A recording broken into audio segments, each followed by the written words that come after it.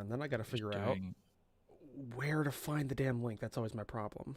Uh, Hold on, if I see it on your channel, it should turn up. yeah, it should. It should. It's been pre like scheduled for a while.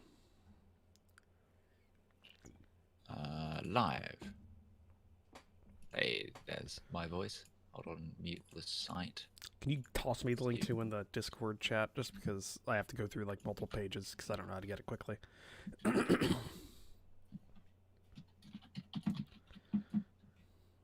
link. I gotta make an announcement on my channel, even though Just doing this.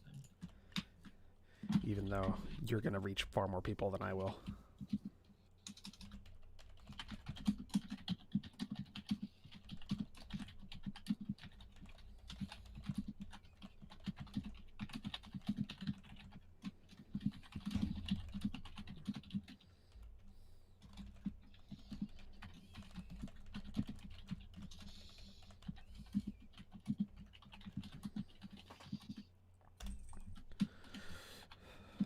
I need an announcement channel on my Discord.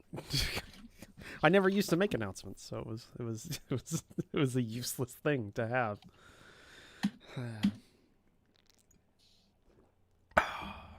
I made sure and made a whole shitload of tea before I did this. So I got my normal cup, and then I got my thermos. That's got another 20 ounces of tea in it. So and I'll share you what I'm drawing. There we go. I don't think I can do that while I'm streaming. Remember, I am crap internet. Yes. Yes, I'm redlining it just doing this. So I would recommend not doing your thing. There we go. Yeah. Okay. And let me turn on the music. The BattleTech original soundtrack. Because for some reason, that's on Amazon Music in its entirety. It's 2.5 hour entirety.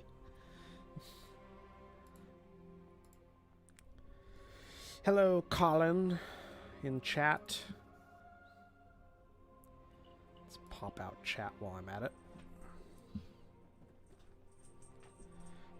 And for everyone listening, that noise is just Duke deciding that now is the time for zoomies.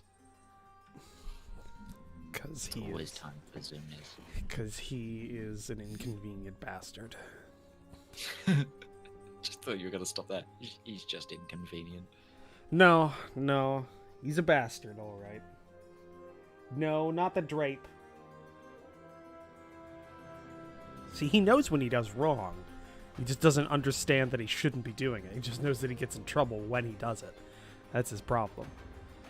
Could you talk, by the way? I just want to make sure the music is balanced with your voice. Just talking, always talking. Bring that down a little bit. Yeah. Or I'm going to bring you up a little bit.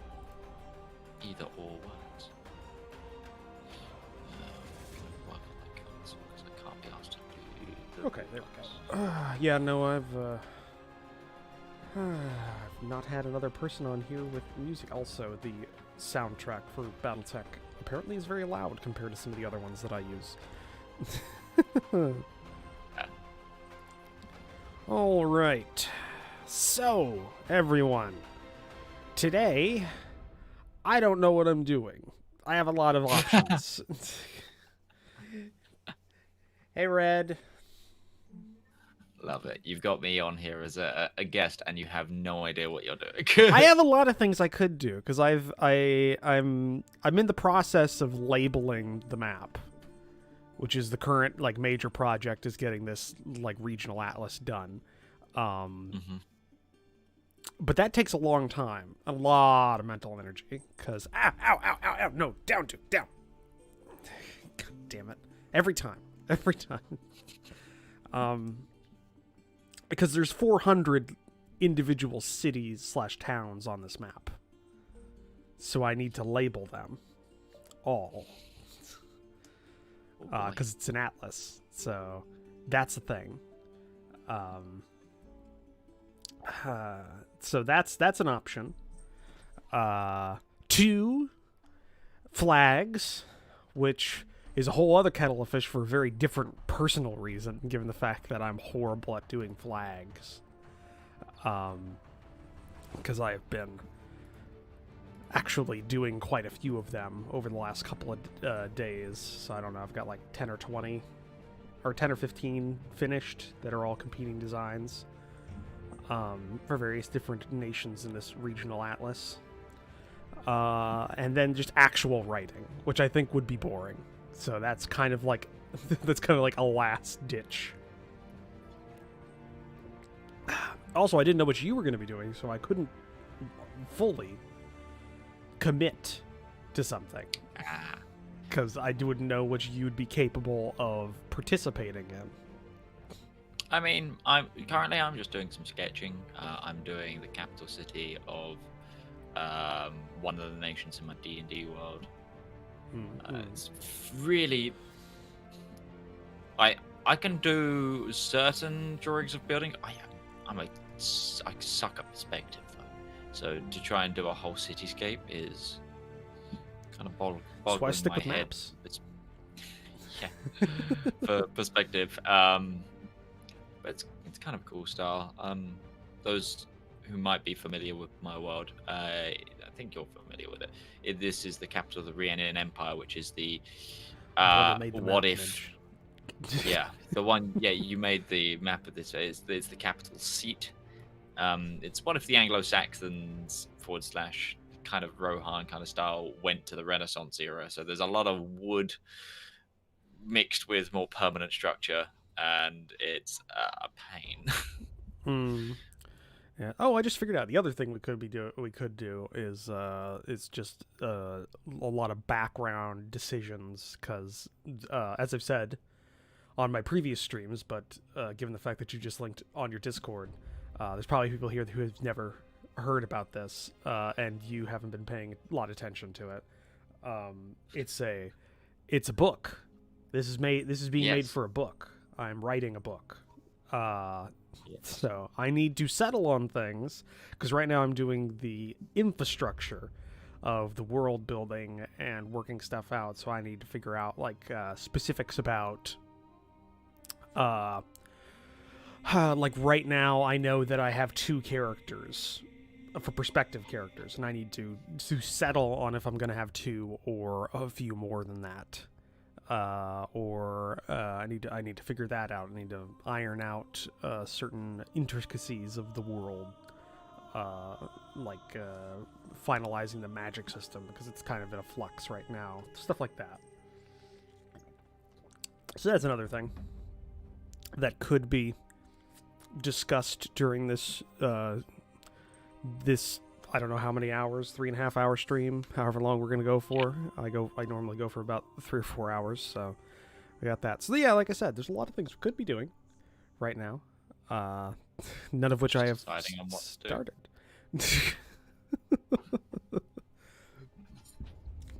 I don't need the lip. It took me forever to find a damn font for this for this map, the labels.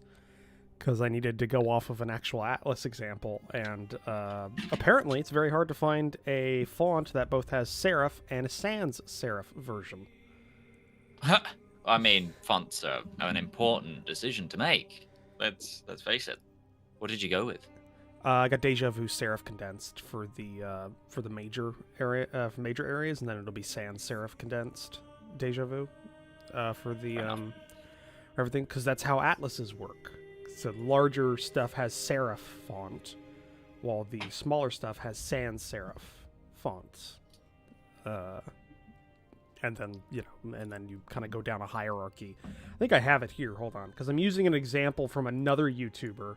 Yeah, this is a oh, hold on. Really? It's gonna do that to me right now? I just brought it over and now it doesn't work.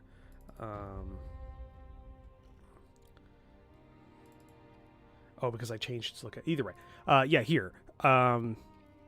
This is a screenshot from Artifexian's Atlas map series that he uses. He goes in detail on how to make an Atlas map in Adobe Illustrator, which I don't use. But his font decisions are based off of an atlas map reference and are very well laid out because Artifact Scene's very good about that.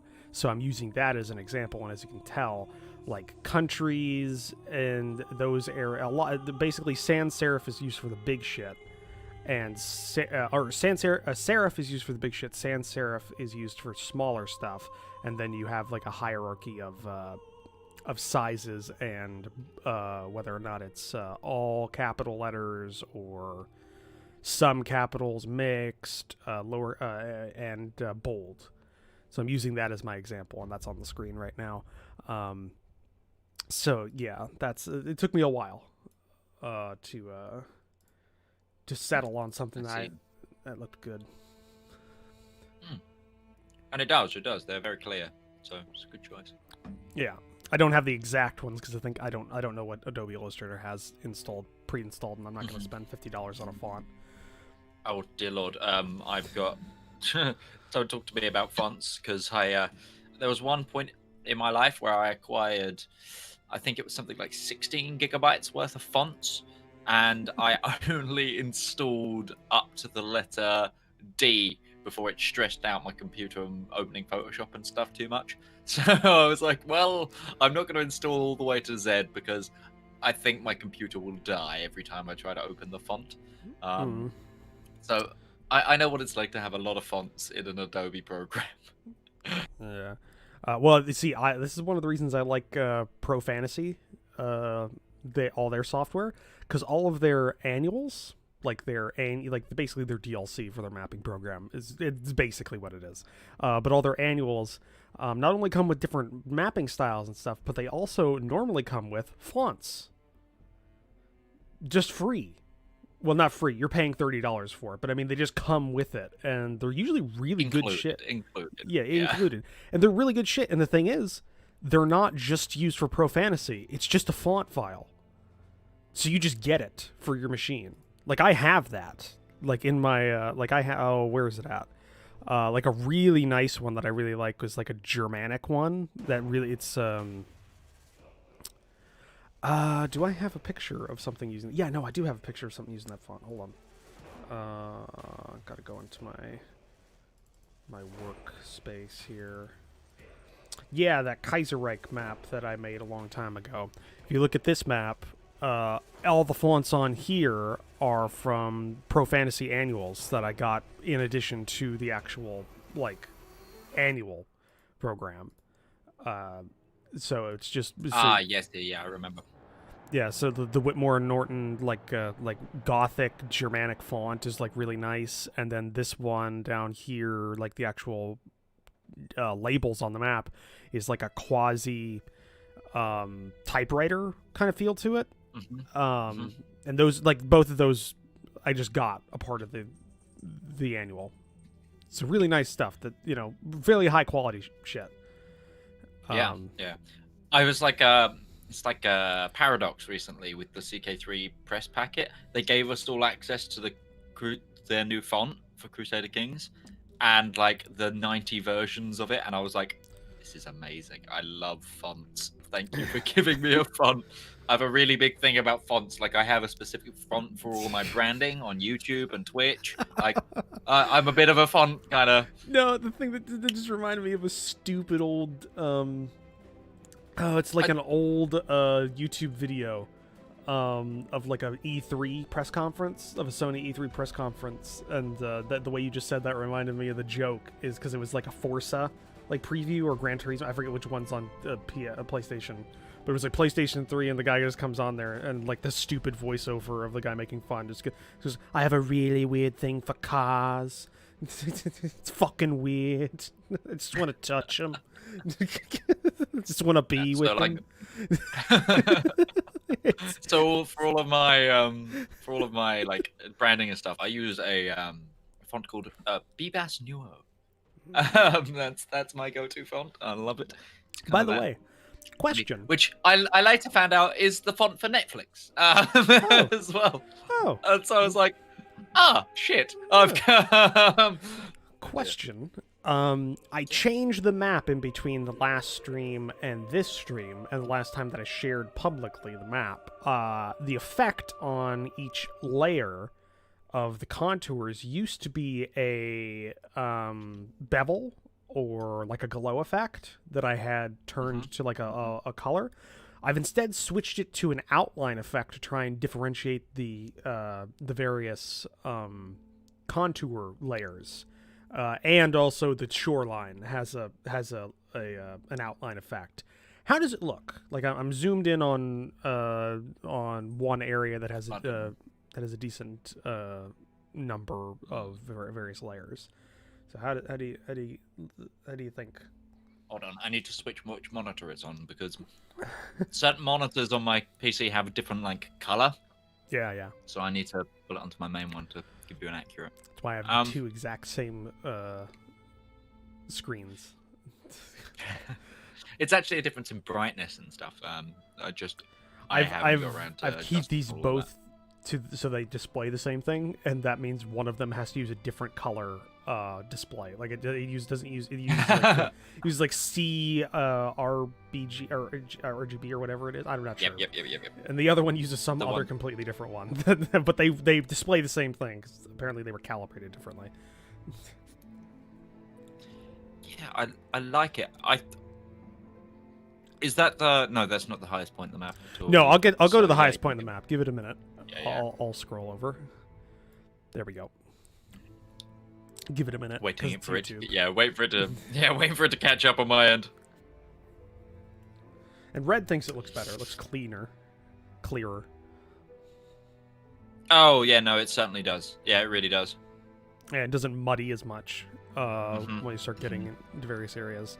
I also like the. I think it does a lot for the shoreline. That little blue outline, I think, helps a lot. I was looking at a couple of atlases, and they do that.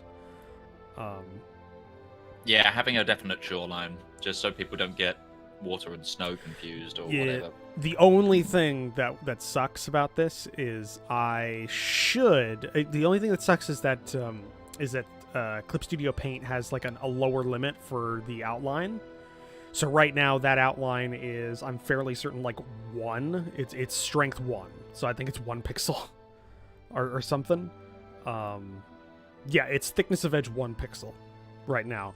I wish I could go under that because I want because if I'm using my reference atlases, the rivers and lakes should also have the same darker blue outline as the shoreline. Ah, right, I see. Yeah. But I can't do that because if I do, I can actually show it right now. Hold on. If I go ahead and try that.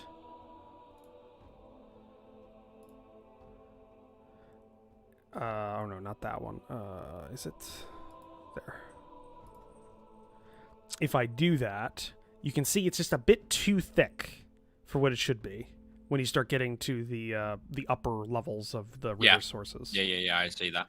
Yeah, the lines kind of meet, and it doesn't look right. It doesn't look right. So I think it's better just to stay away from it and just use the natural look of it, even if it's a little bit less defined. Though I have to admit, it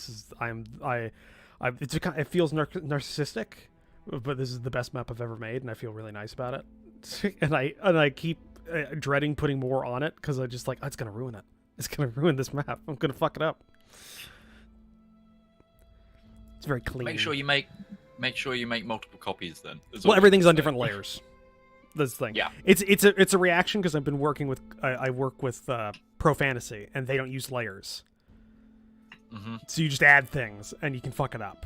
But this is a drawing program, so I can just erase and redraw it and stuff. Nothing's here like a fractal based program or anything like that. Like it's a lot easier. It just makes me feel. So, in this regional map, how many countries have you got to name the cities for? Let's see here. 1, 2, 3. 1, 2, 3, 4, 5, 6, 7, 8, 9, 10, 11, 12, 13 if you count the disputed region.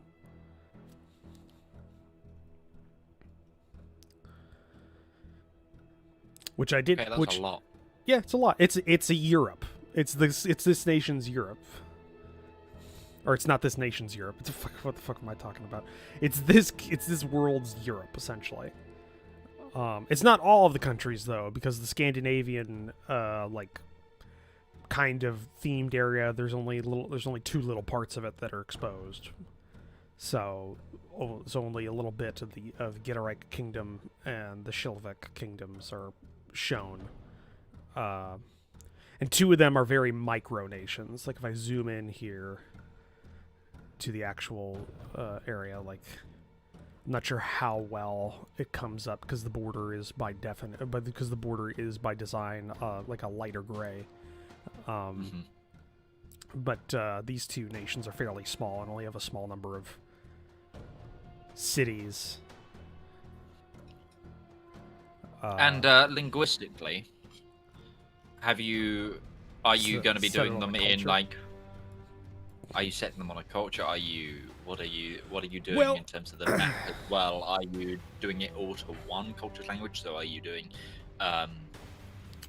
like anglicized names, for example, like in a world map? Obviously, you'll have anglicized names, and then if it was a world map in France, it'd be.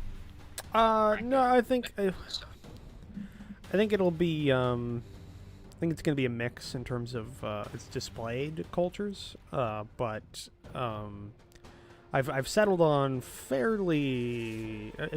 like cultures for most of the nations. I'm fairly sure. Like this big peninsula up here, I know is a very Italian kind of area, so that's got to be. So the names have got to be reminiscent of that. The Algan Republic, the actual I guess lead hero nation, whatever, for the book. I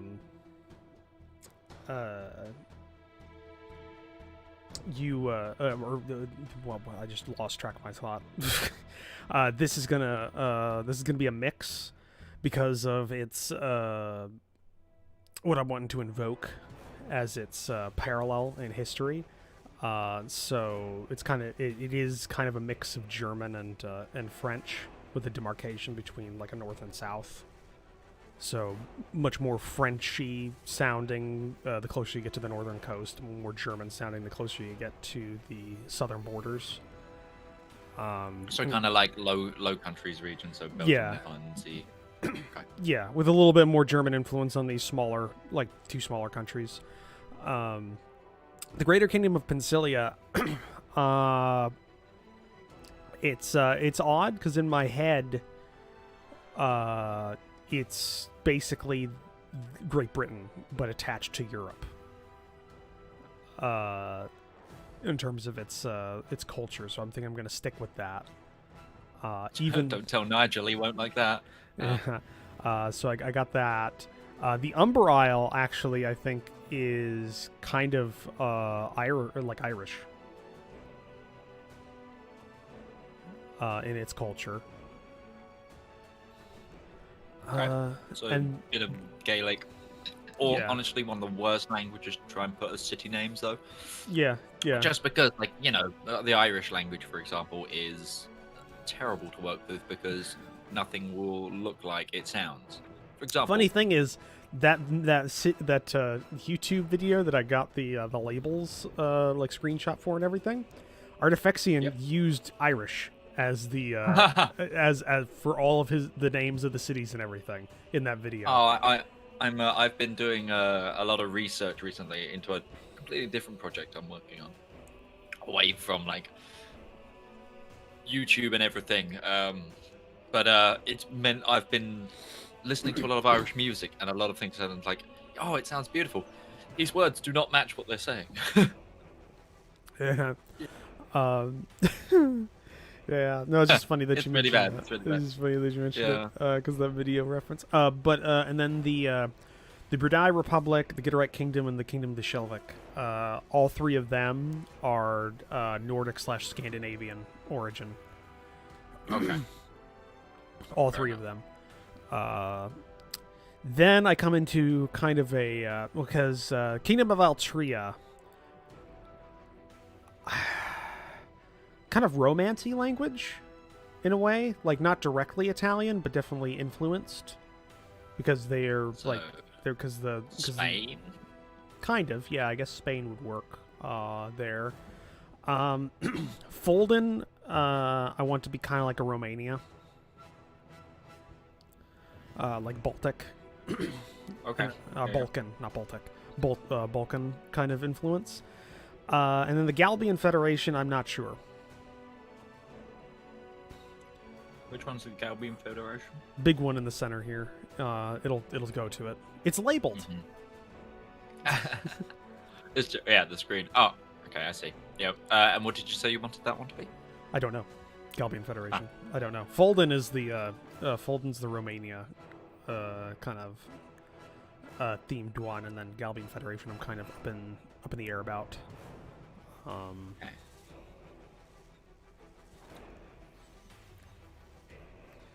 Maybe I'm not sure. Yeah, I don't know. Sort of. I don't know. It's just okay. I'm just trying to work out what it's bordering. It's bordering essentially Slav. So Scandinavians, Romanian. So is it essentially Slavic if we're going like with real world connections? Could be Ukraine kind of feel to it. Yeah, kind of a. Was it White Rus, like Ruthenia kind of? Yeah, White Ruthenia. Yeah. That could work. So I mean, Lots that kind of arable farmland, but not, and high population, but high population centers, and then nothingness. So like kind of plains federation. Yeah. Well, it's yeah, that could work. And then the Inax disputed region is like a mishmash because it doesn't necessarily exist in. It's not culturally, but in terms of its situation, it's kind of modeled after like Kashmir. It's just a very rich area that is disputed by a lot of very large nations, and nobody's willing to fully claim it. So it's kind of just a disputed area, so I don't know about that in terms of its actual culture. I've now got Kashmir by Led Zeppelin stuck in my head. But yeah, that's kind of like the cultural areas. I guess one thing that we could do right now, since you do have some artistic talent, is flags for each of those nations. Because I've come up with flags. I've come up with flag designs for all but two, and I'm not happy with most, but I'm not happy with anything. Fantastic! Let's go. Right, flags it is. Flags. Okay, so first one, Algan, the actual titular nation of this setting. That the main characters are from. I want it to be a post-revolutionary or revolutionary state. So it's a republic. This is the one you already said. Yes. Yeah. So I came up with a couple extra. Okay. So let me put up on the screen here. So there's the neon one, the very bright neon one that we worked out like other colors for, but I don't have it in my flag repository folder to show. But like easily, this one could be brought down in terms of its neon coloredness. Okay. Counterpoint to that. No, I never actually did. I never actually just did a dark, dulled version of that flag for you. Oh no, you did, didn't you? No, I did one with black. I changed it to black. I never just did a purely dulled version of that one. Oh, okay. Well, yeah, there's that one. Then the first thing I came up with after that, kind of working through, was this one, a new design. I'll give it a minute to catch up.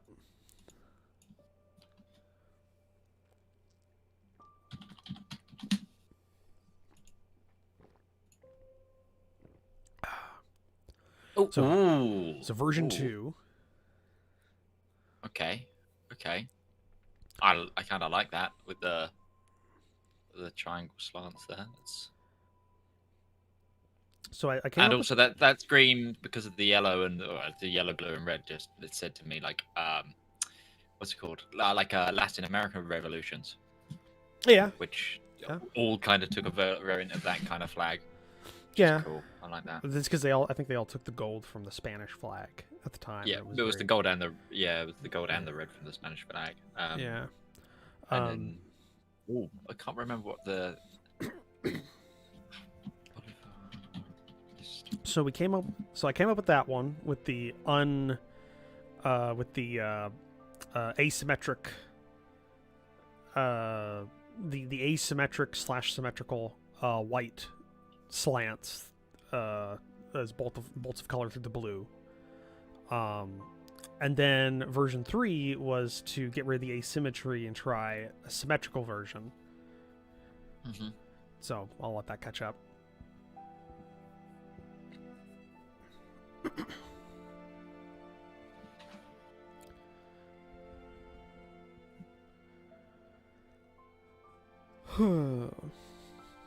I kind of prefer the asymmetry. The asymmetrical version. I think so. So if I just switch between them here and there, I'm just going to do that for a bit.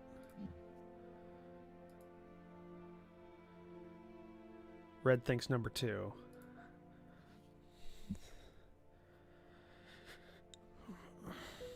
And then the other question is there anything I could add to it, or is it good as it is?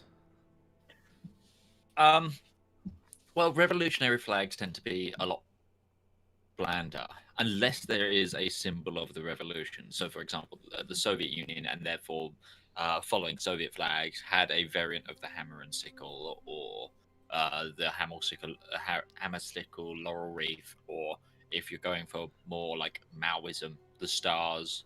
So Vietnam uses a star. China used stars. So it kind of depends if there is a. Well, I'm not wanting it to be like a socialist revolution. So it's just So if it's just a republicanism revolution, then I'd say leave it as is. I love the red and blue. I actually think the yellow needs to be a bit brighter. Do you think it needs to pop more? That one does, yeah. See, the problem is red and blue yellow is such a one. It's such an all or nothing color. Because once you get it like popping, then it's neon.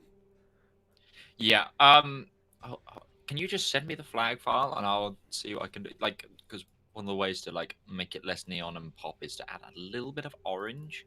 Otherwise, because that way you get that sort of, with the colors you've got currently, it's kind of that greenish tinge, which just kind of looks like baby sick. You're gonna hate a lot of these flags then, because do they all use baby sick yellow? Well, no, but they all have like a dulled down yellow.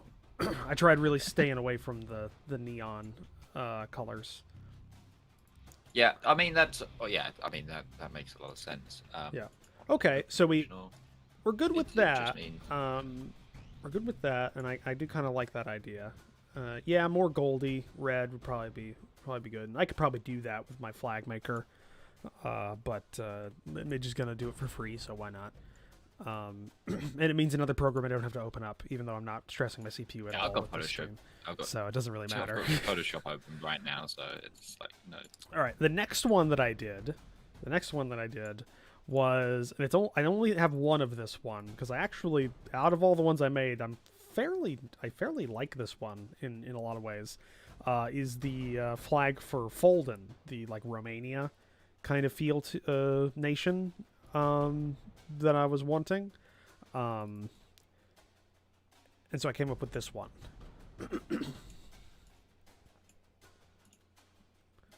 I'll let the stream catch up.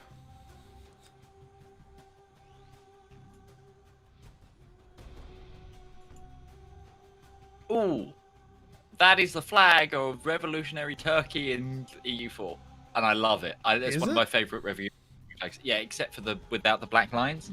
It's honestly, some of the revolutionary nation flags in EU4 are fantastic.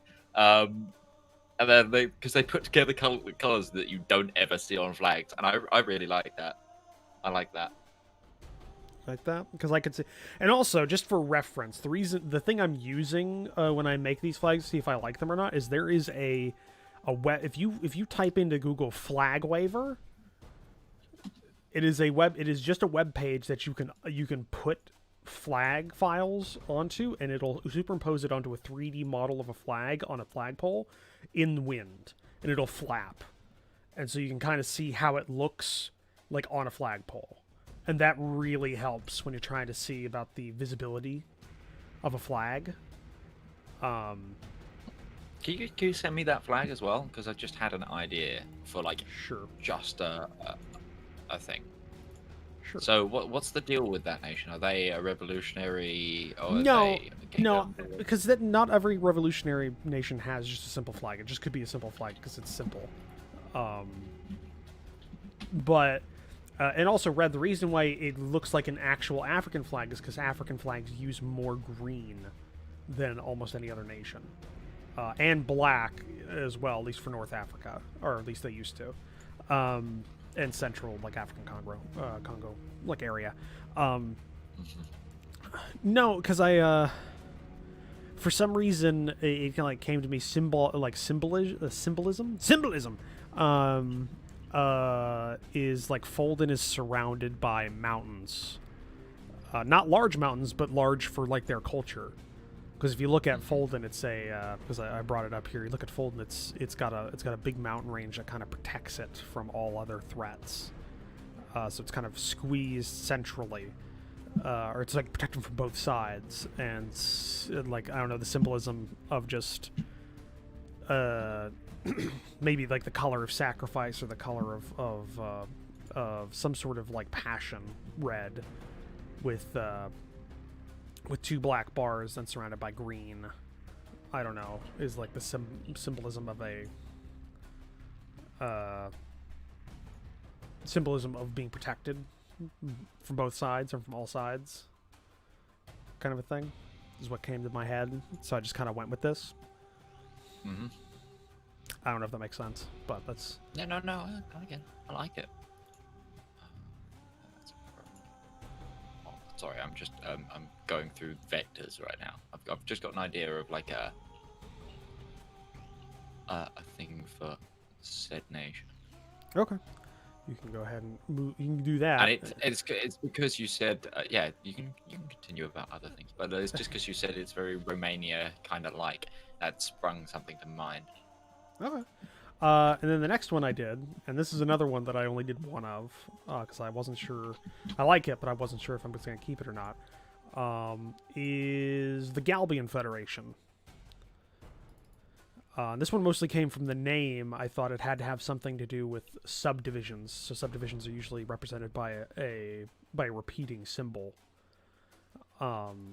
So I made this. Oh, yes. I like that. That's really cool. Yeah, I don't know. I thought that turned out really nice. It's just a symbol of a compass surrounded by 6-pointed stars, which are the stars from, I think, the flag of Chicago. But I don't know. What you know. Well, no, it was mostly just because it looked different. I didn't want the 5-pointed, American, America star. Yeah. Yeah. So I don't know. I thought like maybe the Galbian Federation is just made up of a whole bunch of smaller, like kingdoms, in like a federal council, and like this is the flag they use as the representative of that, and each of the star could be one of those like federal states or something. Yeah, I like it. And then I think gold, and I think like in terms of flag color symbolism, I think gold represents like gold or yellow, like wealth and energy and happiness. It's kind of like what it's associated with, so I like that. And then blue symbolizes like determination and good fortune. So I was thinking that maybe that works as a decent flag color, I guess. Yeah, like 9 kingdoms or something like that. Red, because it's a big nation. Like if we go back to the map, like it's fairly large. a big powerhouse that has, you know, a lot of various like regional areas. So I could definitely see, it like having 9 smaller nation or 9 federal states that used to be their own kingdoms. They all banded together for power, like for protection. Because they're bordered by like the Kingdom of Alteria, which in my head is a very bellicose nation. So, kind of what we're going with there. So yeah, I don't know. That one I enjoyed. That one turned out well. I liked that one. That was cool. Yeah. Okay. Then we get into one that I'm not sure about. I was trying to do because one of the things when you're doing like vexillology, which is the study of flags and the practice of making flags. One of the things they always talk about is use meaningful symbolism, and also like try and be unique. But if you want, if like flags come from the same cultural stock, they should have some like crossover. You know, like all like the Scandinavian flags. Yeah, you can tell that they're all from Scandinavia. So I tried doing that in this world. So in the Scandinavian area of my world, so the Gitterreich Kingdom, the Kingdom of the Shelvik, and the Brudai Republic, all are probably from the same cultural stock in the past. So I wanted something that was reminiscent of that. So the first one we have is the Gitterreich Kingdom. So I bring this up. And this isn't pure white, by the way. I don't know how it's going to display on the stream. This is an off-white. So we'll see. I'll let the stream catch up while I get myself some tea. Open up my thermos. Some pressure. Okay. I see it. Yeah. So what I'm trying to keep with and by the way, I understand. I see the little bits at the bottom of the flag that are not carried through. Those have to be fixed. But I'll have to do that later. But what I wanted to do was these cross stripes. Not these cross stripes, but these corner stripes. Corner stripes I wanted to maintain through here. So the Gitterreich Kingdom, and then the Kingdom of the Shelvik, I have 2 versions of, because I wasn't sure how I wanted to go about it. So the first version is here.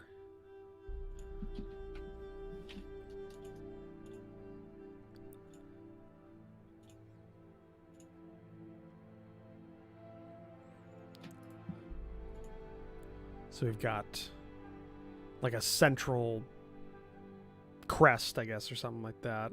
I wasn't sure I wanted to keep with that.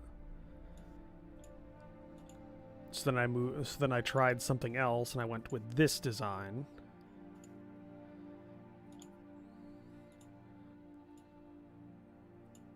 So what do you think? Hold on, it's just catching up for me. I think I prefer the simplistic one. with the black. With the black left-hand panel. Yeah. Okay.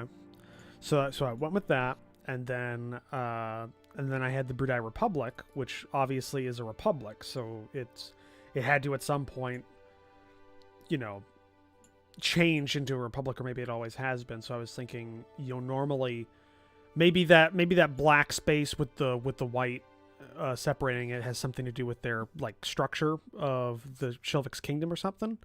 And the Gitterreich, like their royal family uses the ibex or this like deer creature as a symbol. So when maybe the Brudai had something like that, but when they went to a republic, they instead refocused on cultural symbols, which would be the 2 stripes going through. So this is the Brudai Republic. Okay, yeah. Do you think that one kind of looks like the flag of a car manufacturer, though? That's what. The not the one that's just come up, the with the two stripes. I meant the one with the white and the deer. Hmm. Um, I just feel like that's screw car manufacturer. I like this sort of slanty Norway one though. I like that. You like it? You think it was Yeah. good? What do you think, Red? You've been very vocal about your opinions, which I'm very happy about. I just sent you a version of the Folden flag for the kind of taking the idea from like Iron Guard Romania, where it's the Romanian flag with the crisscross pattern of the like a portcullis gate, just as an idea of like a either extreme right wing movement or something like that. Just like the idea of a symbol in the middle of that red. Yeah, but that's Where like a nationalist movement where they really want the flag. They love the like obviously because they're nationalists. They incorporate the flag, but have that sort of power defense symbol. So that's why I went with the rook and the sword. Yeah, but I do like that. It does look good. I'll have to look at it on the flag waiver, because the indication of a very good flag is if it can be seen even flapping in the wind backwards, and you can still recognize where it belongs to. But yeah, what do you think about my idea there in terms of like the cultural carry through of those three flags? With the slanty line, Yeah, no, I think the cultural carry through really works with the slanty line. I think it's the one with the deer is like the one I like in my head that I have issues with. I don't know if it's the color choice with the deer or there's not a lot of really contrasting colors with white that also work blue. Is the problem? Yeah, but I think it's because to me it looks like they're a brand. It looks like a brand flag. I mean, deer like that are very. Yeah, it's. I feel like these guys make motor engines or. I mean, those ski are wear. Those are very common in like flags, like older flags, is like animal devices. Oh yeah. Yeah. Okay, next one that I was working on was the Thauchus Principality, which is this small nation to the south of Algon, which I actually think I came up with something I really enjoy. Because but I have two versions of it because I don't know if it came across as much as I wanted. So I decided to try and make a coat of arms, like a simplistic coat of arms for that. Nice. The Thauchus Principality. I'm watching the flag I just made in Flag Waiver, and it looks really cool. Yeah. I told you, Flag Waiver. It's a great program. It's a great website. Yeah. Oh, I like that. I like the color choices. Yeah. See, that yellow is a bit more on the orange spectrum, so that works better. Yeah, I get what you mean. So this is the version 1 of this. And because I don't think it came across what I was trying to do with the dots, I went with the version 2.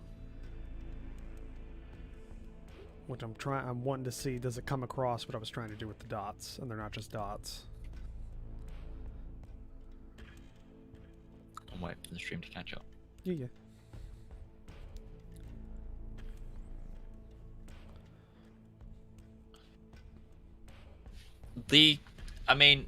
Version 2 kind of points out a bit more, but circles with lines is a very modern symbol. So maybe just the circles? I think just the circles. Because I want it to be like the islands, right? No, this is an island. It's a. What are the circles? It's a constellation of stars. Okay, yeah, definitely go with the single circles. Maybe even do stars. But that's not usually how they're represented in old flags, though, because that's very modern. The like starbursts are very a modern symbol. Yeah, red. Yeah, like the Southern Cross on the Aussie flag. Yeah. But this is like, I don't know. I was thinking internally because I was thinking in terms of maybe the principalities, like princes, have a cultural significance with that constellation because it's a, I don't know, it kind of looks like a bow and maybe that's like a they identify with that. So it's like the bow of a hunter or something like that in the sky, and that's like that's a constellation that they see. So that was kind of, they incorporate that because it's significant to their house, and because it's a principality that also is put on the flag. Mm-hmm. So that's what I came up with there. Yeah, it was either the stars with the lines going through to really show off the fact that it's constellation, or by So its own. in my head, the things with the lines there look like an atom, atomic diagram more than anything. Mm. It looks like a scientific institute, the flag of some sort of principality that is also a technocracy. Like, Okay, red thinks the dots, just the dots. Yeah. yeah, I think just the dots. Okay. All right. So we go with that. We're making progress here. And then we start getting into the flags that I'm not as fussed about or happy about. And I wasn't sure what I wanted to do with them. So first, the one we've got going on here, the Greater Kingdom of Pensilia, which is like directly bordering Algan and is going to play a role in the book. It's Britain, isn't it? Well, it's a lot. Like it's Britain in terms of its like in some of its aspects, but also like maybe Portugal and others in terms of maybe aesthetics, in terms of colors that I was thinking of, because I like the idea of like a green for some reason. So this was the flag that I came up with that.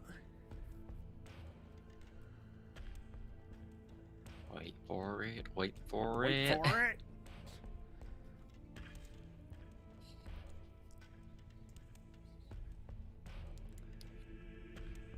Oh, cool. It's very Brazil.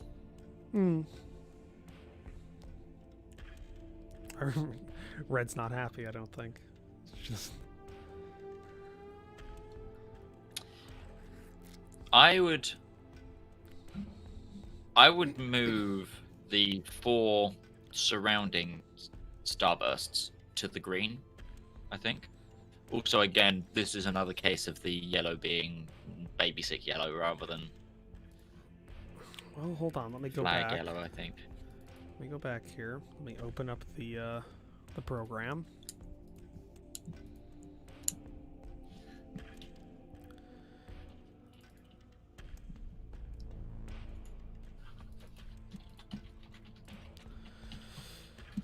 Okay, let's see. The problem with this program is I can't really move the stars all into the green because it's an asymmetric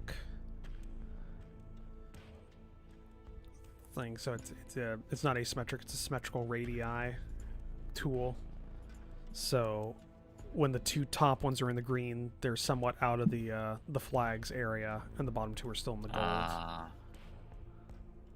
So that doesn't really work as much.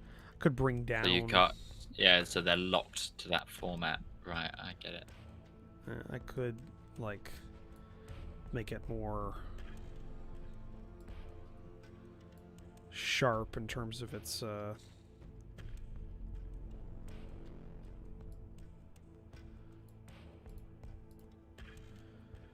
In terms of its shape, like I could make it a lot more deep in terms of the asymmetrical gold bit,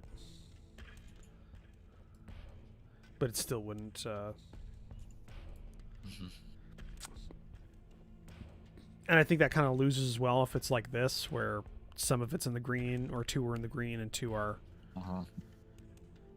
in the gold. It's annoying that you just can't spread them horizontally. That it has to go horizontal and parallel. I mean, I could place them individually, but it's a lot harder to keep them aligned.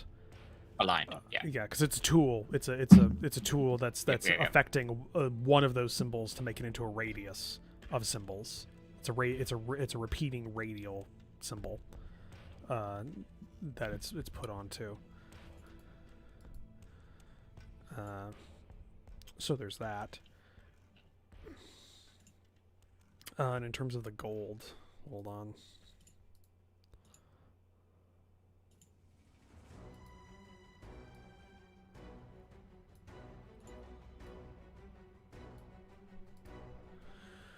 I brought it up a little bit.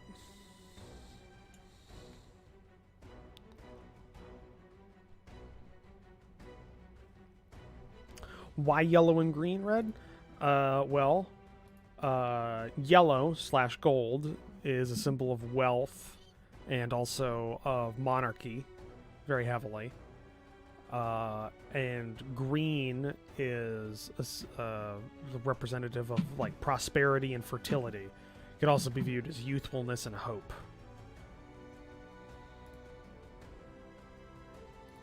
If we're going for what the colors mean on a flag, which is it's quite varied. It's not a universal thing.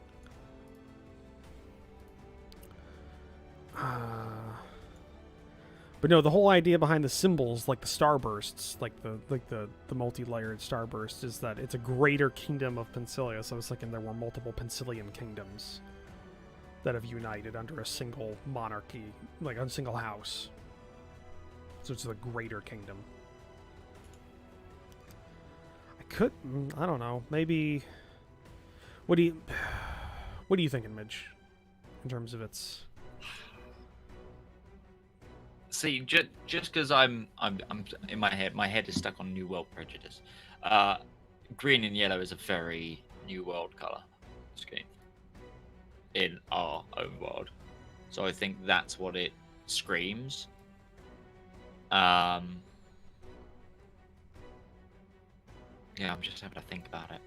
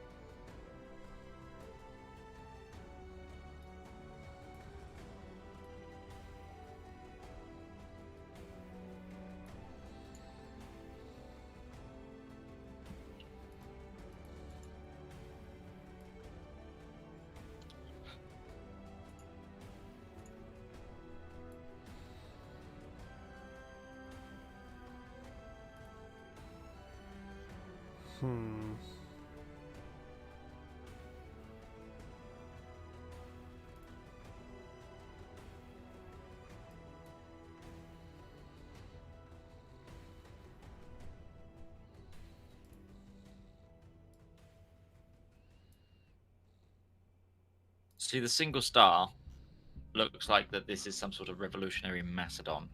Yeah,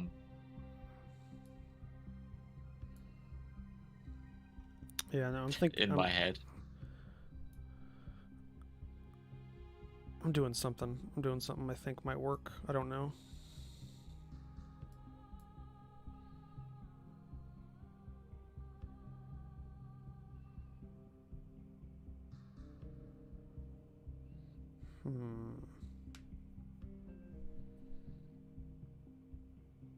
Maybe that? Yeah. Instead of it being a circle and 4 sub-kingdoms, maybe there's 2.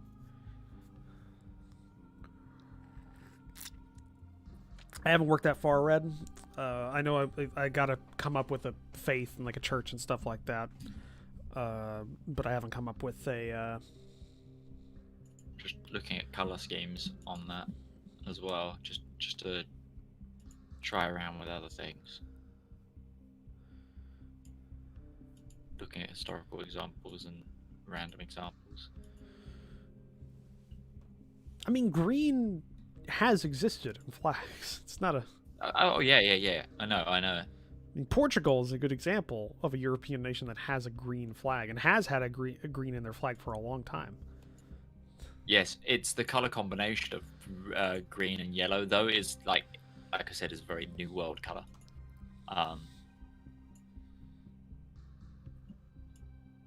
Not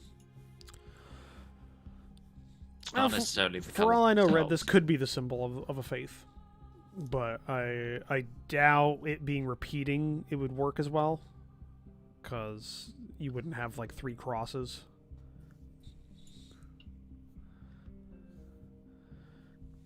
Because Portugal's flag is green and a deep red. What are you thinking? Red for the switch out the Mm-hmm. yellow for the red? My other color choices in my head was like dark blue and then like a light blue, cyan, baby blue stripe. So like you keep them in the same palette for striping. No, you don't. No. Vexillogically, that goes against a lot of rules because you want contrast. You want colors to complement each other but have high contrast to each other. Because think about it like, okay, hold on, let me save this as a version. Let me save as, and I'm gonna save this as a version 2, and then I'll do a version 3 with like what the color scheme you're thinking of. So let me just V2. Okay, so you're thinking of the stripe being the lighter blue? Yeah. Okay, so I'll go to like a cyan and I'll bring that down so it's not as strong. Okay, and then you're thinking dark blue for the field? Like a Prussian? Or possibly. like a navy? I can't, like, my head can't picture it out right now. Let me go for a navy and I'll bring that down so it's not as neon. Okay, so we got that. I'm going to save this as a version 3. And then I'm going to show it on Flag Waver, and you'll see what I'm talking about.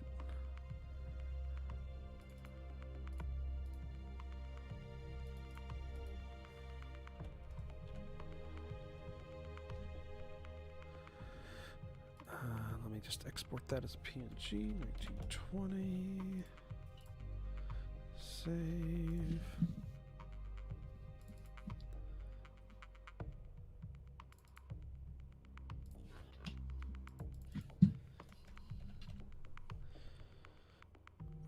Okay.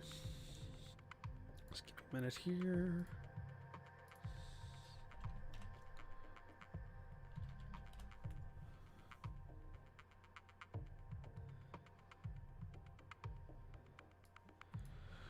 All right. So this is Flag Waver. And let me show it off. So, version 1 of this flag, while not looking great by itself, if I place it on the pole here, you can see in the wind, it's very easy to tell what nation's flag it is, even if you don't necessarily see the symbol. I could even go ahead and turn off the wind, and even if it hangs limp on the flag, you can still kind of tell because of the contrast between the colors, and they're very recognizable. Now, if I bring up the non-really contrasting colors, the cyan and blue, and dark blue one, you lose a bit out of that recognizability. I'm waiting for the update. Yeah, and especially if I bring the wind off and it starts just hanging limply, it's a little bit less recognizable. It's not as contrasting. You want something that contrasts with the field color.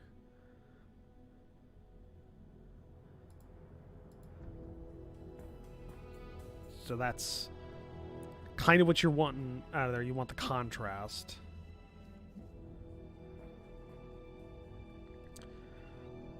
I do like the simplistic symbols with only 3 of them on there. Hold on, let me actually go ahead and export the version 2 of that with the same color scheme of the field.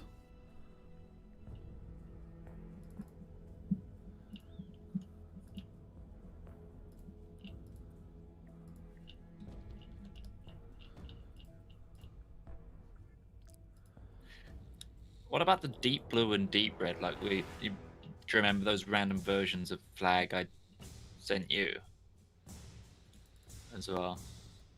Could try that. Let me save this. Let me try that. So, what do you think for the field? Deep? I think Red Mountain. Red Mountain. Okay, so deep blue. Bring that down so it's not neon. Like I'm talking Revolutionary American coat blue. Like I'm thinking dark. So you see, you've got that standard line on your colors. The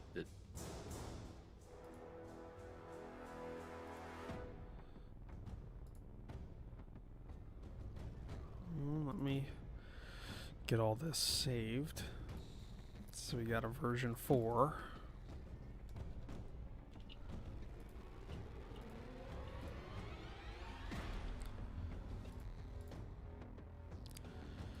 Such pulse pounding action with the BattleTech battle sequence music going in the background. um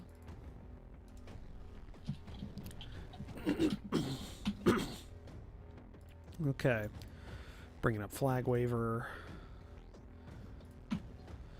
So, version 2 with the original color scheme with a brighter gold and the simplified symbols. You see that on the flagpole, which I think doesn't look too bad. Yeah, the 3 symbol definitely looks better. I agree with you there. Okay, and then we try the red and the blue and red. I don't know. I don't know why, but that just reminds me of the Republic of China. I'm waiting for the update. I think. I see what I mean, but I think that's also try darker. I'm talking darker. I think A darker color. Yeah, like the version of that flag that I just sent you. I'm talking deep. Let me bring that down even more. Because I think it will make the white really, really pop out.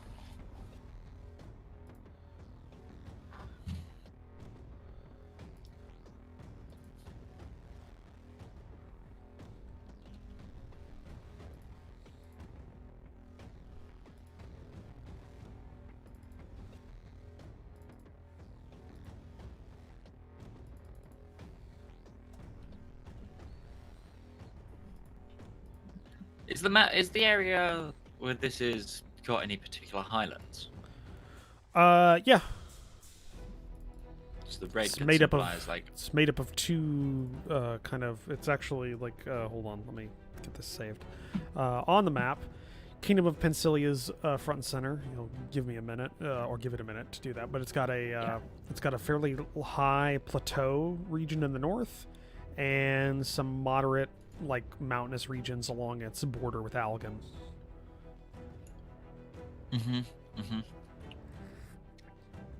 Like there could be one mountain that is quite like holds cultural significance, which could also be the angled triangular panel in the flag. Yeah, so I'll go for the deep version. I don't know. It still just reminds me of that because it's the white symbol on red with blue accents. It just like that. That just for some reason that just gets me. Republic of China.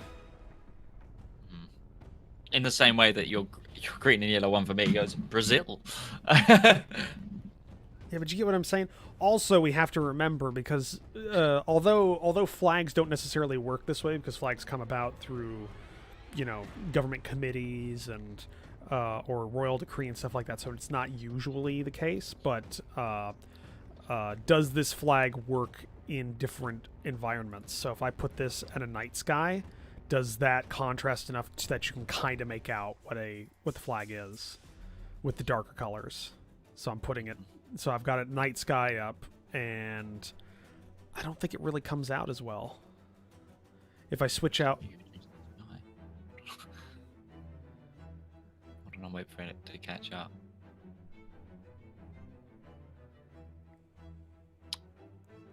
No, it doesn't catch as much at night. but if You're I put right, the but- if I put the brighter colors in there, though, I think it's just that little bit better. Mhm. Also, There i- think about this if you're looking at it from across a battlefield. Yeah. Well, the thing I was about to say in terms of battlefield is with the green and yellow, what does that kind of denote for uniform? A green uniform, which is what I was intending. I was thinking they'd because it's the early 1900s, so most nations are actually going to be starting to go towards earthy colors. Oh, okay. Because it's like it'll be like 1905, 1910 kind of region. So a lot of people will be transitioning from the army colors of whatever they were wearing before to either like a gray, Khaki. like either like a khaki-ish color or the color that they used to have but more gray mixed in, except for maybe Algon, because I in my head I think the Algon military is very backwards in a lot of its thinking, so it's still using blue uniforms. I like the idea that one of your nations doesn't have an actual military and it's all like people's militias.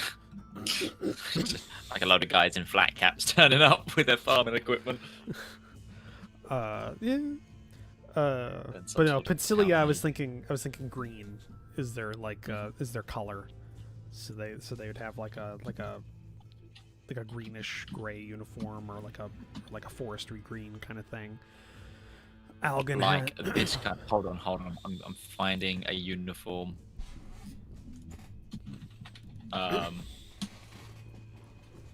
This. Hold on.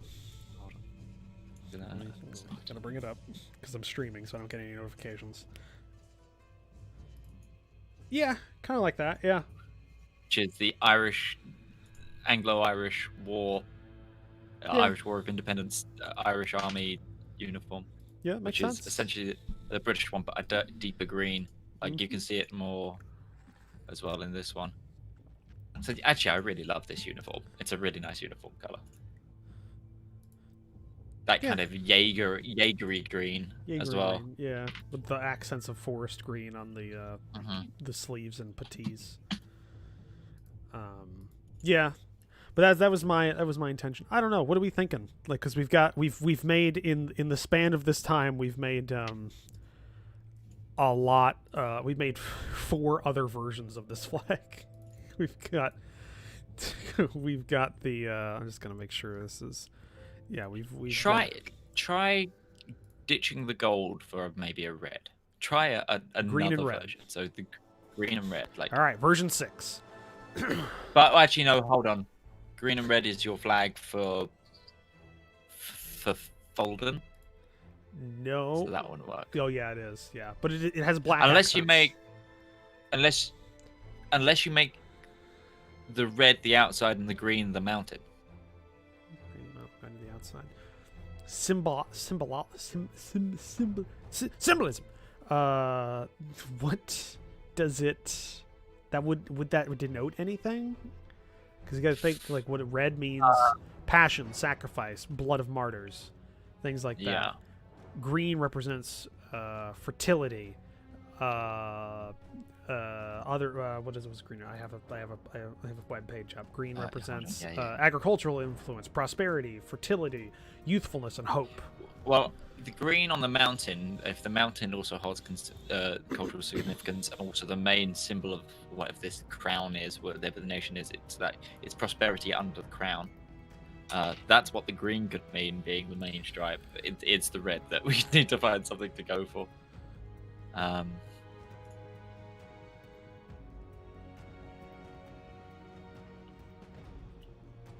The red, the red could represent the bloodshed for the prosperity of the crown. Yeah.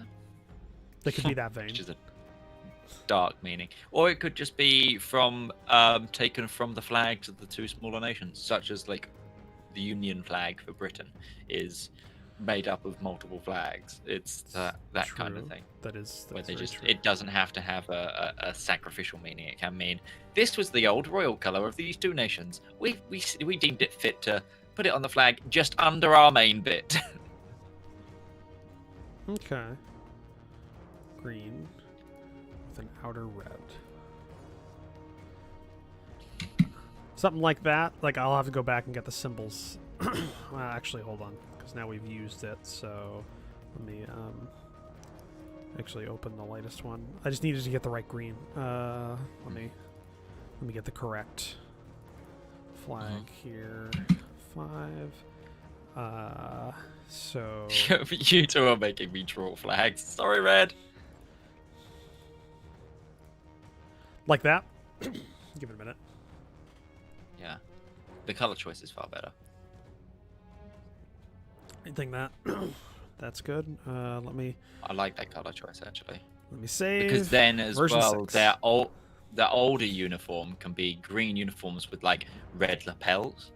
I'm also thinking militarily, and so like the main bulk of the army are in green, and then like a deep red coat for general like officer corps, or the other way round. Like, Yeah, no, I get you. I get you.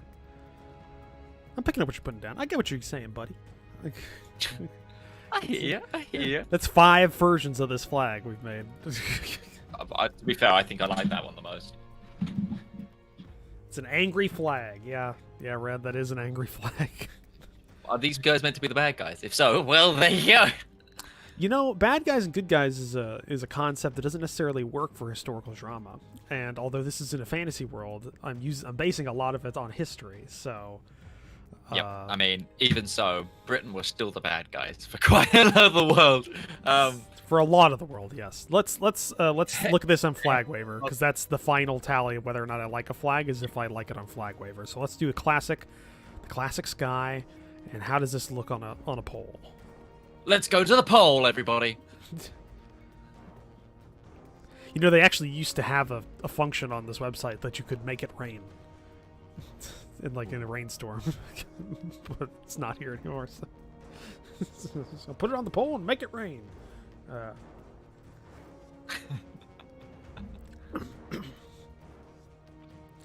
I can see it. I don't know.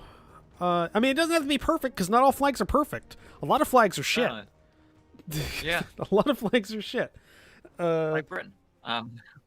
Yeah, actually, honestly, yes. Yes. It's not a great flag. And it's a flag that we forced everyone else to have. Yeah. I don't know. That could work. I'm picturing it like on. I'm trying to picture it in my mind's eye in different areas, because like imagine this being carried by 15-year-old boy in a line of battle. That's what. See, I also see it on the bow of a ship. Well, it would be a naval ensign. They wouldn't use their own. Well, it depends on what era. Depends on the era. Yeah, it depends on the era. But yes, but you could see a naval ensign version of that. I in my head I've got one where it's like it's still got the green. It'd be simplified. It'd be a stripe. It would just be a stripe going down. It wouldn't be the. Yeah, it'd be a green stripe, maybe 2 red stripes either side of it, and then like a white background. Yeah. With the...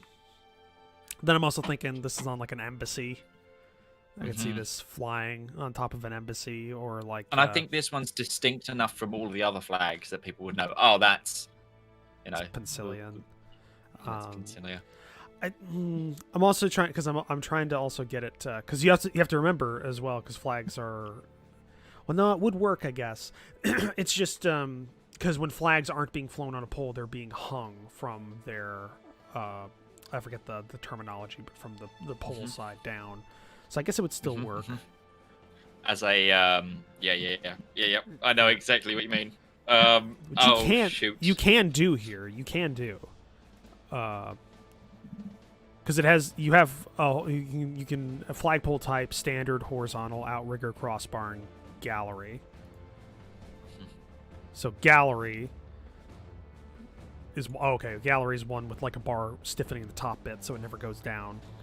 So you can see that. Horizontal. Oh, there we go.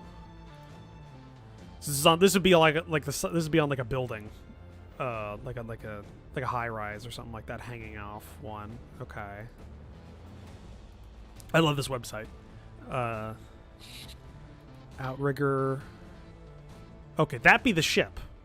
This is what you're talking about. This would be on like the back of a ship. This pole design. I'm waiting for it to catch up. Yeah. Good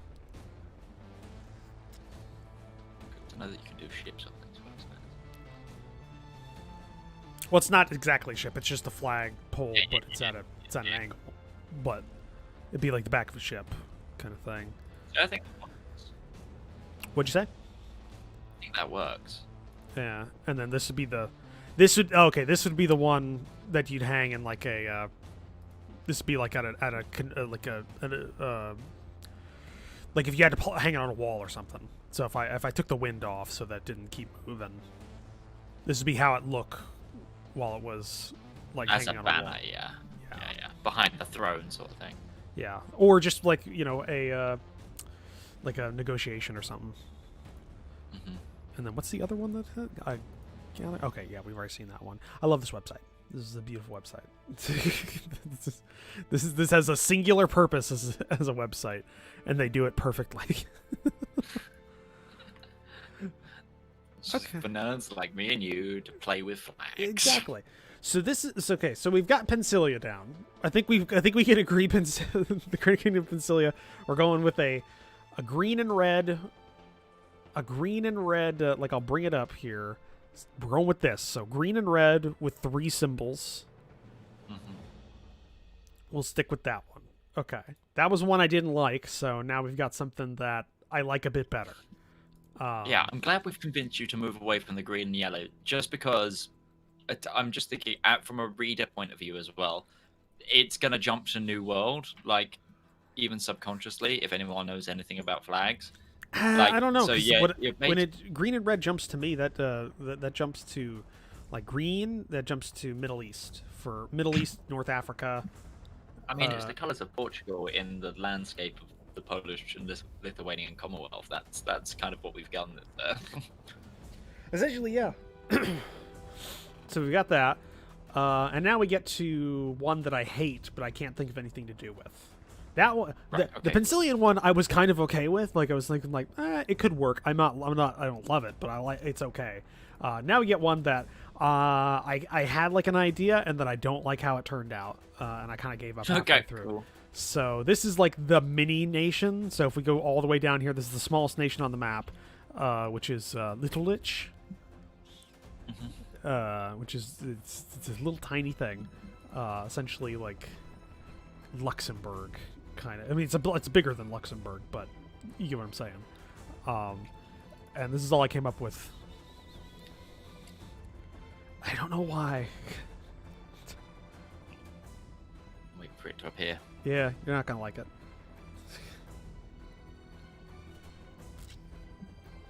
I was just thinking antiquity, old world, old thinking. Oh gosh. It's got the Ugandan rooster on it. Well, I'm limited on symbols that I can use from the symbols that are in the catalog here. Welcome to Finnish Nando's. Because it's got an emblem catalog that you can go through, and it's just all emblems from flags. So right, I don't like it. Yeah. Hey, we agree. I don't like it either. Why the roosters? Okay. Or why the chickens red? Yep. Because chickens are a symbol on flags. They have been. Like house symbols and crests. There's a swastika available in this. I'm sorry, I'm just looking at the symbol. Oh yeah, emblems. No, not only is there a swastika available, there are 3 different kinds of swastikas with the eagles and the 2 different kinds of eagles that existed. Oh dear. Yeah, well, because they're flags, and yeah, it just uses symbols that existed in flags. I mean, they have shit like the mandala and the Lebanese like cedar tree and stuff, but then also like really crappy castles here. Like, I don't know. It's weird. It's just whatever they had. You can upload your own if you wanted to, but it's like you got a vector image, so they have like an example here, like the Ukraine kind of symbol. Yeah. But but I've never gone that far to do it. I think the furthest I've ever got on that point was I wanted to make the naval ensign for the Silver Sand Trade Company from our game, so I used that symbol to make a naval ensign. And this is like years ago, and I don't like it anymore, so I never used it. But like, you know, the Silver Sand symbol right there, so I was able to get that on. This small nation. Yes. Tell me about it. What's its like major export? What's its purpose? Like, why is it still independent? Why is it still independent? Because it recognizes Algon and in a positive manner, and meaning that it has open ports. Because Algon, geopolitical situation right now. Algon is an amalgam state made from the Algon all of the Algon like cultural groups uniting under a single nation as a republic after a brothers' war between the two major Algon states a couple of decades ago. Basically grinding down into a stalemate, and there was a twin revolution that united Algon, the people. A lot of the other nations don't like this because it's a very large industrial nation that is now also a republic, and if it succeeds, that might spread to some of the more autocratic nations that neighbor it. You know, revolutionary France syndrome. You know, it's like, oh, France exists as a republic. Well, we're gonna have to go to war with them, and then that causes Napoleon. Ipso facto, in a way. No, actually, pretty directly. Now that I think about it, it pretty much directly causes Napoleon. And suddenly, Bonapartists. So Pensilia and Altria, the Galbian Federation, they all are very hostile towards Algon. And if you can see the map right now, there's a little island here that is controlled by, hopefully it comes across it, by Pensilia. But essentially that closes off the northern sea routes for Algon for trade. So down south here, these two nations, the Principality and Little Lich, are both on the coast, and they have basically two options. They could not recognize Algon, antagonize them, and now they're, bordering a large nation. Or they recognize them because they have an intermix of cultures, because there's a lot of like Algons on the border, and like, things that are, kind of like the Benelux region. Yes, Red. Actually, the three-legged Isle of Man symbol is in there. I'm fairly certain. But so Little Lich is just this is a small independent nation, and it's one of because it used to be a lot of small independent nations in the area that Algon used to occupy, 40 or 50 years ago. Like, think Germany, before the North German Confederation. Just a whole bunch of smaller nations that all came together. So this is kind of like a leftover of that. So I was thinking, old way of thinking, old world thinking, and I was thinking like, oh, maybe there's... And I came up with this piece of shit. This piece of shit flag. So I was going to say, well, if they're so into Algon, why don't they kind of... Red. Monarchy. What were you saying, Mitch? I had to answer. I was going to say, if they're so into Algon, why don't they actually like try to conform with them and use the same sort of flag, but use their own cultural colors? I don't think they're so into Algon. I just think they are... Okay, so it's out of necessity kind of thing. It's a necessity thing, like appeasement.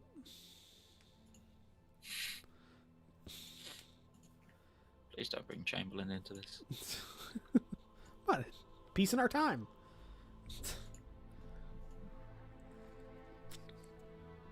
For like a year.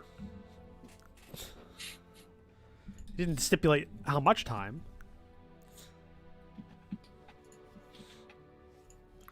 So yeah, this is what we got. This is the flag we have. I'll bring it up inside of the my program. If it's old style, sort of. And also, I'm horrible at making like royal crests and stuff. Because the old style would be just be like a color with a crest on it, or a symbol, or something like that. That's what I was thinking. Because old style like battle flag. Because this would be like maybe it would be the battle flag, the old battle flag of the ruling family, or something like that. Mm-hmm. And I was just thinking because the old style battle flag of England was the Lion's Rampart, gold on red. Depending on the era, yeah. Depending on that's but, what later it became the royal standard that we still use today. Well, still, but you get what I'm saying. Lion's Rampart. Well, actually, they're not lions; they're leopards. Firstly, in heraldry. Fuck off. But yeah, they have different meanings. Yeah, it's. Hold on, I've got an idea for something. Just playing. And I don't know what the chicken symbolizes in terms of royal house like animals. It has to have a like rooster. Hold on. It's normally agriculture.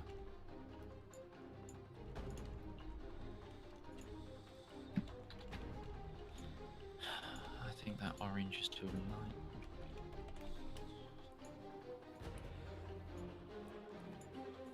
The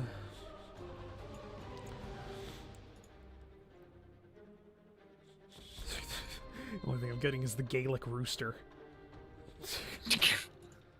Which apparently was a play on words. Because it was French.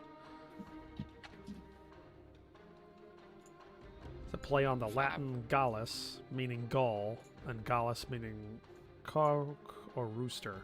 Okay. That's alright. That doesn't mean anything. I don't know. Thinking kind of a... I told you all I'm bad at symbology and flag making. Hold on. So, I don't think I've got the right color orange, but what about something like this? Oh, so what's this? Benelux mini. I'm just really random name for that line. Something like, I've kind of gone for the old HRE Saxony kind of vibe, mixing it with some different colors. I'm not sure about the blue and orange. Like, I don't. I'm not sure about the disconnect between the two stripes not matching. Are they matching? I can't tell. It's visually fucking with me. Oh yeah, I did. Yeah, no, that is all one bar. That doesn't look like one bar. I know. So what I've done is accidentally created an optical illusion. Good. Hold on, I gotta bring this up for the chat. This is bad. I mean, it's not bad. It's just, hold on. I don't know how I managed that. Chat, look at this. Look at it. Well, red because nobody else has chatted in hours. This is all symmetrical and those lines going through, but it does that fucks with me so much. That's like, oh god, it does it no matter what color. How the fuck have I made an optical illusion? What the fuck, bitch? Oh.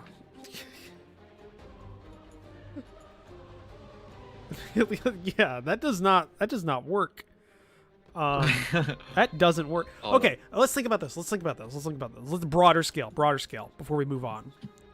Broader scale.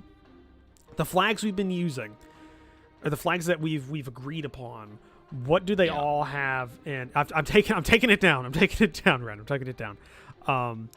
They all have one thing in common. Is a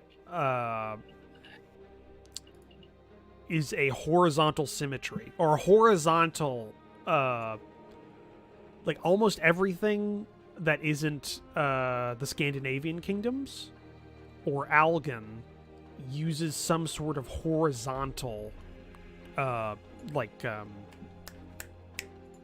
because there are words for shit on flags, but I've completely blanked on it. But it's like the horizontal symbols.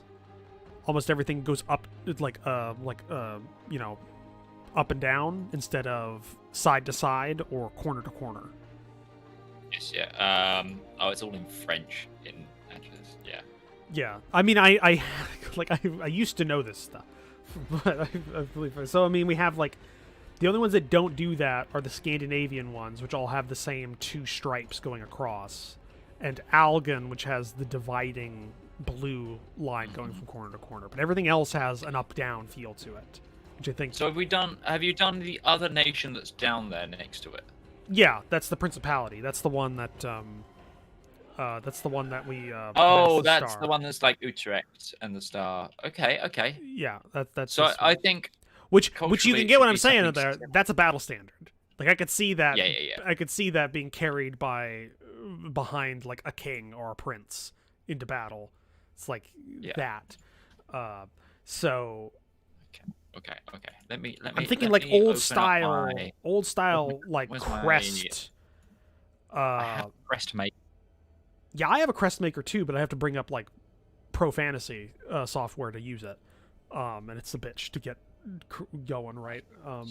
Oh wow, oh no, never mind. Wow, I thought for a second we went through all of BattleTech's music, but no, it was just a really quiet part in one of the songs. We're gonna turn the wind on for this flag. Actually, you know what? We're gonna take the flag waver down, and we're gonna take this horrible flag down, and we're just gonna look. We're gonna look at the map. We're just gonna look at the map. This beautiful map that I made with the help of all of you in the chat.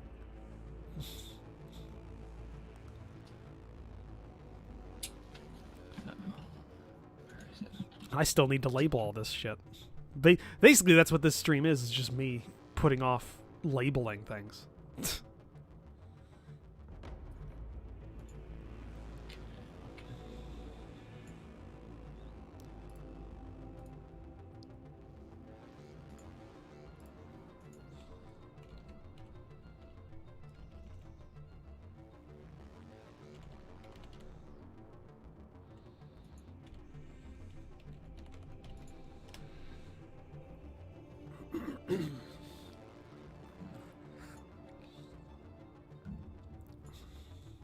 Okay.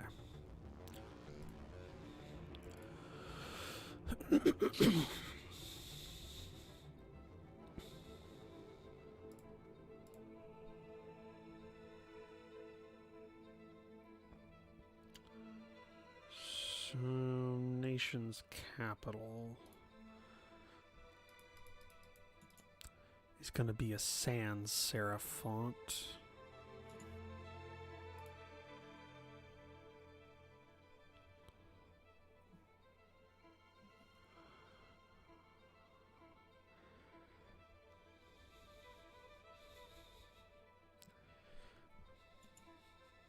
See, the big thing when it comes to Little Lich, I'm not sure how to go about it. I want it to feel old. Like it's an old... Yeah. like it's been there for a long time. And so it should reflect it in the flag, just like the Principality does.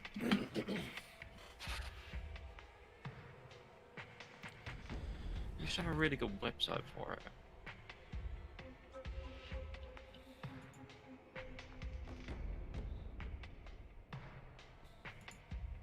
So I generated up loads of coats of arms. Well, let's think about this.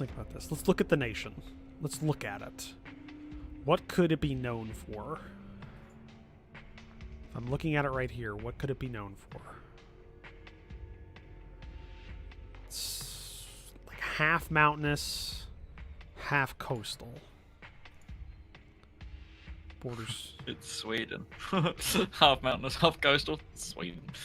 Like if I take off the actual label so we can see it here, it's not very populous. Doesn't have any. It only has one large city or two large cities other than the capital. Or, yeah, two cities other than the capital. Everything else is considered a town or a large town in the scale.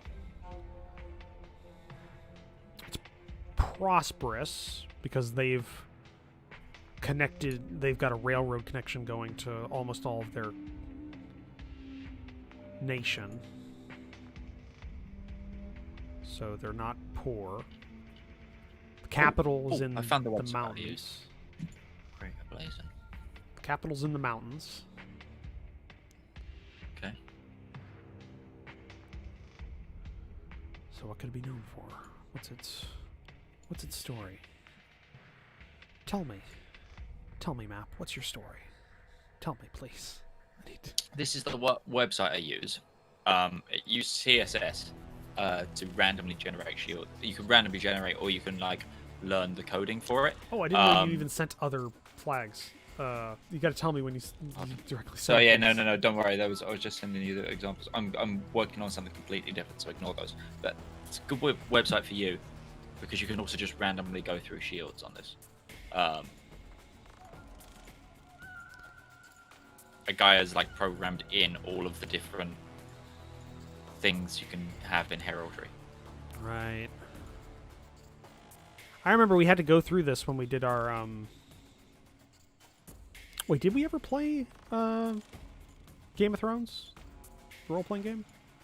No, I want to badly. Didn't we do it? We did a generation, right? We did House Generation. Not me and you. Not me and you.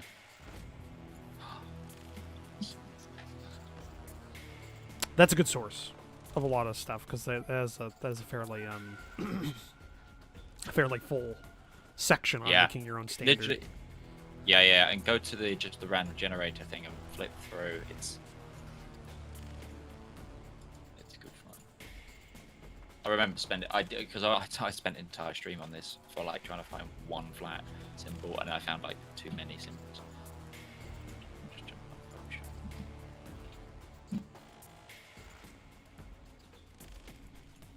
What about something like? Some of them come up and they're absolute chaos, and then you just get one, and it's like, oh, that's like perfect.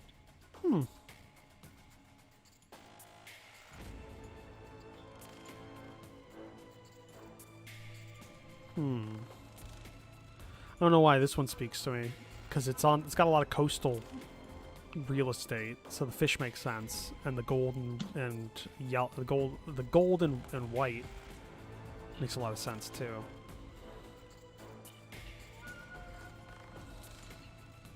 I've just sent you one.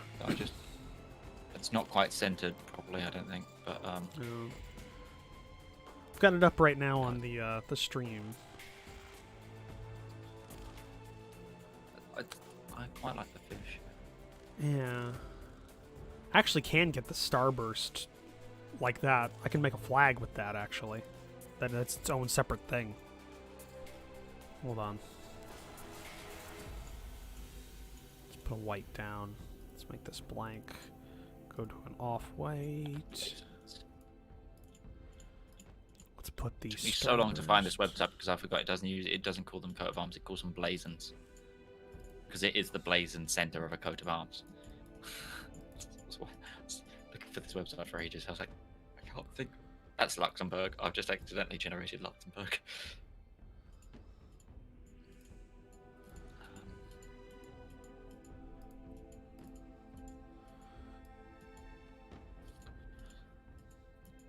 How about something like this? Like this is a background.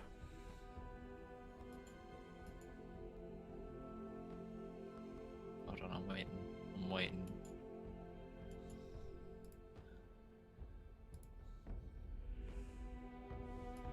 Yes, Red. Our other Red, Eric. Eric Zered. Yes, Midge is here for the stream. Yes, I'm joined for this one. Oh, Red's been typing a lot, and I've had the chat down because I was messing with things. Monarchy Republic, Blue for the Seas. Oh, I see what you mean, Red. That's very. Hold on. Send it through See Discord. if I can Oh, okay. But do you see what I'm talking about, Midge? That thing? Because you could put I think it. You I could think put a the central shield on that. Yeah. Well, I was thinking this because it could tell a story. It could tell a story of very old style. I think in them just adapting shit instead of redesigning it.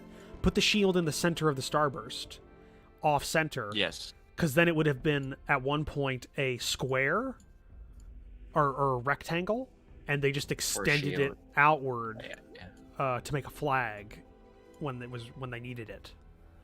Or because I can do this, I can make it actually like we can just make this a non-standard flag. Oh god, like a Switzerland, like a 1-1 ratio flag instead of a 2-3. Yeah, they've ratio. got they've got a square like Switzerland. Be the really annoying ones. Okay, no, that doesn't really work. Hold on, 2 to 2, 2 to 2. Nope, that's 12. 2 to 2.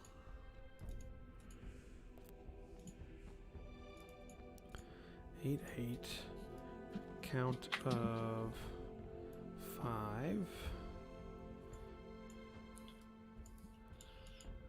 And we can center it like that. And you know what? I can rotate it slightly so it's not directly up like that. Like this. You want me to send you this as a background? So you can put a shield on top of that? And we can work on... Yeah. Okay, let me...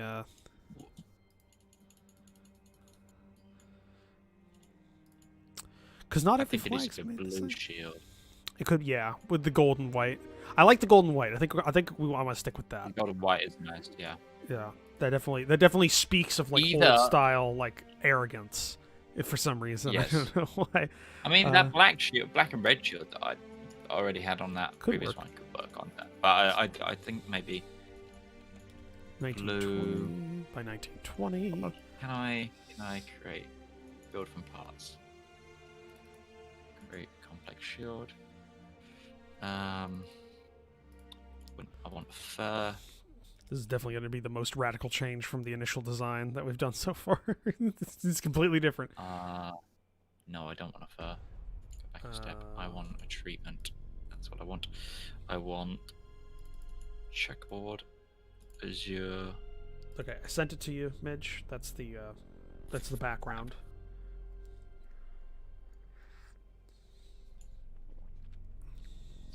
Bavarian. And I don't know. I kind of like the idea of the fish, just like because that's a very I don't know why, but it's like it's like that we don't need to be better. Like we don't need like we don't need it's an old style thing. They haven't been bothering in a while, so they don't need like a ferocious animal or anything like that. One charge. Infest point. Right. Fish. I'm having a look at the fish.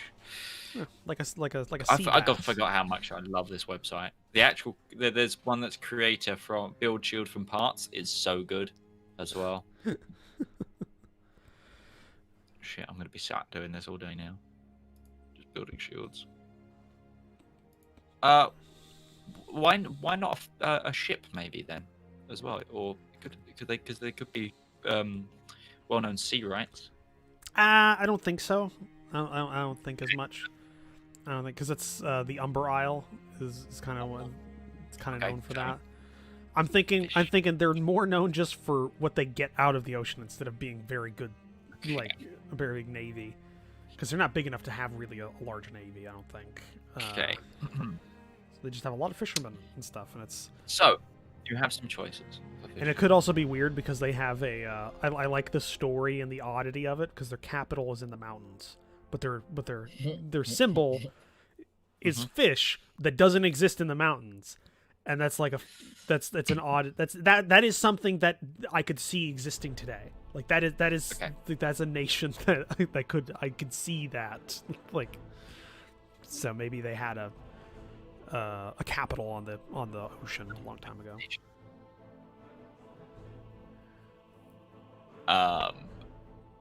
Is the next question. What did you ask? What fish would you like? What kind of fish? So, do you want dolphin? Do you want whales? Do you want sharks? Do you want fish? Do you want barbels? Do you want carp? Do you want them bent in a certain way? Like, what's the most non-threatening fish there? There's an eel. It's an eel. or there's one that's just called Is there a fish. is there a sea bass? What a seahorse? Seahorse. Just a standard. There's a fish that's like lying on its back. It's back a dead fish. Ooh, that actually could It's like work getting about it.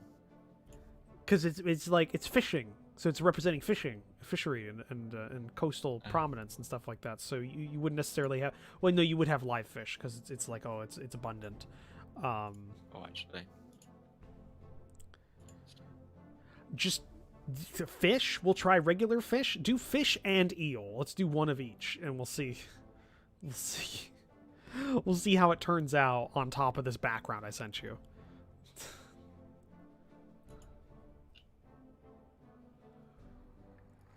Okay, first up, I'm going to show you the thing because I don't want to start cutting it onto the flag without color choice changes, etc., because it's difficult to do once you've finished the design.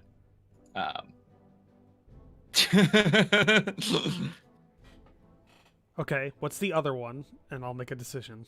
But it's already up so there. what was the other one? The eel. What was the other? Eel. Okay, hold on. Go back. Eel. Default orientation. Didn't give me a color choice. The eel looks small. It just looks like a moustache. Hold on. I can change the number of charges though. Hold on. So if I add 3 eels. You know what? Funny thing, my mother's family crest actually has 3 fish on it. Oh, fuck, that's really annoying. In bend, infest, impale, in bend, sinister. I think impale. I don't know. Are you having a stroke, Midge? I don't know what you're saying. Sorry, it's heraldry's all in like Old French. French, yeah. In a line, and a slanty line, or not. Like that's 3 eels. Okay, fish. Totally the fish. The fish on its back. Upside down fish. The upside down Fish on fish. its back. Totally. I want it to be as non-threatening as possible. Any This color choices? Any color choice difference? color choices. The blue and white's good. One shot. I like that. You really need to lessen the thickness of the outline. That's too thick. Just for the shield. Oh, the black. That's a hold on. That's an ordinary. Like that needs to be like brought down by. I'm gonna start like over. 2/3. Single pattern shield. Treatment. Not treatment. Or nothing. Like No, it's treatment. Well, it does need a separation because the white will clash with the white of the background. So it needs something separating it, but that thick is a bit too much. So that I was trying to actually put that square slightly inside the shield is what I was trying to do. Oh, okay. And I like the colors other than that, actually. If we're good, you guys, I this is probably really boring for the chat because they're not seeing anything. Yeah, because I mean I can share my screen. Yeah, but no, you can't because I can't stream that. I can't watch your I can't stream your screen and then restream that screen on my without internet. dying. That's what I was going for. I already Double dropped triple. frames on this, and I'm less than 700 kilobits per second. So Sable. Okay,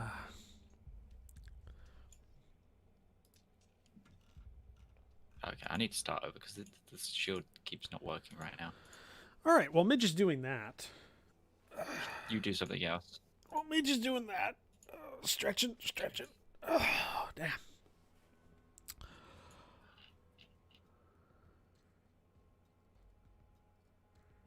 We'll dual screen go live. That's what Moogle's saying. Just go live. You'll take all my viewers though. all 5 of them. I would like to add a charge. I would like 1 charge. I want it infest point, and they have the Reddit symbol available. Sorry, that's funny. So, chat, let's get to labeling. First thing, capitals of nations. I need to figure out a capital. Dual screen, I can watch both. Well, yeah, you can watch both, Red, but that doesn't mean other Red's gonna stay. Red doesn't mean other Red's gonna stay. Like that. I don't think Midge wants to stream anyways, because he's got a thing later, right? I'm streaming later. I'm streaming Company Heroes later. I'm just this maybe is in the future. Well, maybe I'm doing this for fun, damn it. Fun. Super fun. I'm getting you. What do you think of that though in your DM? Oh, slide into my DMs. What do you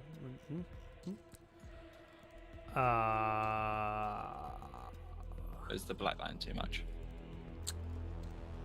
Yeah, like either just the interior. Like again, I'm not saying like put more. I'm saying like it would be. You would have to like the original image, but you'd have to edit it down so the black is like two like a third of what it is. What it previously was. Like the first image you sent me, like that black is. So yeah, that first one is it's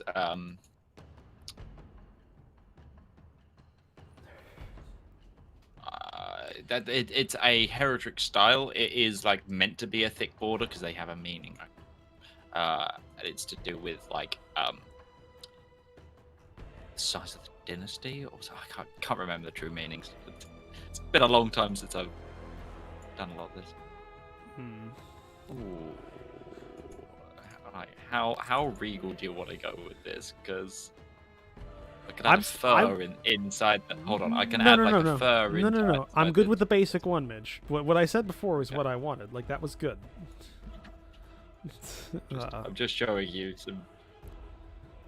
I don't want anything extra. No, just the basic. That's fine. I'll take the original one and I'll see if I can cut it down in Photoshop. Yeah, that's all I was asking originally. Cut it down a little bit.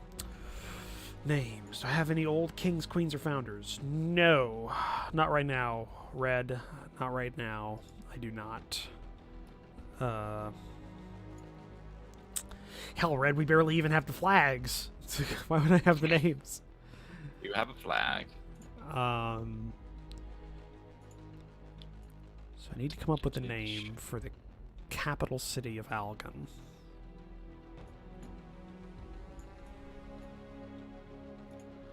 A mix of Ville and Berg, probably. Ville more towards the north, Berg towards the south, with an intermix in the center. Because it's going to be a mix of French and German, kind of along the north-south, with more French towards the coastal north and German towards the coastal south.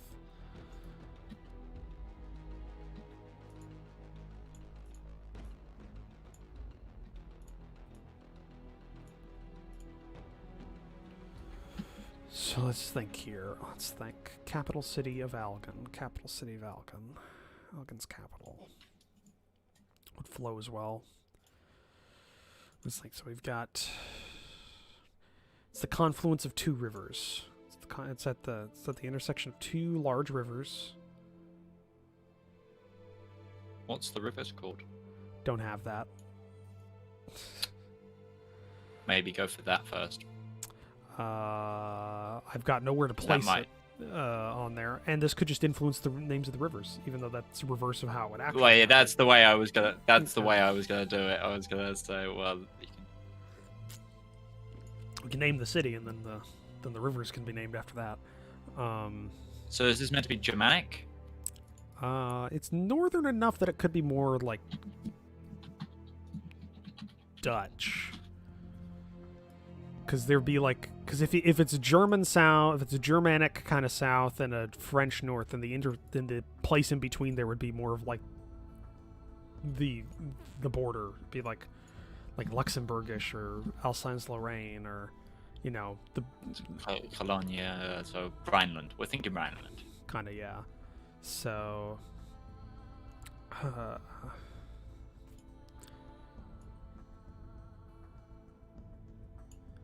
capital, capital, capital. I'm trying to think. I just think we have to do this 400 times. 410 times. Here's a good website for you. Slide into your DMs again. Slide into my DMs. You just keep putting stuff on my DMs, guys. He just keeps doing it. I'm gonna get rid of these because we don't need the flag waivers right now. Town and city generator. And you can set the data set for countries to take from, and it mashes shit together. It's great. I need a third screen. Luxembourg. You can set Luxembourg as the thing. Yeah, but it's just copying names, though, isn't it? It's not. No. It just takes. It's a data set thing, so it takes like the language and picks things and mashes them together.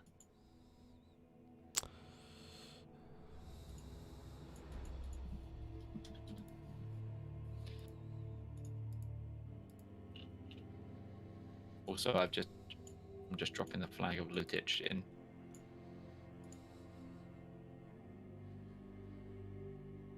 Oh yes, I've gotta save this. I've gotta save this, and then put this in the flags, and then we're gonna put this on a flag waiver, and we're gonna see what this is, how this looks.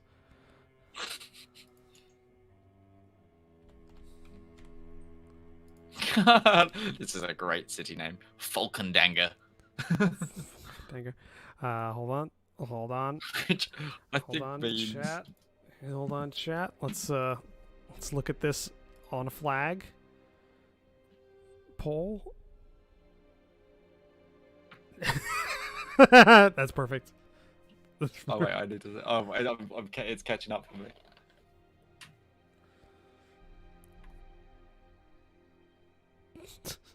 I like that it's not an actual flags like a modern flag ratio. I like that it's the perfect square, and it's just using that. I love it. It's so cute. It's like Diddy flag. There we go. Got that. That turned out. Yeah, that's perfect. That is perfect. Looking at it. Altdorf. Let's see here. I'm just looking at what it's generated here. We've got Hammerville.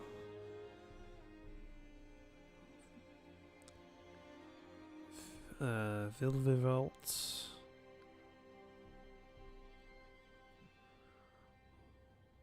One ring. Lindgen.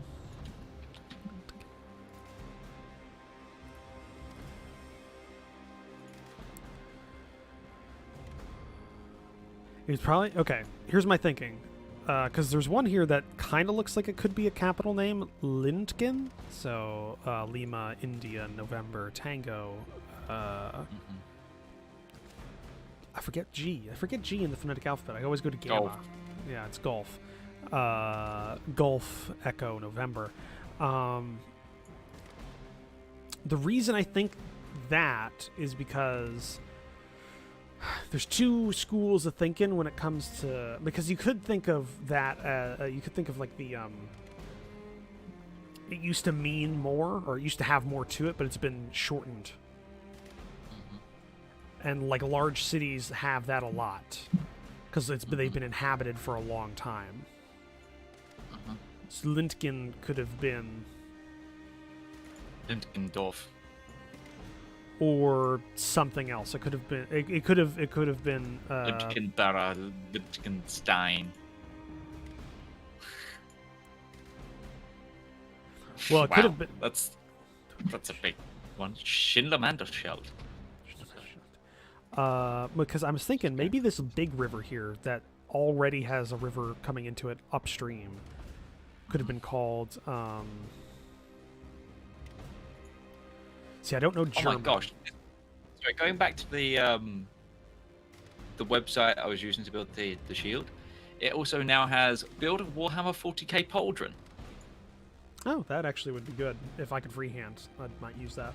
I'll just use water slides. Yeah, that's and they've put the colors by Games Workshop names.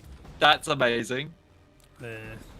Do they have other options for like Vallejo colors? Because that'd be all I'd use. I can't. I don't use Games Workshop. But here's my thinking. Because if it's Lintgen, maybe maybe the original sentiment was called Lin. Yeah. And then Titgen is a shortened version of the name of the river. And they drop, so maybe it was Lintgenweiss or so Lintgen could be like the White River of Lint, or the White River of Tgint, because Weiss would be white. Mm-hmm. So it was dropped. So maybe it was Lintgen on the. So like if it was common, it'd be like Lin on the White River Tgin, and then it's been shortened over the years to Lintgen, because they dropped all of the monikers. Let's try that. Let's see how that. How do you think? What do you guys think about that? Just in terms of my mindset behind the capital.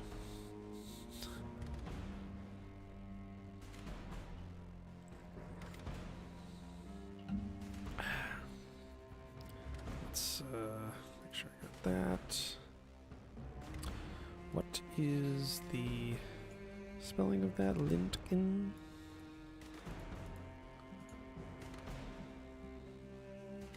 Or it could be Lint on the White River Gin. Gin could be the river instead of the T moniker on there. Let's try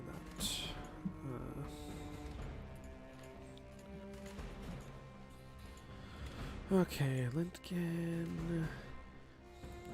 Bold.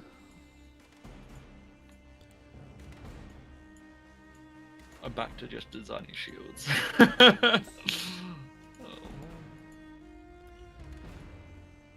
I love heraldry way too much. You do. Think that's too big in terms of scale to the national symbol? Because I'm going off of this example. I can bring it over here.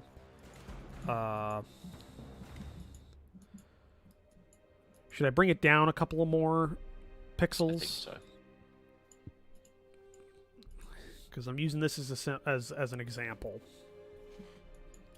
which let it catch up.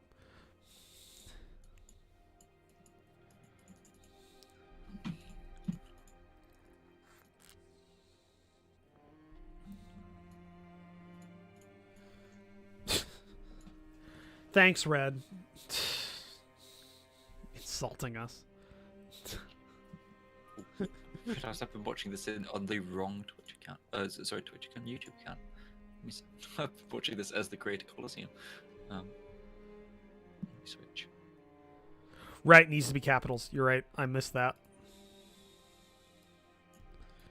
For anyone wondering, this is the website I've been using to create blazons, e.g. shields. It's a very fun website. Oh, that's a nice shield. Lintgen.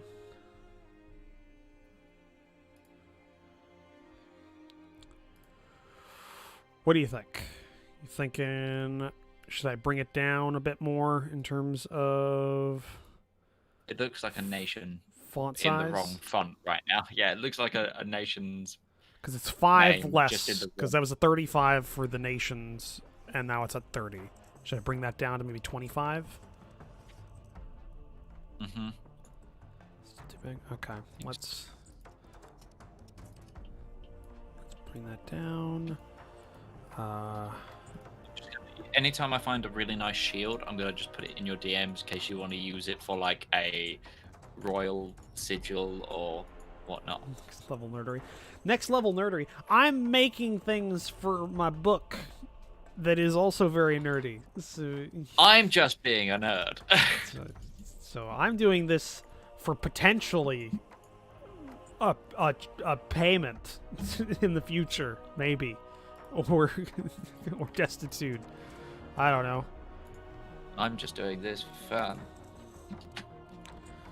So Lindkin, I just gotta make sure that that's lined up and that's noticeably.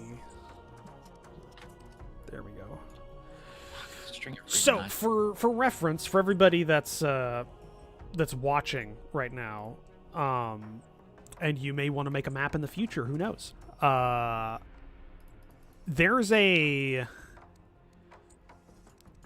There's kind of a protocol for where you put the symbol, for where you put the label in relation to the symbol, because we have as English speakers, we have a natural tendency for our eyes to fall someplace when we're trying to look for a label of something. So where I have the capital's name right now, Lindkin, that is the most optimal place in relation to the symbol to place it. It's the best place, is the bottom right-hand corner of the symbol, is where your eyes naturally fall to. The second best is the top right-hand corner, and then the third best is the bottom left-hand corner. But the worst place to put it is the top left-hand corner, because your eyes naturally read the name first and then seek out what it's labeling instead of going further to the symbol itself. So if you're ever making a map, try to avoid having the symbol somewhere in the top left-hand corner, because that is the worst place for readability for a map. Also, if you can, try and have the label over nothing, like the water. Don't have it over land or other symbols if you can manage it. But that's just a little freebie there. And what do you guys think about the scale now? Because now that's at 25. So that's at 25 where the labels of the nations are at 35. So it's 10 less now. Think that works?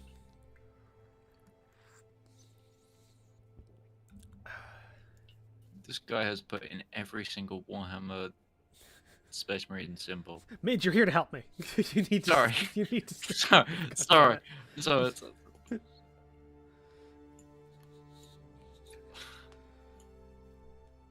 I'm not paying you to do that. Try 20. Red says. I gotta have some place lower to go though, Red, because there's 3 orders of magnitude in size. Well, actually, there's 4 orders of magnitude of size for symbols that I need to go down, because I've got the capital, major cities, and towns. So I've got to have somewhere to go, and it's got to be readable at this scale right now, where it's at right now. I think that's 100. Yeah, I think that's fine. I think that's fine size-wise. With the font differentials, I think it looks clear enough, different to the nation symbol. Okay. So we got Algon. Now let's move over to the capital of Pensilia, which is right here on the coast. The Greater Kingdom of Pensilia. This is using an Anglo name set. Yeah. Anglo names.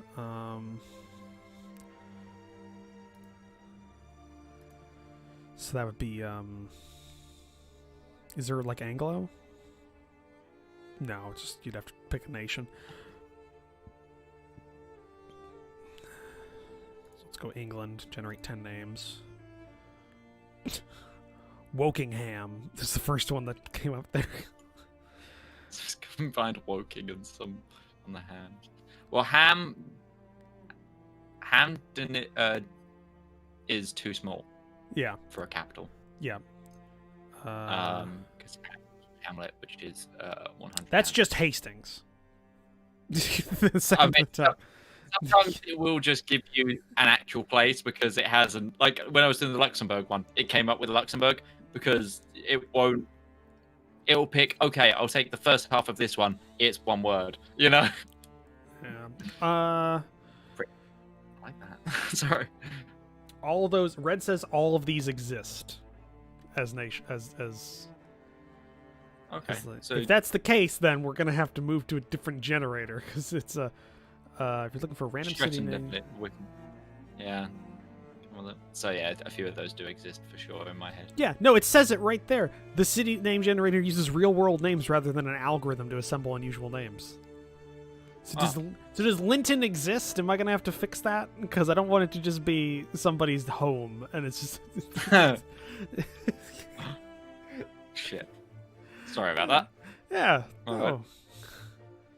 I was gonna say Ravensworth actually sounded pretty good, but that just I think I've heard that. I think that's why I know that. Ravensworth just reminds me of Ravensburger. I'll Google. Thank you, Red. If you can find a generator that actually does what it says on the tin, or no, this one does what it says on the tin, but does it in a way. We read the tin wrong, okay? You read the tin wrong. I didn't read the tin until that tin. Till the tin was in front of me. Till I read the tin. I know with Azog, you can set a cultural type to name names from. So if I set it to an Anglo culture and then generate names. I've also used behind the name and their random renamer because you can kind of get an idea of some of that stuff from there. I like Worth though. I like as a moniker. I like Worth. So I just need to come up with the beginning part of that.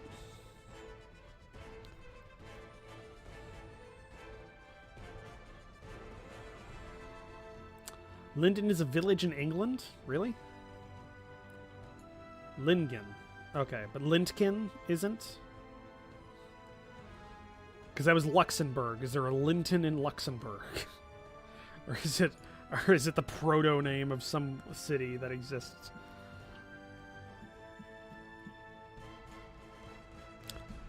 Okay, Worth for the Penicillian.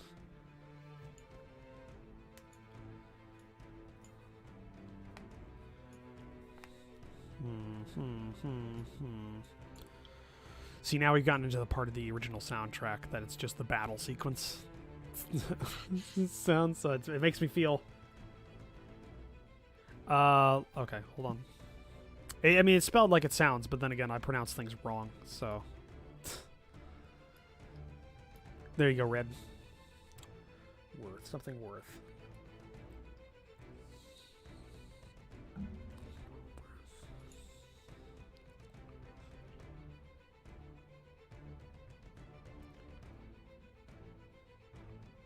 I don't know, for some reason V is coming to my mind. Like as a...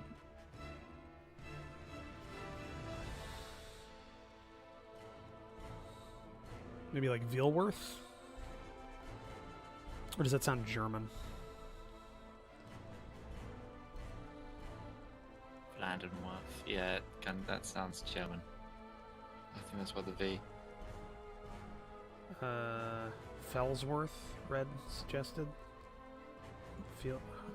Fellsworth.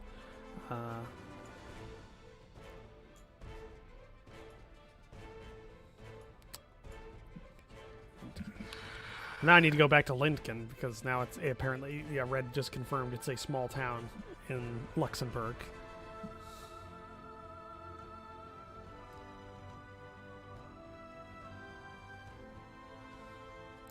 Can you just change the I for a Y? Lindgen? Say it the same. I mean... How about that? Switch the I with a Y and then two N's. Double N's. Yeah, there we are. That's the way to do it. Lingen. Liensken. Come right. What? Oh yes, that went to Russian. I don't do apologize. Yeah. Linsken. Today we storm Linsken. Fellsworth. Verfolgen. Hola. Eric's just Fellsworth.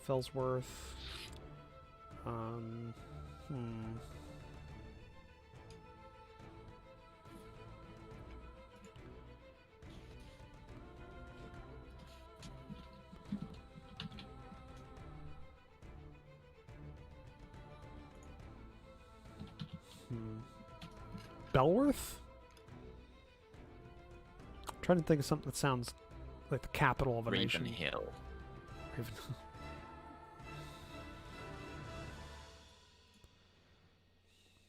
Hymond. Like High Mound. The way you pronounce that does not. It had. You gotta think there's a part of the body. Yeah, fair. It's a temporary part of the body that sounds very close to it. I don't think I want to use that.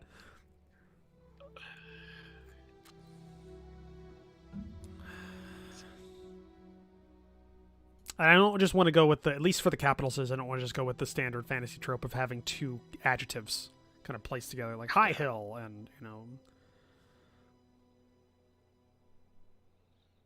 Tillingworth?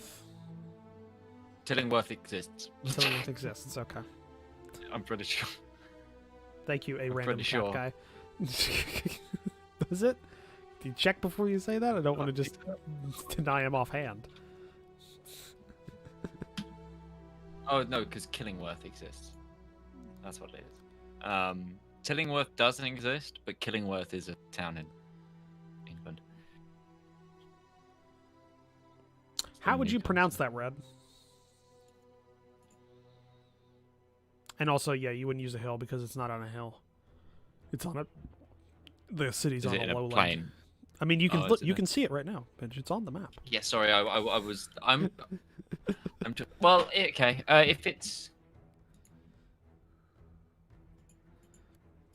on a It's It's right at coastal, the it's right at the exit of a river on the coast.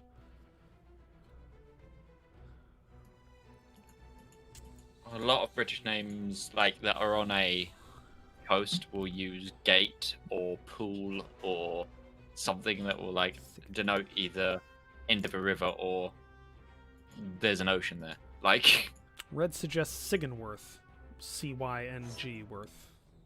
Sigan. It's very Welsh opening, but good work. I mean, the Sigenworth. capital is technically where Wales would be if this was Great Yeah. Britain. True. And I do kind of like the idea the Greater Kingdom of Pensilia is united under the equivalent of the Welsh throne.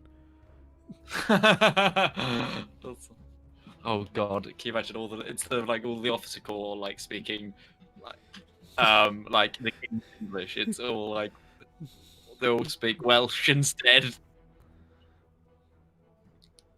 I like Sigenworth. Singing is in Middle English for king. That's Sigenworth? sing- That's a good. You know what? We're gonna go with that because that's a good historical Easter egg if somebody cares enough to look it up, which is a good thing to have for your Mhm. for your setting. So we're gonna go with Sigenworth as a thing here. It's got to all be capital, so that is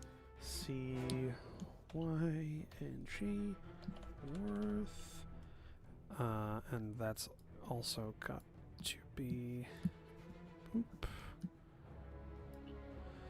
And like I said, keep it off of the land if possible, and use going from bottom best one bottom right, second best one top right, next best one bottom left, worst one top left. So we're gonna go bottom left of the symbol Mhm. and place it right there. So Sigenworth in the book. Yes, Red. Yes, Red, you are. Okay, so we got Pensilia, we got the Aglor Republic. Let's do the capital for the principality, the Thochus Principality. So this is I think we settled on like the Benelux region area.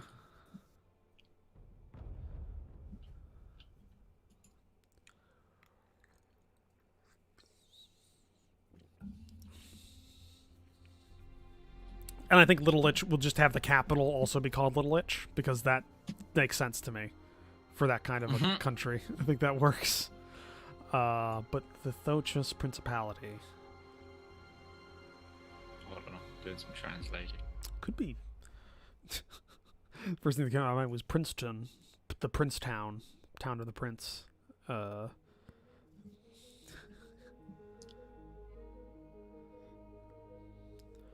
But,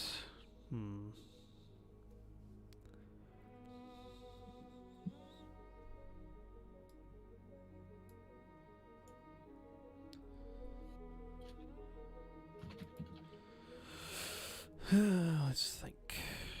Get the capitals done, and then we go in from orders. Then we go down orders of magnitude. We go from the capitals, then the major cities, get all them done, then the cities, and then the towns done, and it'll take smaller chunks as we go.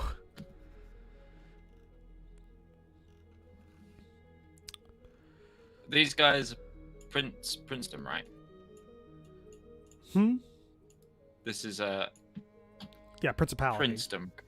So I was thinking Right. like the town of the prince or something like that. What about that? Uh, I've DM'd you that the word is in Frisian. It's what it is. It's the words honor and town put together. So it's honor town. Honor town. So how would that be pronounced? Hold on, I am working that one out myself. All right. The output voice isn't available in Frisian. I said Earsted. Earsted. That's how I would break it. Or Earistead. Earistead. That sounds But like. then again, it's your. It sounds like an elvish. Then again, it's your world. So Elves do exist in this this world. The fantasy races do exist, at least a small number of them. True. So that could be. Earsted. Just put a lot more apostrophes in there. And Oh my gosh, I like the whole Benelux region is the last remaining elves, and they're like, well, shit. I have no idea how to do that. Caps lock. I have no idea. I already got that. I just gotta I gotta have that fucking what's that symbol called above the E? I can't remember. It'll be one of the orc gurus. And I don't have access to that on my keyboard. I don't know what the shortcut is for that. The orc guru something. Can you look up what's the keyboard shortcut for that on typing?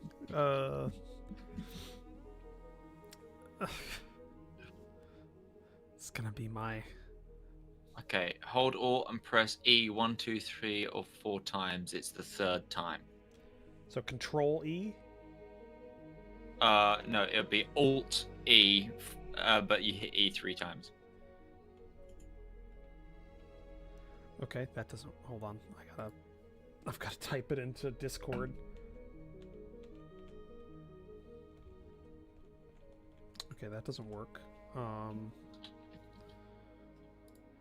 Maybe my writing program will work. Alt E. Can you just copy it? I need it capitalized. Oh.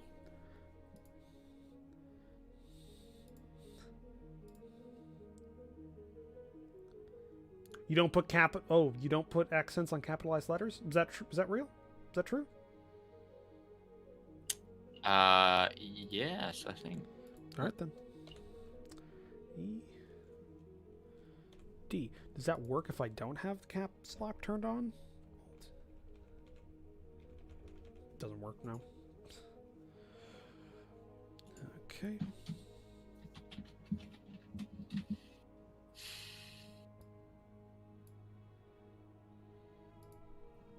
Oh god, no, okay.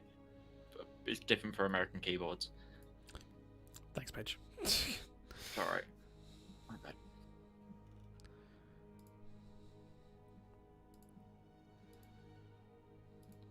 And it's a much more complex keyboard shortcut combination. Control apostrophe, then E shift or plus E. Shift plus E.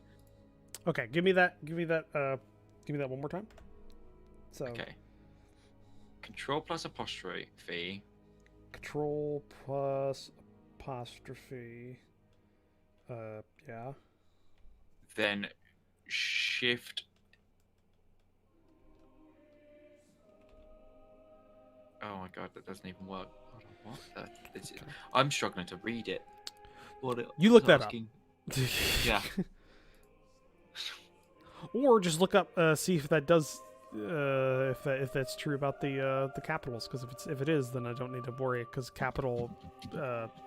because nations' capitals are in capital letters.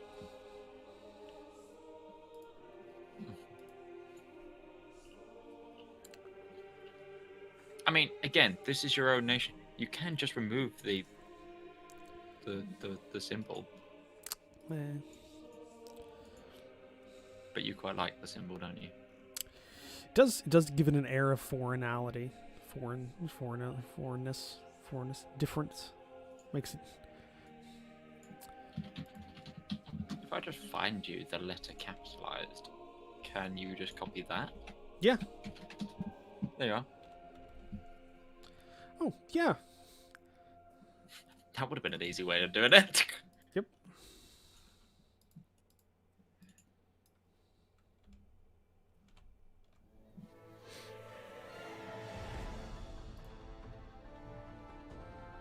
That's supposed to be a full. It's on the wrong E. It's on the E instead, not. Oh.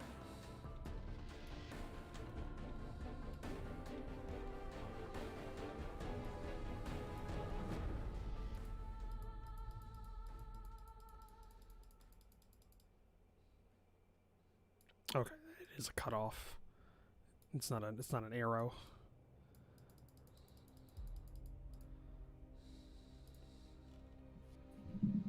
There we go. I think that's the font cutting it off. Yeah, it is.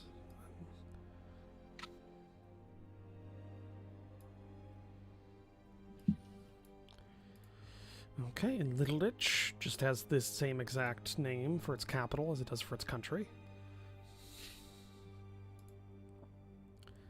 Cause yes. Do you have country borders on the map? Yeah. Hold on, I'll turn off the roads. It'll make it easier to see.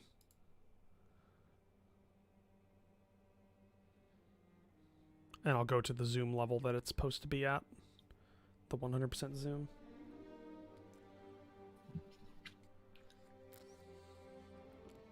You should see it. Mm-hmm.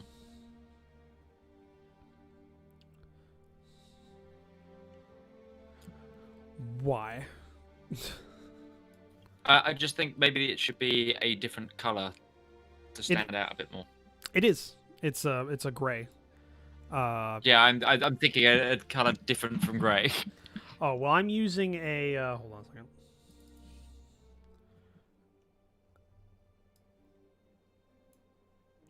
I'm using, and I've got to put a layer behind this so you can actually see what I'm talking about.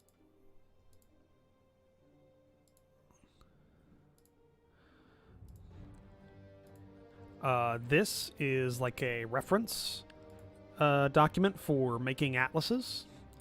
And if you look at this, political colors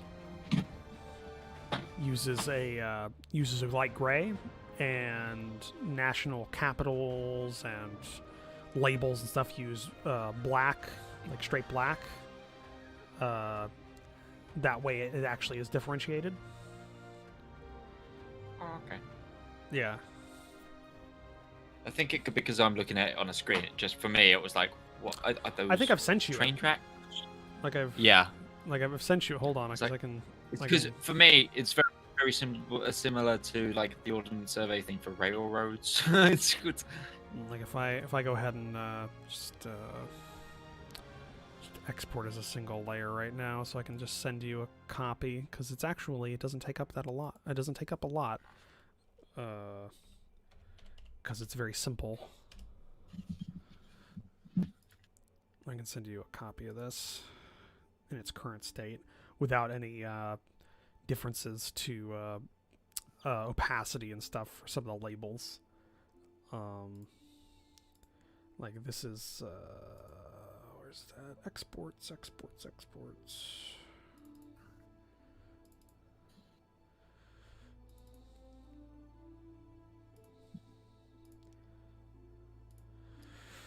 It's so simple because I don't have to worry about It's so simple because it's small enough to actually be sendable on Discord, which is a lot of my other maps aren't.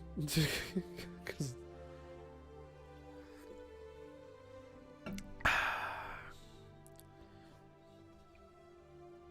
it's probably gonna be a little bit of a hiccup in the stream for a minute, guys. Just give it a minute. But anyway, we're digressing anyway. What capital is next? So next capital, probably the Umber Isle. Need to get that one done.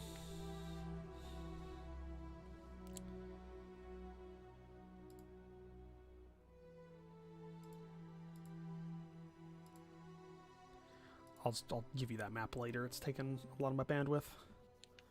Fine. So I won't send that. But yeah, we got to work on the Umber Isle, which I was thinking Irish.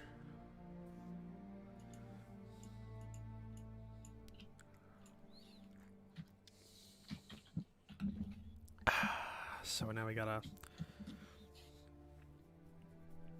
work through Ireland, like Irish names. Yeah, Gaelic-y. Yeah, Red. That's a word. Gaelic-y. Yeah, something like that. Scottish Gaelic or Irish Gaelic? Irish. Because you get what I'm saying? Like, if I zoom out on the map, you kind of get what I'm thinking. This is Ireland, and Pensilia is, like, kind of like the UK, or kind of like Britain, just connected to Europe. Mm-hmm. So I like that idea.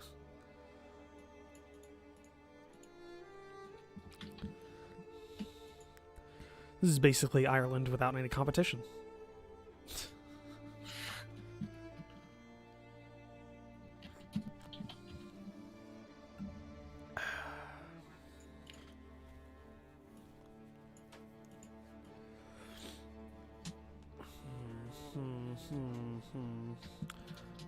I'm gonna get some ideas with the thing you sent, just to kind of get a feel. Ireland, generate 10 names.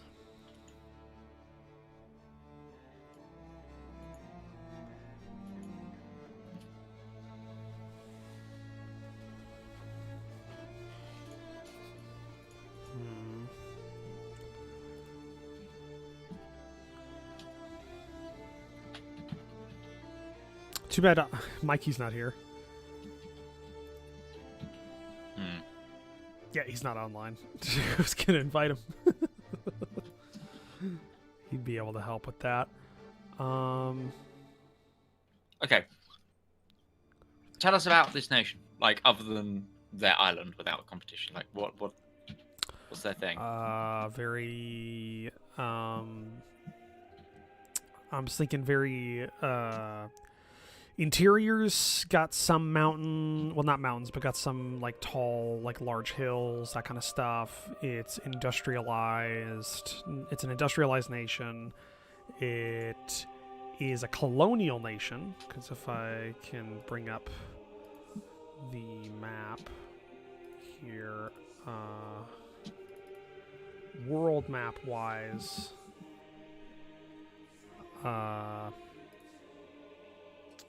where do I got it?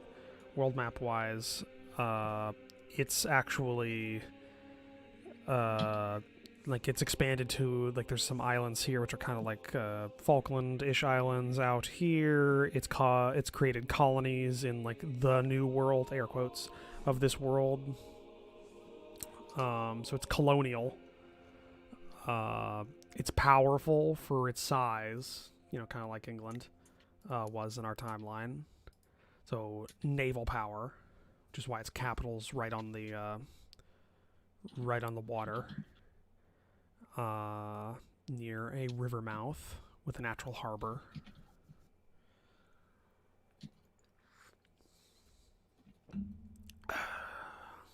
In terms of the story, I think it's actually it's a direct competition to Pensilia in a lot of ways, and is supportive of Allegan, not for only for strategic reasons. So it's mostly just because Allegan is a thorn in the side of Pensilia. It's kind of what I got. What else do you need? I can come up with more. Sorry, I'm just playing around with Irish words. Yeah. Because even like Irish town names are bastardizations of like what they originally were. So I'm just looking at things and then seeing what I can come up with together.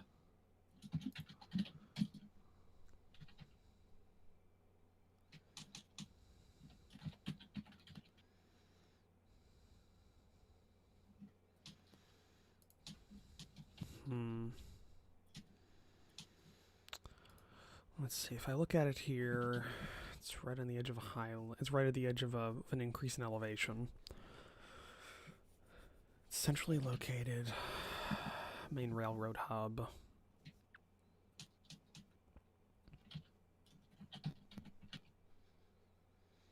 I do think a lot of the coastline of the Umbrials is very boggy. Lots of lowlands that are kind of waterlogged.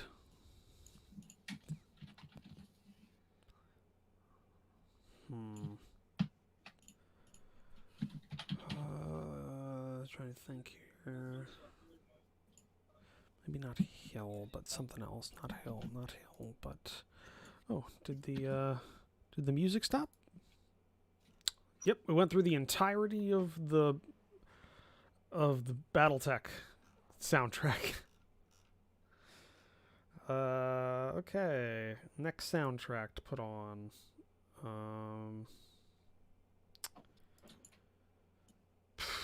Frostpunk, maybe?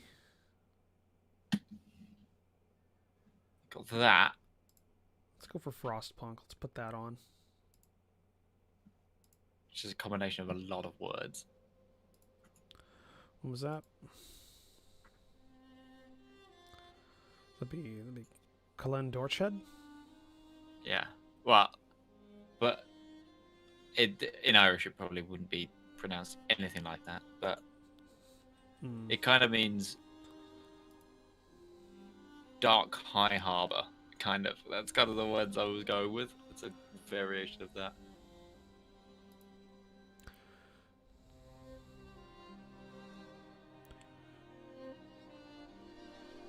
Let's go. Maybe that's what it's called in the past, but we could just drop the prefix of the beginning. Wouldn't it just be? Which would be that would lose harbour. Well, no, I was thinking. So what would it mean if it was just Dorshad?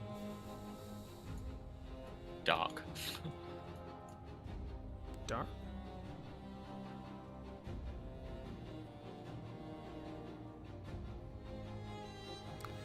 Okay, let's think here. Let's think, because it could just be. Because remember, things may be labeled like that. Things may have like names that are direct labels, like harbor, etc., or like, you know, something upon something. But as time goes on, people drop sounds and also then drop sounds, and then it starts being spelled like it sounds, and then it just keeps morphing. So Yeah. So Cullen Dorched. So let's see. So Cullen Dorched. Let's think. What would be the first thing that would be dropped out of there? Well, that would be somebody wants to shorten it. That means high harbour. Conard. That'd be it. Yeah. Where are you, Mikey? Because ard means high, and in Irish you flip the descriptor after the object is one of those ones. Okay. Um, Combine it. but yeah, One that's word. what I'm saying. If you put it together as one word, it kind of means High Harbor. I'm okay with that. So this would be Because I was thinking it's near mountains. It's on the coast again. Okay.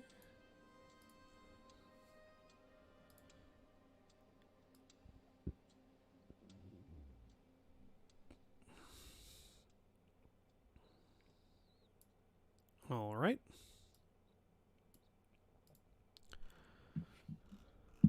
Yonard. Then let's do Fulden and its capital.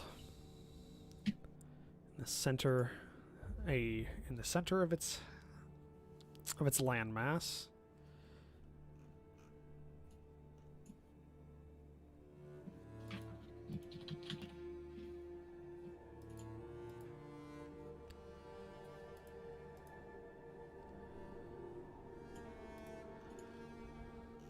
I think I found a glitch here. I think there's a okay.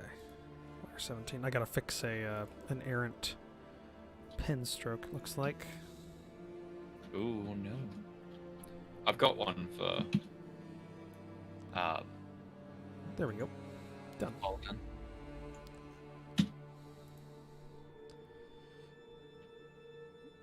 That'll be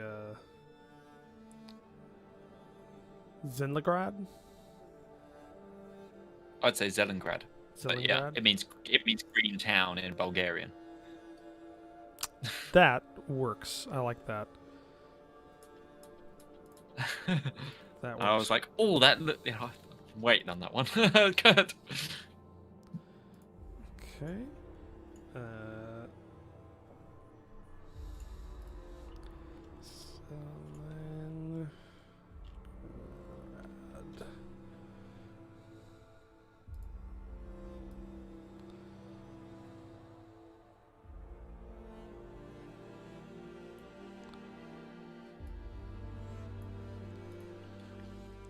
Zelengrad, okay.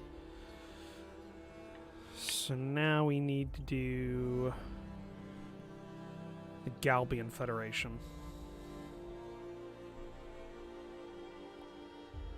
And their capital. So now we went up, what did we say this was? This is more like a Ukraine kind of area, I think. Using grads already. Yeah, using grads already.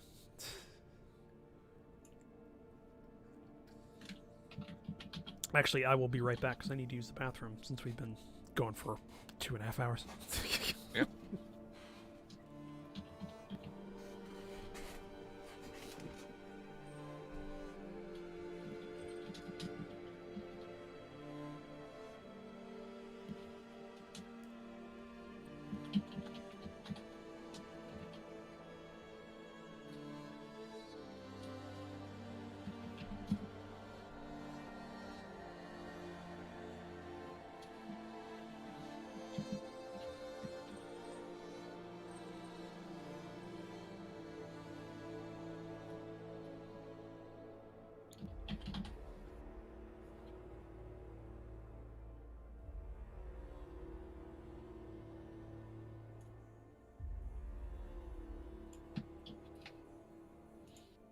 Okay, guys, what are we going for as the capital of this place?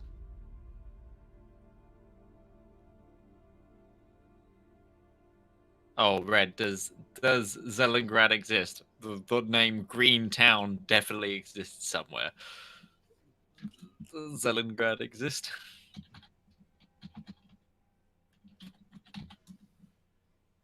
Zelengrad does exist.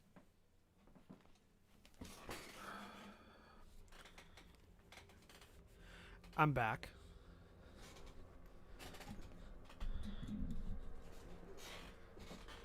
Did Midge go someplace? No, I'm here. Okay. Oh So wow, it's Red! I did not notice you were messaging me. For the last 2 3 hours. hours. I'm on stream mode, so it doesn't message. It doesn't tell me when somebody sends PMs to me. I thought you were sending them to Midge. Actually, your rendition of the Little Itch flag with the rooster actually looks pretty good. I know, that's what I said. Yeah, blue with the white. That would have been something. Mm. I wish I had realized you had sent that. We can use that for something else. That is my own fault. Wrong button. And Red informs us that Zelen. I've just looked up. Zelengrad exists as an area of land in Croatia. Yes. Yes. So how do we But modify it that mean- to make it, or do we need to? Is it not a town? Is it just an area? It's just an area of land. It looks like Just an area of land. Zelengrad. It's like it's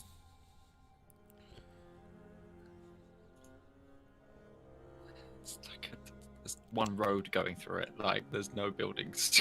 It's like it is a tiny area of land. This is where I'd put my town if I had one.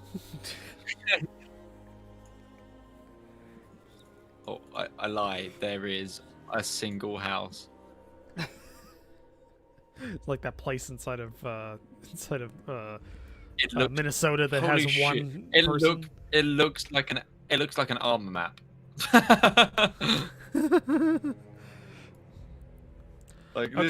this is the image that came up with what's at Zelengrad. God. It's literally Put it there. Put it there. Go on.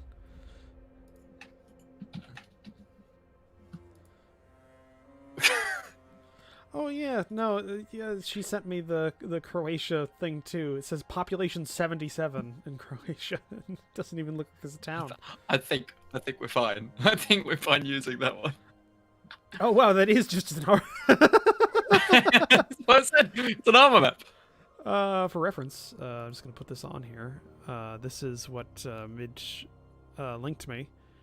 And yeah, that's just an armor house. That's just an armor house. That's not even like a good armor house. That's one that doesn't have an interior. Yeah, that's one of the non-interior ones that you plop down because you need something in the way. Yeah. Okay. Capital of the Galbian Federation. I'm thinking.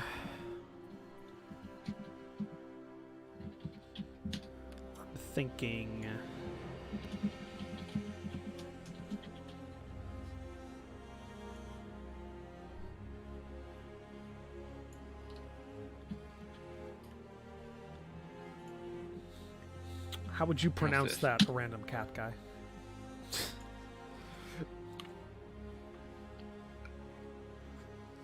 Laxny? Laxny? Laxny? Or Lachesny. Lachesny?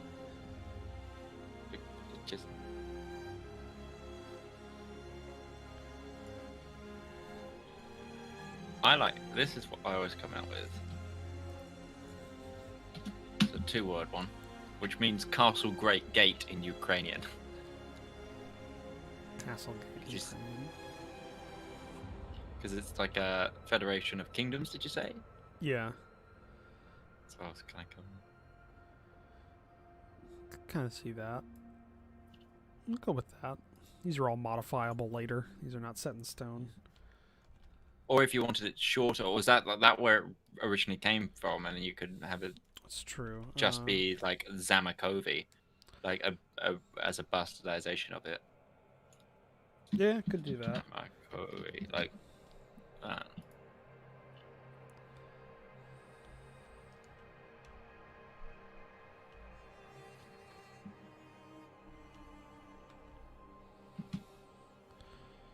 Zamakovi.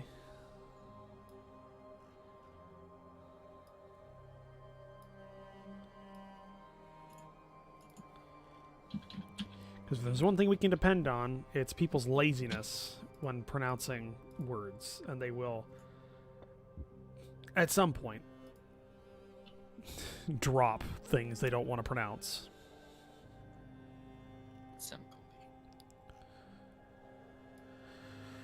Okay, let's go for the United Cities of Tyrek. What was the vibe for this one? Italian or Latin based, because this is like this is where the Rome of this the Roman Empire of this world existed or began, but they've kind of splintered into like individual city states.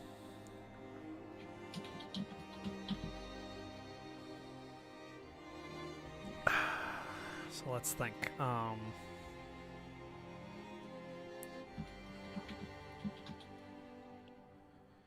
It doesn't have to be an actual language or words from an actual language. They can just be gibberish that sounds kind of similar.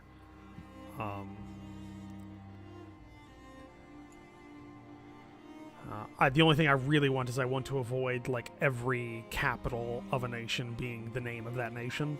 Because I'm reading a book right now where that seems to be the case, even though everything else about it's really nice. But like they have like nations called like Vordon, and it's just Vordon City is the capital, and I hate that so much. What about something like if it's the United Cities of Trick? Why maybe like have the capital be like Trickaputia or something?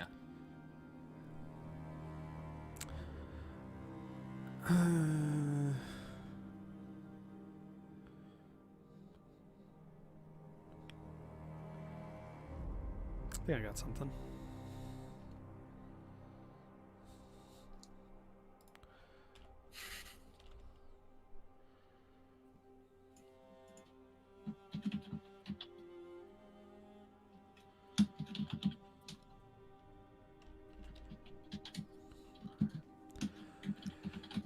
I'm thinking Trichomai. It's the capital.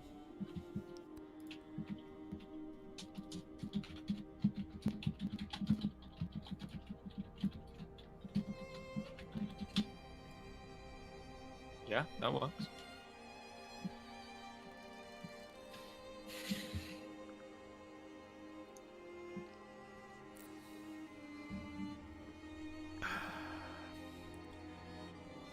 So we got that.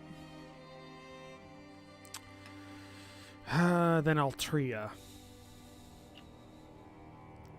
Kingdom of Altria.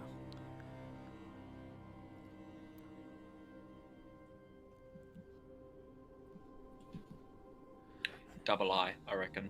Tricomii. Tricomii? You think double Yeah. I? Okay.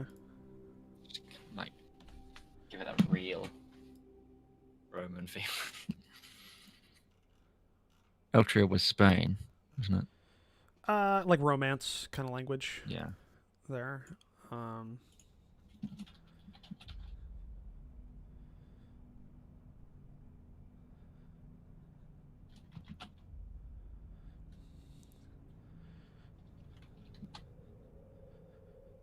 Like directly colonized by the Rome of this world.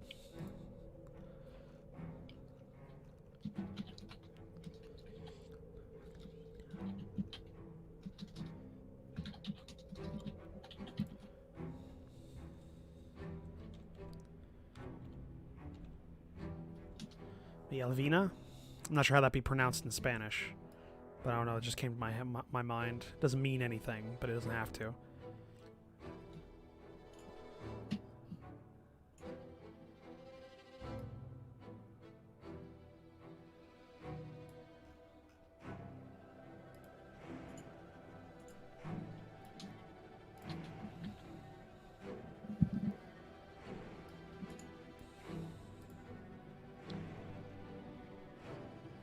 Well, Vina would be wine.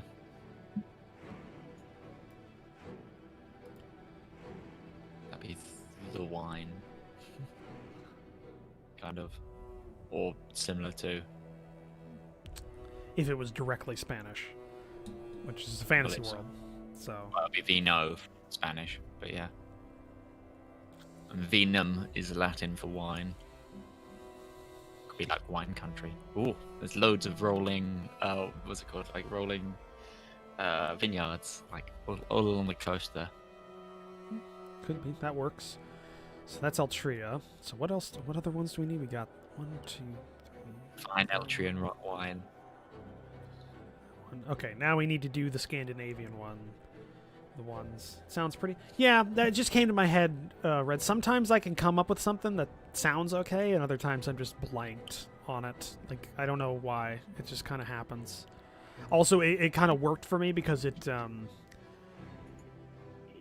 spoke of some sort of language that Altria derived from, because Altria and then Elvina kind of sound similar. So I'm not sure what Altria would mean, but it could be the original name for like it could be because Kingdom of is just a moniker, and Altria, L means something like the, so Tria could just be the people, so the name of the people. So originally it could have been like called Altria could have just been the name of the land of the Tria, and Altria was shortened, and then it just became the Kingdom of Altria. So it's the Kingdom of the Altria. Which happens, because if we don't know, Sahara means desert. So the Sahara Desert is you just actually saying desert. Yep. Like, that happens a lot. Especially in rivers. A lot of rivers do that, too.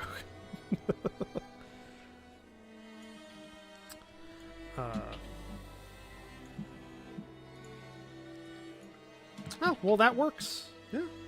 That works, Red. That works pretty good. But yeah, no. Now I need to work out the Brudai Republic.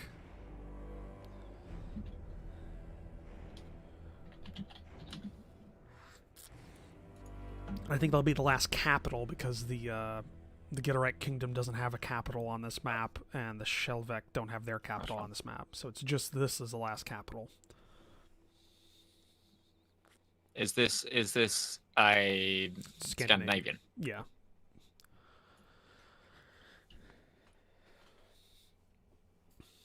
Yeah, there's a lot of rivers, Red. A lot of rivers. Those happen a lot. It happens, actually, there's quite a few of those in England, too. I know there's a couple of rivers because of the... there's words that meant something that then got changed, and then as the English came in, it just kind of got renamed. And I think... Oh, what's the old Icelandic, like, republic thing?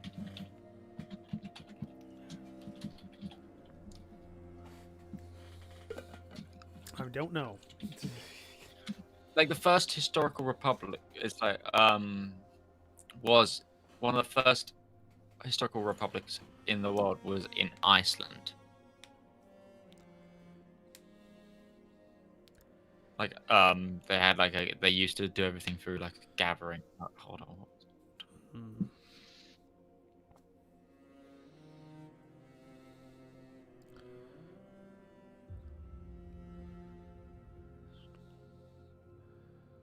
Oh.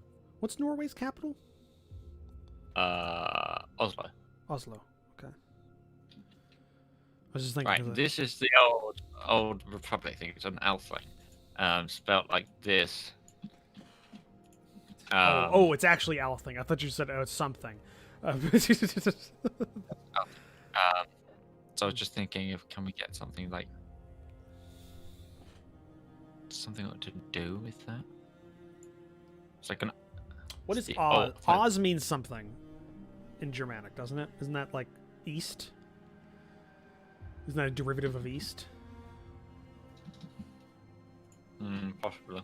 Because Oz, wouldn't that be derived from the Germanic Ost?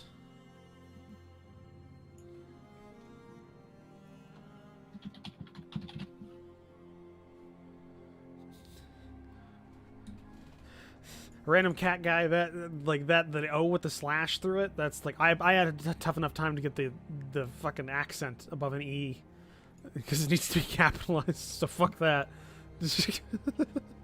only the smaller ones that have lowercase letters in them are we gonna put accents, because I can just copy those directly.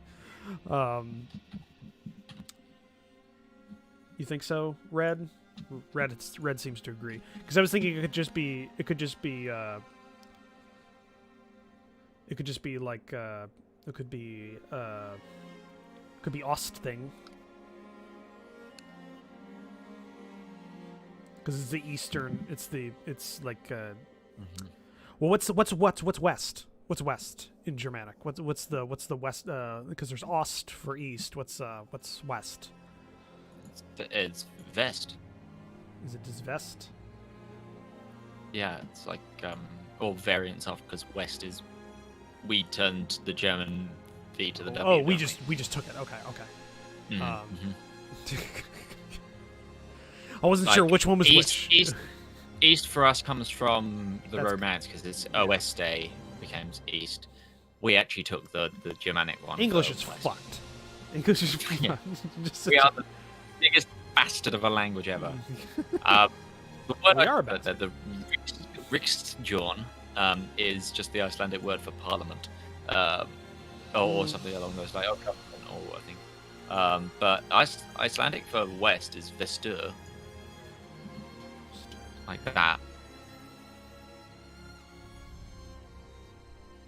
Some variation of that Vestur. No, I got it. It would be. Could we do Dur? Could we say tour thing? Touring thing. Touring thing. Vestur Yorm. Touring thing Yorm. It's just. It was the wet. Yeah, touring thing Yorm. It would just be like. It's an amalgam of the. An amalgam of all of it's the western parliamental city. And then I'll go with that. I'll go with the last one you just typed, which I'm not sure how that be pronounced at all, but I won't have to pronounce it. I'll just have to read it. Torvestion. Torvestion. Torvestion. Which means Gate West Group or something like that. I think it gathers up. But that it's nonsense speak, but it looks cool. Somebody will think it's inspired. Yeah, because that's how it works. Someone will believe that there's intelligence there. It's intelligence, sir, but not as we know it. Spock. I think that's it, because the Shilvik have no capital on the map. The Gitterreich, their kingdom's on the eastern side of the peninsula, so they don't have it here. And the Inax disputed region doesn't have a capital because it's not a country to everyone else. So I think that's all the capitals named. We might want to the Federation. We might want to just add a few extra or different letters in there, just because apparently it's directly translated to castle to Russian. Yeah, to Russian. Okay, so it's not in Ukrainian, but it does. The way that we've switched it has made it Russian instead. It's just made it Russian. So we've just Crimea'd this country. we just made it Russian.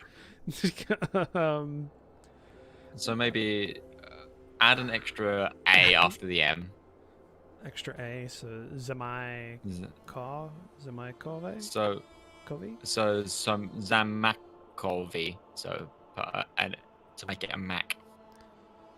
Zamakovi. Put an A at the end. Zamakovi.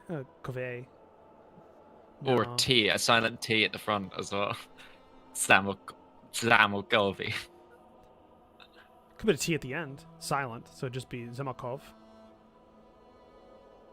Or just take the I off, Zemakov. Yeah. Yeah. I like the silent T at the beginning, like Tsar. Yeah. No, I'm not doing that.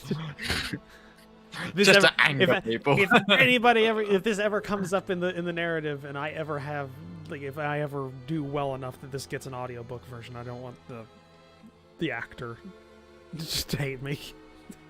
If you don't hire me, I'll be very upset. Well, I wouldn't be hiring it because it wouldn't be me; it would be the publisher that would do that. True. Yeah, I mean, I'd probably get. I think I would get some sort of say in some stuff, but I don't think they'd give a shit. It'd be like, who are we kidding ourselves? This is never going to be successful. This is me we're talking about. This is going to crash and burn. It's going to sell 10 copies, and it's all going to be you guys. You got to finish it first. Yeah.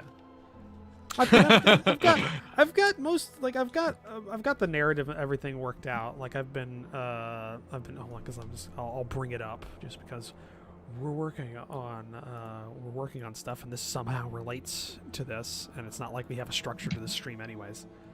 Oh god, no. Who gives a shit? Let me open up my writing program.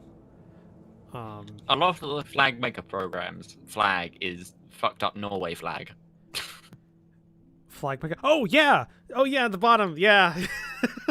The icon for it. It's like it's Norway. This is actually a really green great. for I've red. used this a lot for early on when I did when I put flags in my thumbnails for like EU4 and stuff, because this has all of the world flags on presets. Yeah. So I can just bring up any one of them. And I don't know why Argentina has a little quotation. Argentina approximately is the label they've given here. So I'm not sure what's different, but this is what they consider approximately Argentinian. And I'm not sure why, but oh well. But no, they've got all of them here, and that's really good. Especially the United Nations one, which was really useful because I've modified that for other flags. And it's got a really great system where you can just have it just randomizes. So I just generate random flags, and some of them are decent, some of them aren't. But they can give you like a good. They can make things interesting. Though I probably shouldn't click this too much because see that I could see that being like some sort of like rebel Australian thing in like Hearts of Iron 4 or something. This flag that pops up here soon, the one with the kangaroo. I don't know, I'm waiting for it.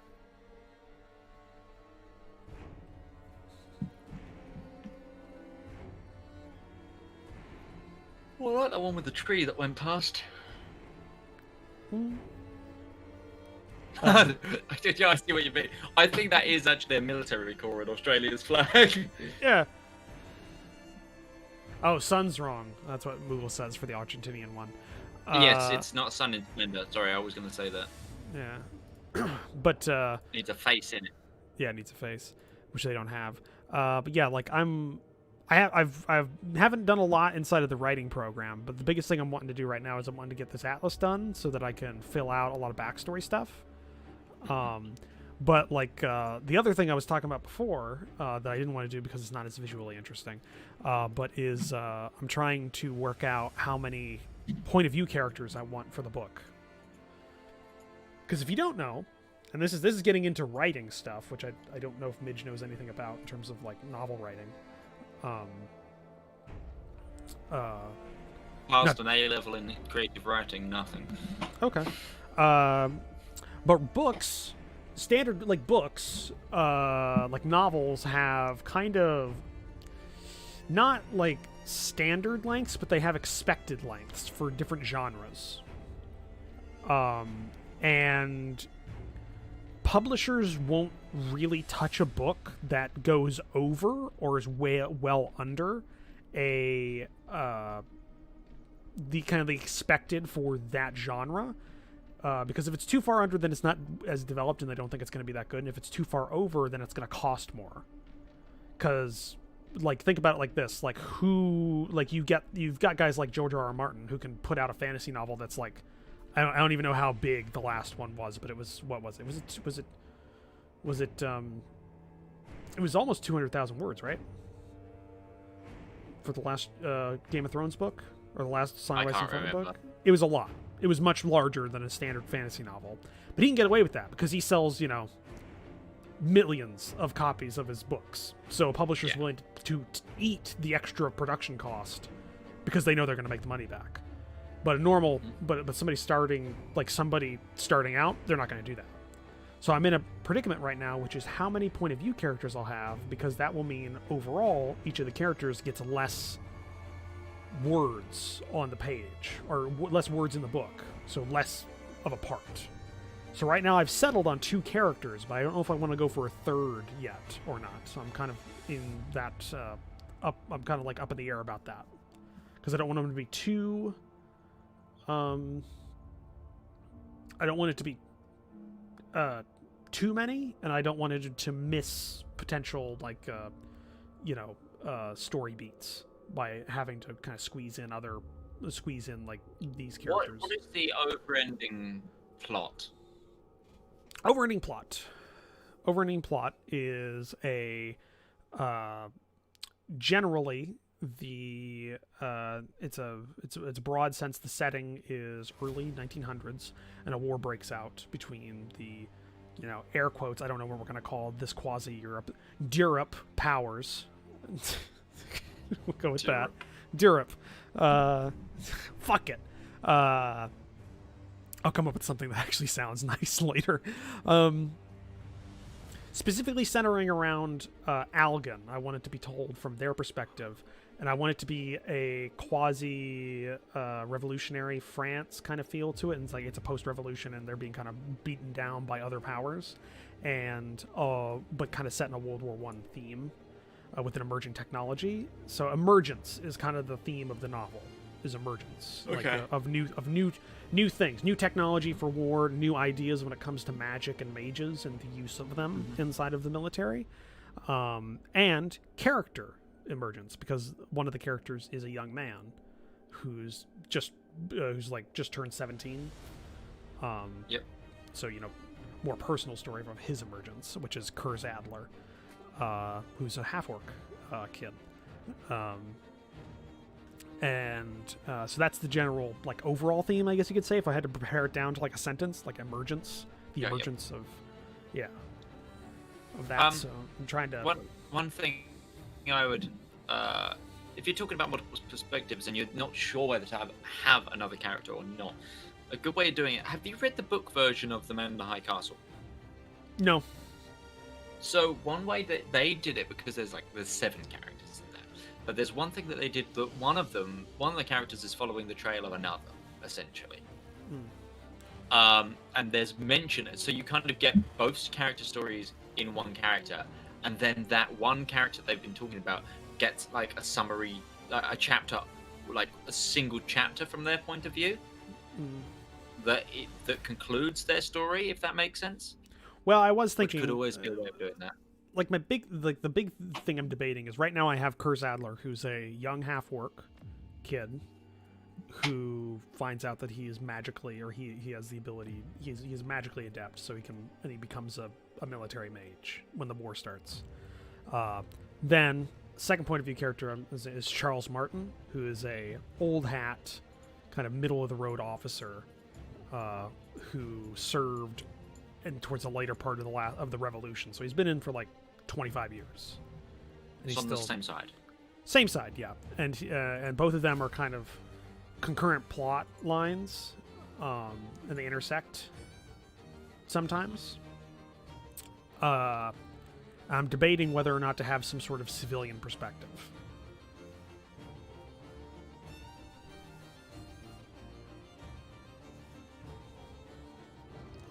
Civilian perspective could be good if it's a border town. Yeah, I was thinking that. So essentially, it would be point of view, if you're taking World War I as the example, someone who lives in Yip, where 7 battles happened, and the entire town eventually kind of gets destroyed by the war. But the story of or the story a Bastogne sort of World War II, Yeah, you always have the because it could work as in my mind's eye, the way the war starts is a very French, because the characters are basically from the French perspective, if we're talking World War I right now. And the big thing that happens is an initial rush of land that they get fairly far in before things kind of settle down. So a civilian perspective could be somebody on the border that is in an occupied area who does some resistance type stuff here and there. Well, it doesn't. But if you've already got two combat characters, like as this Maybe not for direct neither of a resistance, character. but I could definitely see somebody who's What about mm, just an idea because I just had it like they're a doctor, so they're part of the original country, and then that country's land they end up behind lines, and they end up having to because they're a doctor. It's what's I can't remember the term, but where doctors have like will treat anyone no matter color, creed, whatever. I don't So think it's Hippocratic Oath, but that's not right. That's no. But you know what I mean. So they start essentially treating the enemy, and then the land goes back, and obviously people storm in, want to kill the people that he's looking after or she's looking after, or like you have or they're so in the border that they start having to treat both at the same time in the same place. There's so much conflict to be had there in terms of Ryan had the same one idea side's as derivative. Hippocratic Oath. Yeah, that's not actually it, because I think I know what he's talking about, but I can't think of the name. It's the duty of care sort of thing. Yeah. I mean, yeah, still, that could work. That could work. Just so like all of your characters aren't focused on being fighters. Yeah. Well, when I said resistance, I was more like passive resistance, like somebody who's like a functionary of the town. Because there's you don't need to be direct resistance when you're resistance. It could be just delaying things for a little bit, losing paperwork, passing on information, that kind of stuff. Postman. It could be a postman. Stuff Let's like make that. some bacon. I actually kind of like it. I actually kind of like it if that character was a coward and didn't want to fight or anything like that. But they do have some. Actually, could be forced to be an informant. That could actually be an interesting one. So that's a tentative. It's a tentative character. There, like a forced resistance informant. Maybe one of the resistance fighters got dirt on him, or threatens to lie or something like that. That could work. No, like that's my current like big thing in terms of the writing process is I'm trying to balance it, because you got to think like this is basically a fantasy novel. So if I looked at fantasy word count, everything's capitalized because I still have my caps lock on.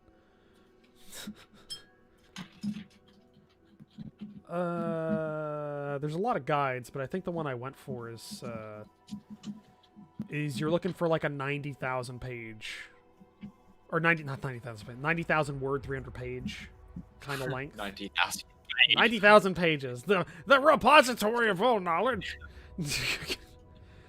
But no, you're looking for 90,000 word, 300 page kind of area. 90,000 page. Tolkien. Can we skip the poems already? But you're looking for that kind of length when it comes to fantasy, because that's an average length. Like I think the max is like 150,000 word. Yeah. But that's up there, so like 90,000 word. And you got to think. So if you have, 3 characters, essentially, I mean, it's not going to work out exactly like that, but you're basically portioning out like a third of the book to each character. So you don't want to really limit yourself, because then you're not going to be able to tell a full story for each of the characters. Yep. So which is why I said the suggestion of one character is trying to follow another. So you can talk about that character in that other person. Because I can guarantee you, there's going to be like a prologue, probably chapter that is not from any perspective that we'll get for the rest of the book, or maybe a couple like one-offs here and there. That could work for like punctuated moments, maybe from the opposite side of the war or something like that. And here we have the opening to World War II from the point of view of Archduke Franz Ferdinand.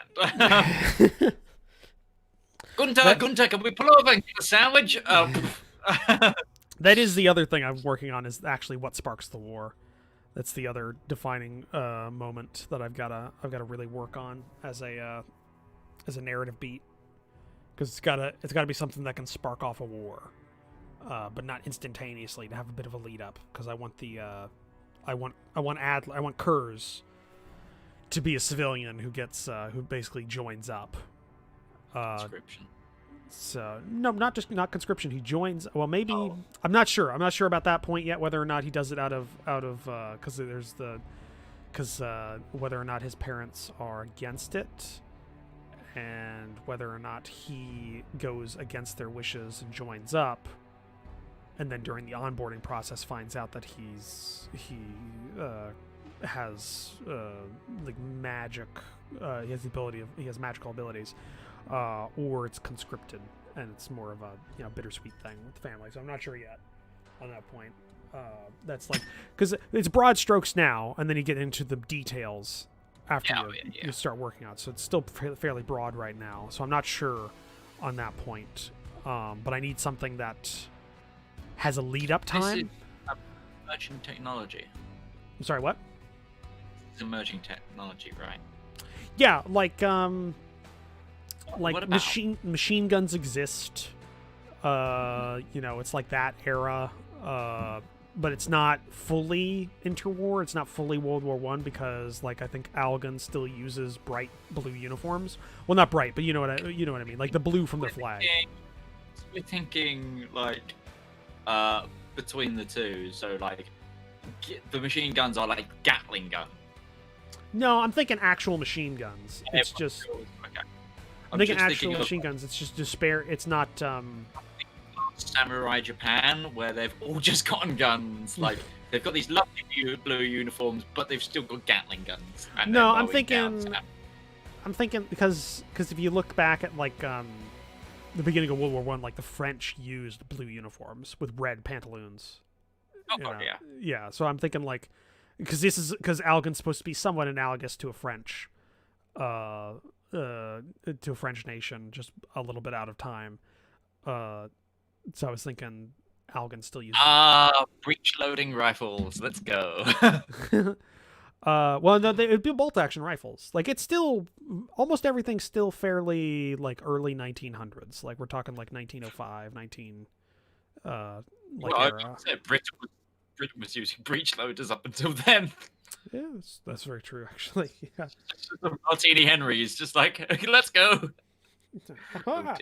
Because I definitely have, like, even though I'm not detail oriented right now when it comes to the book, I have a scene in my head, and I know that Charles Martin is a part of the command staff of a fort on one of the borders, and makes a comment. Like, it's in my head. I'm not even sure if it's going to be exact, but it makes a comment that how are we going to hold off anybody?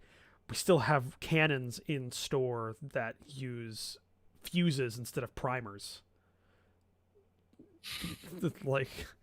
And not because that's the general technology, but that's just like they have like just like how shittily funded or supplied this fort is. Like it's still maybe not fuses, but I was thinking like they use percussion caps on the end, like on the cannons instead of a priming pin, instead of a firing pin with a primer on a lot of their cannons. People can't wait. Yeah, that's what I'm thinking in terms of that, and I have like a big like yeah, I have a like a scene in my head, like I have a section of the book in my head where they're holding this fort against like Fulden mountain troops because it's on the border of Fulden that have surreptitiously brought up the parts for a siege cannon over like a month. They've just been building it on the side of a mountain opposite of the fort. Fun. And it's just like I don't know, because it's a sequence in my head of Kurz coming in as a messenger and something happens and basically they said, you're a mage, you're not supposed to do this, but let's use you in a combat role. We need to take out that cannon. And like as an emergent property of mages in this universe is that they're not offensively used because up until decades ago it took a long time to cast spells. So they're still in an old mindset in that case. Have you read the Powder Mage books? No, I haven't read the Powder. Actually, I have recently, because you might have known about this. You might know about this series. You ever hear of the Shadow Campaigns series by Django Wexler? Possibly. First book in the series is called The Thousand Names. I think I have heard this. Mm-hmm. Yes, I have. Have you read it? I haven't read it, no. Oh, read it. It is. I'm reading it right now. Well, I'm listening to it right now. I'm like, I've got like an hour left in the book. Before I go, it's basically it's the I think what the author calls it flintlock and fantasy. Yeah. Flintlock Fantasy is a emerging style. Yeah, he basically the book is essentially Napoleon's Egypt campaign. Yeah. It's kind of like analogous to that, but a successful one, I guess you could call it. Palamage trilogy is the same sort of thing. Yeah. It's a really good podcast. The World Anvil podcast that I've told you about. They do an episode with the author of the Palamage series because, and they're talking about magic systems because the Palamage system uses a really weird magic system where essentially people snuff gunpowder to grab their magic, and that they're powder mages, so they like inject gunpowder into their bloodstream, but it like lowers their life expectancy and stuff. They have a really good discussion. I think I've got a decent magic system. Have I even told it to you? Like just No. Okay, I'll go over that. I think people in the chat, at least some of you guys, have heard me talk about this 3 or 4 times ad nauseum. But I'll go over this because I appreciate Midge's opinion on stuff, and maybe he'll think of something that I don't, because he normally does. So we bounce off each other. we do bounce off each other. I just wish Discord wasn't so shit right now when it comes to the auto balancing of your microphone, because it's very hard to hear you sometimes. And I don't. Interesting. Okay. And I don't know what's going. We need to look that up. Like if there's a setting for that got tripped or it's something, I'm not sure. But magic system. So mana is a thing, and that's what spells use. That's what mages use to cast spells. Mana is not a inherent. It's not a. Mana exists in all things. It is a creation force. It's basically the force of creation. The forces of creation that are left over after things were made. And like stories in the past had like mana existing in huge quantities and concentrated areas in the past, but as the millennia have gone on, mana has kind of spread out, and it's become a almost like the Force in a way, where things just inherently have mana. Like if you pick up a handful of dirt, it has mana within it, but not a lot. So mages, modern mages, air quotes, mages, essentially it's less about learning how to cast something and more about learning how to gather the mana over a period of time. So you're drawing it into yourself and then using your body as a conduit or a capacitor to then unleash it into the force, whatever that may be, the spell or the incantation, which has limited mages for the longest time because it takes a long time to gather mana. You can, like an example, like a mage can create a storm that'll destroy a fleet of ships, but it's going to take them a couple of days of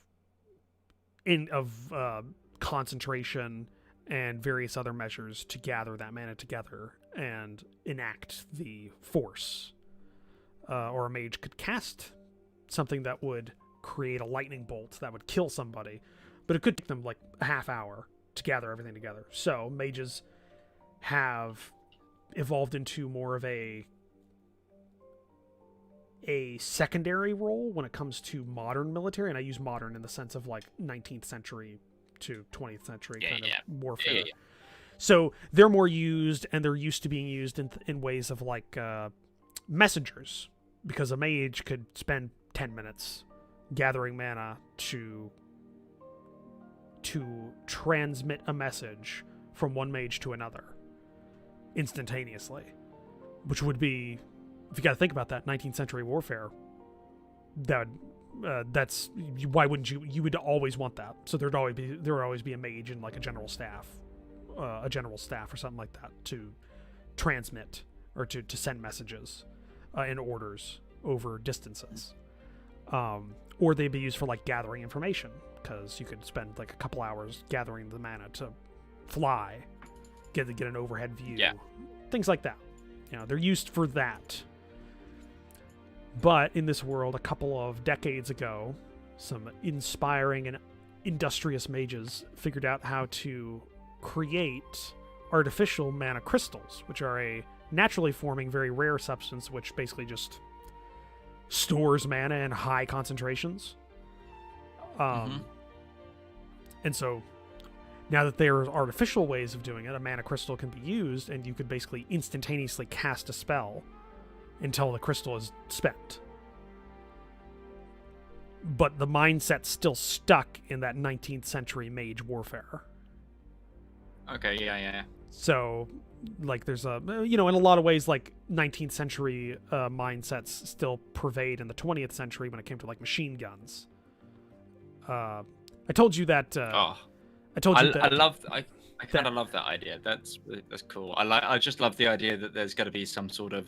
At one point, though, someone's gonna go, "Fuck, let's just use these mages and like create like giant crystals inside backpacks." And you've got that, like the World War One battlefield scenes where you've got like a German soldier with a gas mask and the flamethrower when they started using portable flamethrowers, or like the ones where like they're holding a machine gun and they're kind of wearing armor still. Like, do you see that? A lot of those images came out with Battlefield 1.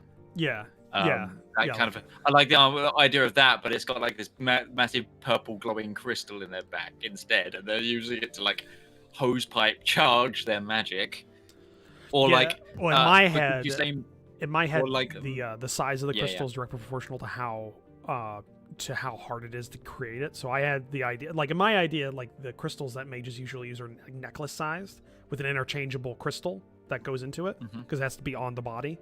So like they have like thumb-sized crystals, and they've got like a cartridge pouch. They just keep cycling out, because after you use a crystal up, they just got to get rid of it because it's no longer useful. That's kind of the cool if like the whole crystal like turned to dust or something. Well, I was thinking like it could be a big deal if you like overuse a crystal and it just like explodes. Like if you use it too much. Use it too much. Oh, because then someone could be smart and use that as a grenade. Yeah, that's actually a thing I had in my head. Is that a fully charged crystal that's been breached, which takes a lot, but been breached is like a big deal. That's like a bomb. I like the idea. You just have this. Maybe that could be how they destroyed that massive gun. They literally charge up. The mage makes sure there's a load of crystals charged. You put it over there, and then someone who's a marksman. Well, in my head, because I have a detail. I have a detail on this. Further details on the thing is that there is some sub mindsets that have been kind of experimenting with crystals and like and how to modify spells. And there is a slight there is a thing happening in the mage community where essentially like there is spells. So you'd have a spell that just like lights a candle or like a campfire or something like that. But if you know what to do and you know the right incantations and movements, you could slightly modify the spell. You don't change the spell. It's the same overall, but you change it slightly. And in my head, one of those situations is like, I don't know, Kurz Adler's being like strangled or something. Like some guy gets into the fortress or they're in an attack, and they remember this lesson and they kind of apply it on the spot, and instead of like one of like the thing he learned was how to like focus a spell, and it was like conjure water, but it basically made it into a water cutting thing for a period. He applies that to a flame cantrip. Essentially, it's not gonna be called cantrip. Basically, just flame bolts through the chest of somebody, and that's the mental jump that takes to use something similar to that to cut the barrel of that siege cannon to get him there to cut it. And that's cool. And the more you modify and everything, basically the more power you're putting into a spell that's not meant for it, and your body. So it's very taxing on a mage, because basically your body's not meant to take in and unleash that amount of mana very quickly. And it's kind of so you have a lot of what's it called? Not tiredness. What's the word for tiredness? Fatigue. That builds very quickly. Is kind of the detriment to that. I just had another thing. A different nation could be doing this, but someone could have found a way to like get really, really small crystal particles into like almost like a saline solution. So they're like medically injecting mana crystals into mages, but it's having like it's really powerful, but it's having really adverse effects on the mages, and it's like causing cancers or something. That could be a thing if this goes into a series, but I think I want to introduce it slowly over time. Oh yeah. I definitely think it. But no, is what I'm saying is there is a lot you could do with this crystal mana idea, because as you say, mana is like a life essence. It could be that someone goes, why do we not use this medically? Why that person was German in my head, I do not know. But it's a crazy scientist in, that's the mindset. I go for it. But like that whole thing of just like, yes, let me take 30 mages as test subjects and I'm going to inject them directly with mana fluid. Let's see what happens. But that's the basis of my magic system that I've worked out so far. Which I think works. It's flexible enough that you can do a lot with it, but it's not so loosey-goosey that it has no, limits at all, like the modern force. It's got limitations to it, and that means as well. I wanted the mages to actually feel like they could be dealt with. They weren't just like, like I am incarnate and I've got a shield and you don't need to deal with it. No, I want it to be. Like a mage will die if you shoot him. Like he's Indiana Jones kind of thing. You just bang. Yeah, like and I also like the idea that a lot of mages don't necessarily, although they're military mages, they don't really need to be physically adept. So a lot of military mages are kind of Poindexters. Yeah. In a way. So I wanted that to be and I thought that would be a nice contrast with Kurz. Because he's an orc. He's a half-orc who just kind of is magically adept, so he's kind of naturally a little stronger than a lot of mages, and he has a different cultural background, because I don't think the orcs have their own nation. I think they're much more of a kind of like a Kurd or a Romani or Jewish. Yeah, all of those work as an analog. So their culture is slightly different than normal Algan culture, and I like them as a. So I have to work like that.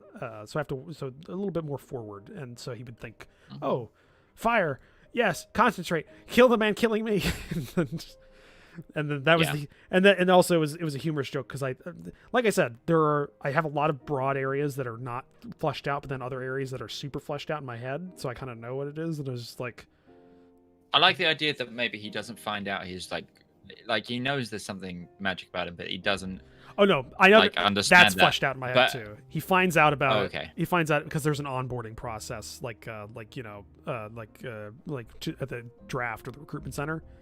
And one of the things they would do, in my head, what would you do to figure out if there's a mage or somebody who is magically adept that's being recruited, is you would place you'd have a machine like a I don't know, like a blood pressure machine or something like that has a crystal in it, and see if it syncs or something like that with their life force. Well, I like the idea. Well, I was just gonna hop on your idea, which could inform like the cultural prejudice or bias against them. That because he's an orc, they didn't even bother testing him. You go straight to the front line, and then something happens that causes him to lash out with magic, and then they go, "Oh, you're in the wrong place. Excuse me, go over there." Well, in my head, I was thinking it was going to be a very this is just procedure. We have to do it, and nobody expected anything, and it's a surprise that it happens in the book. Like in the book, it's set up as a surprise. Like, oh, this hasn't happened to me before. Like the recruiting officer, this hasn't happened before. I'm gonna have to go I've got to go talk to somebody. So Let me go talk to management. Yeah, like a Give- magic test, as the equivalent to of an eyesight test. Like it just happened. You Yes. gotta check. It's just like It's we part got, of medical. It's part of your medical. it's part of, it's part of the medical. That was my thought. Yeah, I like behind it. I like the idea that just to finish the eye exam, then goes, okay, I'm going to put this crystal on the pedestal. Please just stare at it for a moment, and if it glows or something, the crystal registers. It could be as magic it could be user. a humorous scene because it could be like everything else is very modern and this is like super like archaic and just like it is a mana crystal with a gold pedestal of like like on top of it, and they just kind of like put it into the he's floor. literally just been looking in like an eye exam machine sort of thing. He's just like had his blood pressure taken, and then it's just like Gold now look at the chest, crystal they hanging from open the up. chain. Yeah. It's just like he pulls a chain, it gets lowered. It could down, work like surrounded that. by I'm not cats. sure how archaic I want the mages to be, because like they could. Well, no, even the mages themselves aren't that archaic. It's just the only test they've got still. Yeah, it could. It works. That could be it. It just works. Yeah. Just, no, we read it from a training manual from the kingdom of what somewhere And else. cough. Just like, Yeah, right. And cough. Look at it and cough. No, that would be good. But that's in please my. cop this crystal and cough. Yeah. That's my. Every time. Oh, But that's like, I think it's a decent system. I think it's a good basis for a system. I don't know if it needs to be fleshed out any more than it is, because I think systems that are too fleshed out kind of lose some of their some of the magic, I guess, ironically enough. no, I completely agree. Yeah. So that's the system I'm working off of when it comes to it. So I'm kind of and then everything else is fairly 1900s, like early 1900s technological wise. Like the machine guns exist, but they're probably like early Maxims is like the pinnacle. Yeah. Cannons use firing pins. That some of them are pretty fucking big, but it's not universal.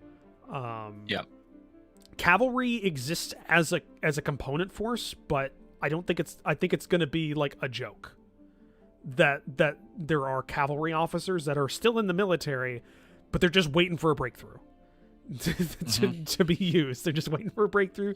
So I have a question. You say this is fantasy and there's fantasy creatures. What about fantasy like wild creatures? Have they like been hunted to extinction at this point? Is that kind of thing? I think mostly, but there are still some that exist that have been beast of burdened, kind of where they can be.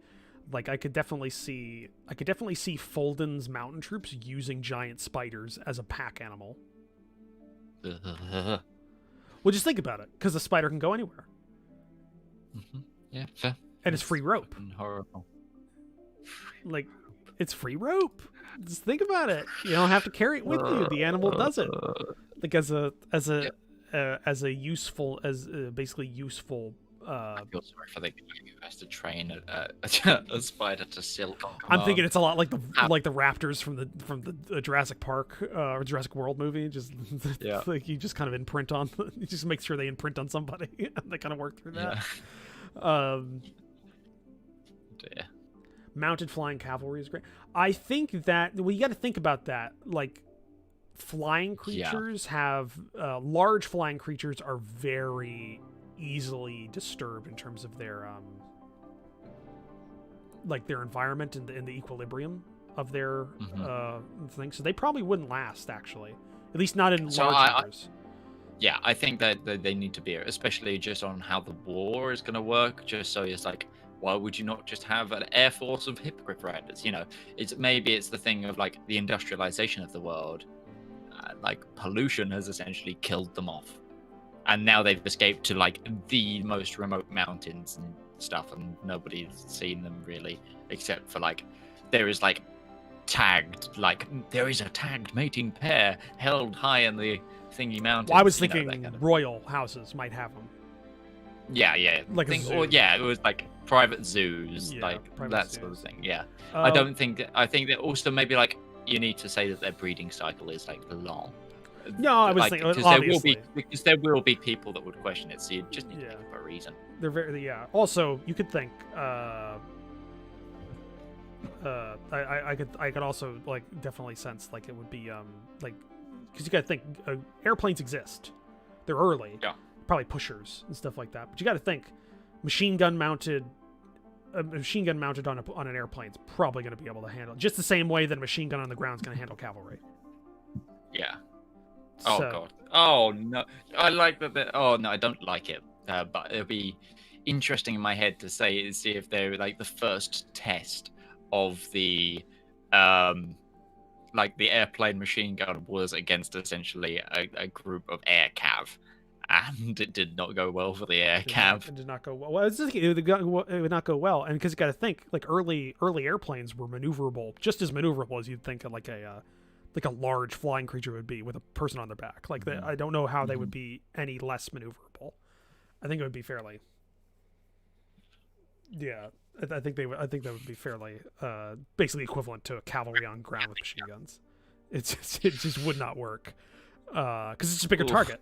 This is a bigger target because something that's large enough to fly with a human on their back. Flying like yeah, because you got to think something large enough to have a human on their back is going to be about as big as an early prop job. Image of I just got in my head Poland equivalent, fantasy Poland, World War II equivalent, flying winged hussars against airplanes.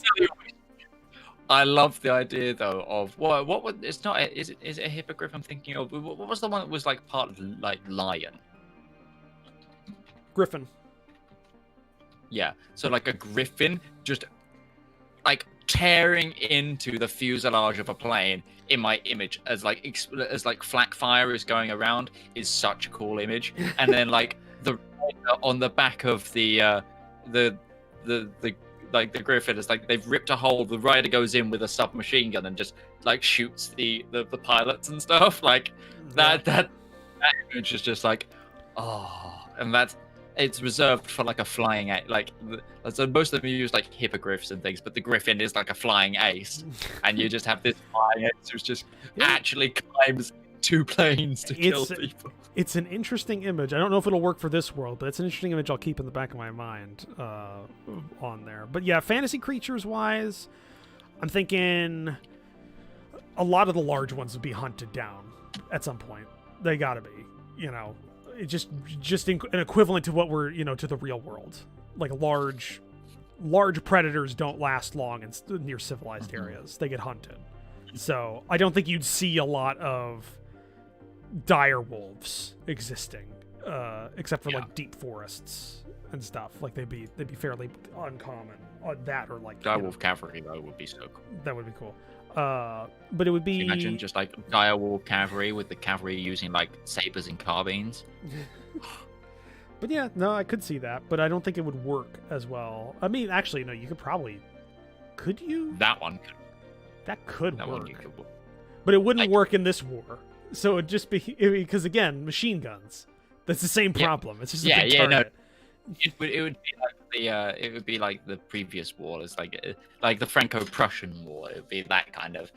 So they're like the archaic thing, but it's still they've got like loads of prestige. So say Fulden was well known for its direwolf dragoons, like what they call they're like what were they? The Bulgarian would be something for like Wolf Guard or whatever.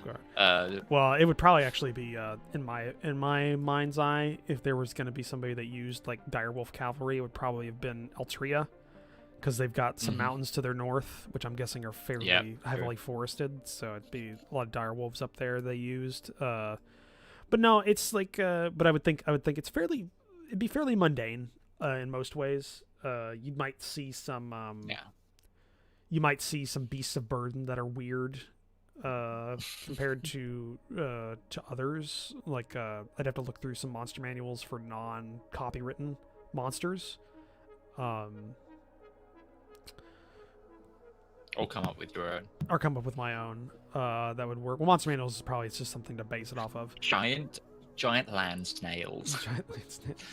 No, I don't think there's not going to be an Underdark or But anything like that in this world. I don't think at least not like the Underdark. There's not going to be something like that. land snails could live on the land. That's Yeah, the they thing. could. It's just like it's just slow moving, but they can like carry so much because like their shell is normally like so heavy. very- So they just they're like and they're really good at following each other. So it's like use snail train. And they can go over rough terrain. Oh, I'd love that. Just like And in terms of like Mountain fantasy resistance. races, I think there's 5 that I worked out a couple of days ago. There's humans, elves, dwarves, halflings, and orcs, and then the various half, bastard Variants. races that come from those that exist. So, and I have fairly worked out Kurz's mother is an orc. Because I think that's a fun reversal of the standard half orc upbringing. No, I don't think dragon can work as much because that's a bit too bestial for the setting. That would change a lot.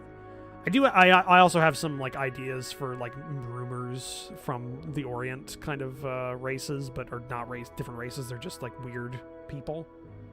Because I put it on the screen right now. Like this is the country, or this is the continent that's well far east of the continent we're working on right now.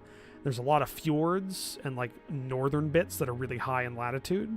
I was thinking there could be stories of the corpse tribes, but they're not actually corpses. They're just super pale people. As kind of like a cultural rumor to spice up. Human variants are very easy to populate this kind of world. Yeah. Right? The corpse tribes are good, and I think that mostly comes out because they would have been found by Nation 17 explorers, which I don't remember what Nation 17 is here. Nation 17 is the Mintarana Empire, which is the equivalent of Japan. So they would have seen those people and just thought they were walking corpses. As a little fun thing there. Are gods real here?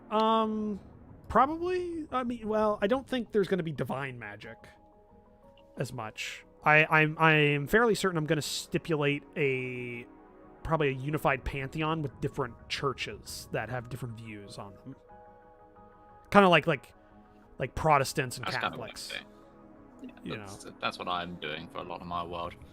So I have to work out a unified pantheon. I definitely want there because I've already worked out like a curse would be like, what in the hells are you doing? So there'd be multiple hells, and it'd be polytheistic, so there'd be multiple gods. So there'd be gods and hells and stuff. So just to kind of work it through there. What in the many gods' names are you?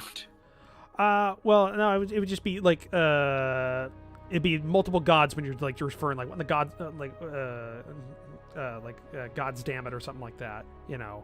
But if you were trying to be specific, or like what in blank's name, it'd probably be in relation.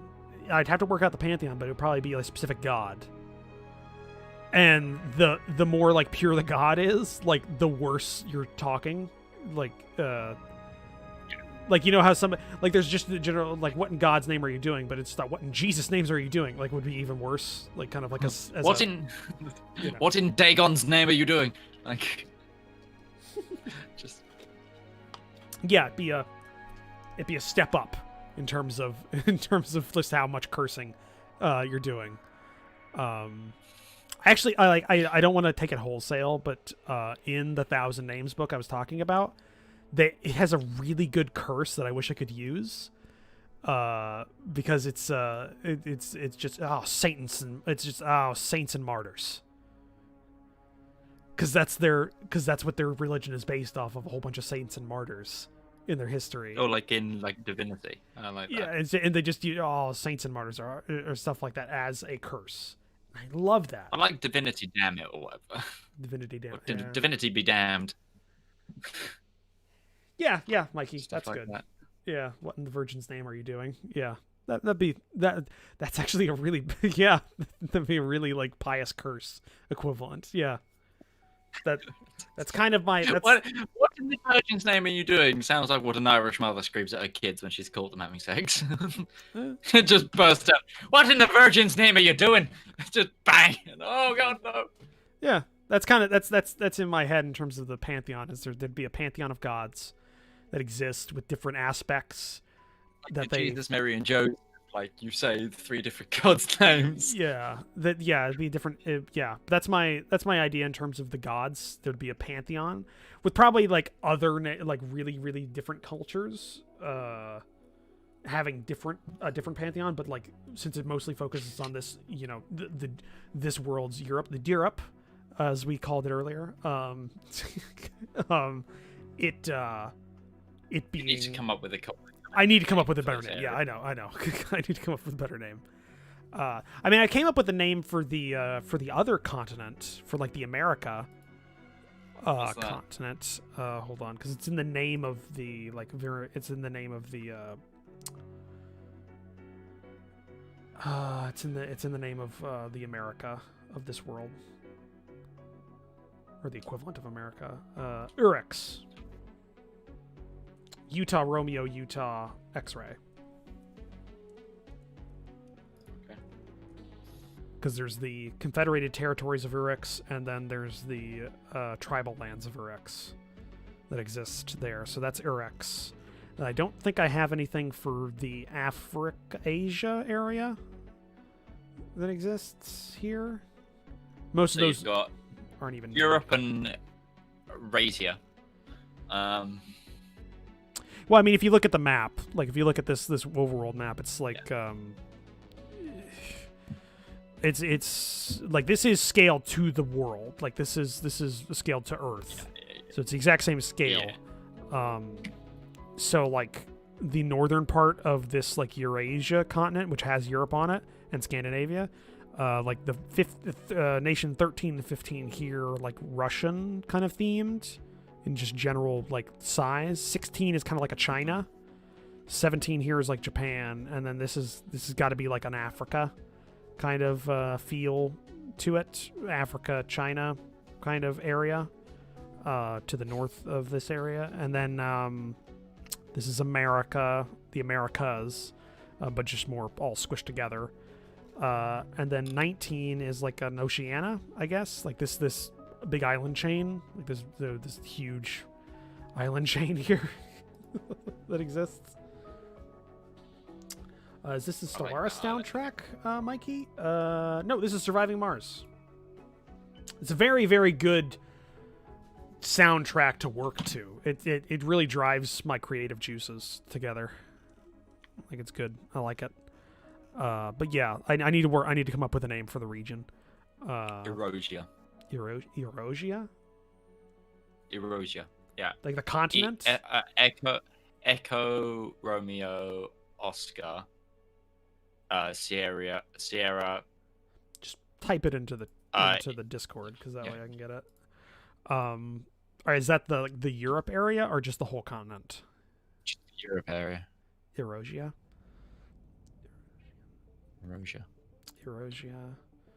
Be Erosia, and people from there be erosion. Mm-hmm. That's similar enough that you get what it's saying, but not a direct copy. Yeah, which is good. Yeah, that's good. I'm not gonna go super deep into like the world building, like making its own calendar and month and stuff like that. It's gonna use the same calendars, and it's gonna use the with the same name. I'm just gonna put this in the chat, in Discord. Well, you're still using January. Yeah, I'm still gonna use that because you might want to change the ones that are named after a Roman. No, I'm just gonna keep it because I realize it's not as important, because specifically like in the 1,000 names, it just uses the Earth's calendar, but it's not Earth at all. And I noticed it let me maintain perspective a lot easier without really hurting my immersion all that much. In all honesty, like I was fairly fine with that. So I think I'm going to maintain that as a thing. Like, it's good for D&D and stuff because then it gets you a lot more immersed. But if you're reading a book, you don't want to have like a page dedicated to the calendars that you go back to. You could just number calendar it instead. No, I think I'll just maintain it because that's still something, because people will recognize it. So I'm just gonna go with that, and then the normal days of the week and everything. Just kind of keep that going. Okay. If it didn't bother me reading the 1,000 names, it's not gonna bother. I don't think it'll bother a lot of people. Really. So yeah. What the fuck was this conversation all started about? I was just going over the magic system of the world, so you got perspective. We went on a bit of a world tangent. Bit of a world tangent, yeah. Well, that was for perspective reasons, because you don't know a lot about the setting, anyways.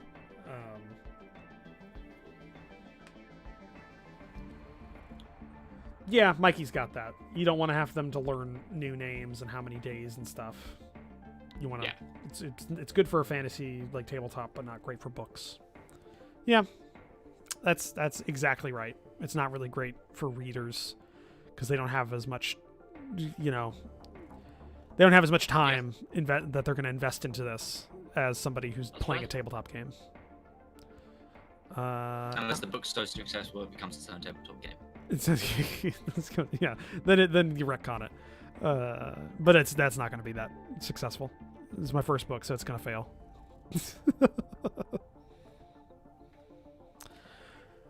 I just got to work out. Like, this whole time I've been trying to work out names. But I've been going off different tangents that my mind's going off, so I can't focus. Because I definitely got to do... You really need to do... Do you need to do all of, like, every single town name on this map? Well, I mean, this isn't everything. This is just the major stuff. Like I said, this is orders of magnitude. Like, there's the capital, then there's like important major cities, large cities, and large towns. That's it. Like, the black dots is the smallest are large towns, and that's the smallest order. So because obviously, like, Algon does not just have 20 or 30 towns in it. It's it's very broad strokes here. But I'm trying to get it down so that if I need to reference something in the book, it's not so you need to focus this region more. You don't have to do the entirety of Europe. Not the entirety of Europe, no, but I want to get a lot of it done, just so I can have it, because who knows, maybe I'll make a second book in the series. Maybe it'll be a series. I don't know yet. I definitely don't think I'm going to finish the whole war in one book, because it's only 90,000 words.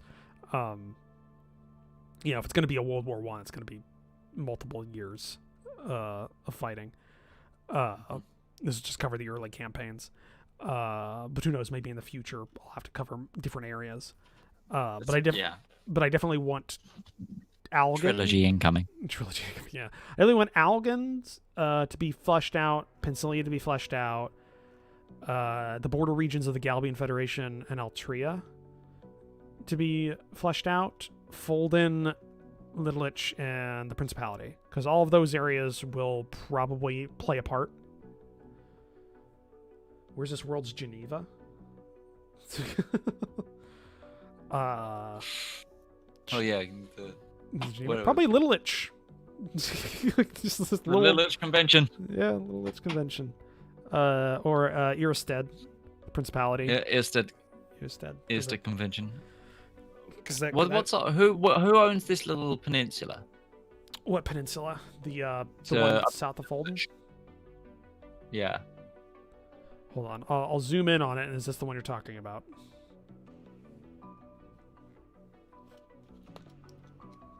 Yes, that's the one. That's. I like the idea. Okay, I was gonna say it'd be nice if the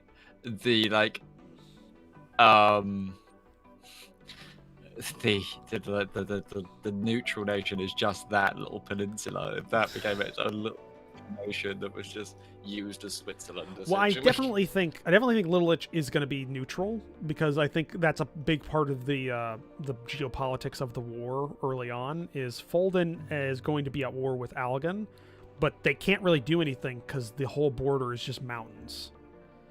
But Littleich has a border that is actually like railroads and roadways going through it with Fulden.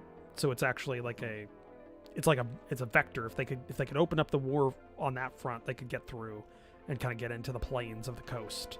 But they can't do that, so it's kind of like, so I definitely know that these southern two are going to be neutral during the war, at least the early parts of the war.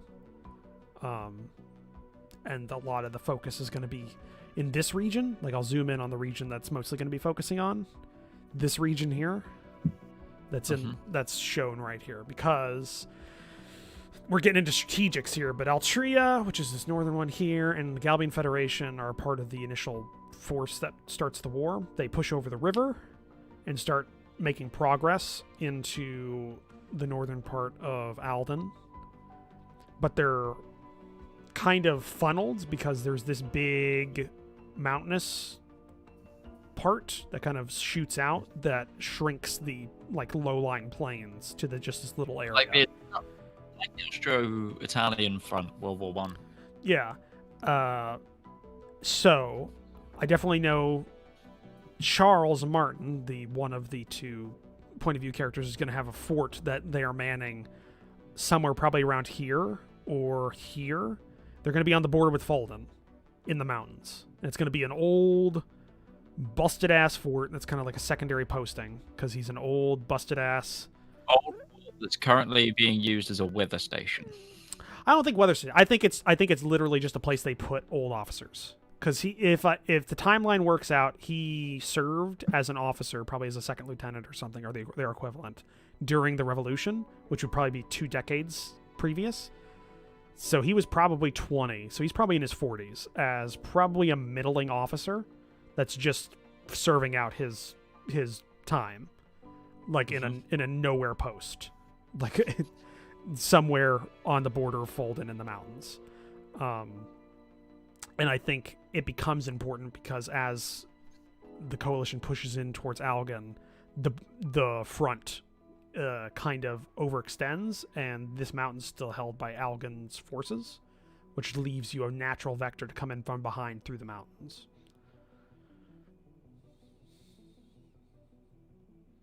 Okay.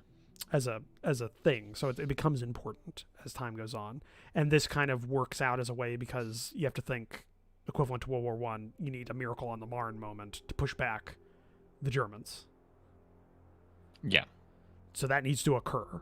So there needs to be something that hits this coalition right on the nose, and they have to fall back to a more defensible line, which would be the river, the original border, or maybe like the opposite, like you know, the opposite side of the river than where the border currently is. So they have forward positions, but that needs to be the front at the end of the first year. Not a year before he retires, Red. I'm not that cliched. As 3 days. Like my time in the in my head, Charles Martin is a light colonel. He's a 45, 48-year-old light colonel, which means he's getting up there. Because this is like the 1900s, and if you're like 50 years old or getting on 50, you should probably be a full bird colonel or a general at that point. Just in terms of how much you've spent. But he's just existing. as he is. He is an adjutant of a younger colonel, and he's older. That's in my head. Like that's his current posting. He's the adjutant. OF4. I'm sorry, what'd you say? He's an OF4. Yeah. He's a light colonel. Like I'm using American military slang there, or it'd be a light colonel, and a full bird colonel would be he's a lieutenant colonel. He's a lieutenant colonel in his late 40s who is the adjutant of the current commander of the fortress, who is a 30-year-old colonel. Which I think kind of I think that place is kind of like that perfectly encapsulates him as a character. he's somebody who's the full bird is like 10 years younger than him. He's 10 years younger than him. Yeah, he's a superior officer that's 10 years younger than him. And it's the son of someone important. It's like a son of someone important, or like he's oh no, he's gonna be a whiz kid. West Pointer. A West Pointer. West Pointer. Yeah, West Pointer. Who's actually just craven. Maybe not craven, but just doesn't understand. Like, just because it's been peacetime. Inexperienced. Yeah. And I think at some point, Martin has to become a leader. Has to take command and actually have show initiative. And it turns out he's good at it. He has the theme of emerging from something. I think he emerges from kind of this nothing officer into somebody that's actually decent in combat as a combat commander. Is my kind of winter thing. Yeah, kind of a Winter's thing. I don't know. Well, not Winter. Well, Winter's, yeah, he starts as a platoon his company second, and then becomes company, then becomes, ends up being a major. Oh yeah, you're right. You're right. For some reason, my head went to Spears. No, Spears is I'm just gonna run at people and they're not gonna shoot me, and then I'm gonna become a magpie and steal all the silver. Balls to the wall officer. No, yeah, Winters. Yeah, I guess it could be a Winters thing. I just think, but more so just to somebody who's, because I haven't worked it out like fully in terms of timelines yet. It's still very nebulous. But I was thinking like Revolution happens. Charles Martin is like a young lieutenant, like the lightest lieutenant you can be, Butterbar, and he never gets to actually be in combat. Like the war ends, like the revolutions end, like let's say 28 days or like less than a month after he takes command of his first company. And so like I think there's probably going to be some sort of like humorous story where he's talking to somebody. I don't know. I can see it now in my head. Again, this is all like preliminary, not even worked out. But I spent it was 28 days in command of a company. I discharged my weapon once, and it was to hunt a hare, and I missed. Like as like a humorous story of his previous experience. Huh? Did you ever watch House, the TV show House? House, as in Doctor Gregory House. House MD. Yeah. Yeah. Oh, it's just called House over here. Was it House MD in the US? Yeah. Okay, so there was a line in that where there's like a young guy, and House has obviously got a limp and everything. And the young guy salutes him. Yeah. I don't know, Vietnam age? Vietnam? Vietnam is like, how old do you think I am? I like if there's like moments like that as well. Vietnam age. No, actually, the way he says Vietnam, you can almost hear the British peek through. Hugh Laurie's American accent, which is impeccable. His impeccable his American accent. So many Americans thought he was American, and then were very shocked to find out that he's one of us. Yeah. He's very good. He's got a very good American accent, almost perfect. But that was the one. But you could almost hear the British peek through, and he goes Vietnam. It's like you can get a little bit. Because we say it correctly. Because he's saying it correctly, but he also it's a little inflection on the end towards there because he was surprised. It's little bits like that. I love it. But no, yeah. But that's like a thing in my head in terms of like a humorous like dialogue sequence with somebody is Martin's.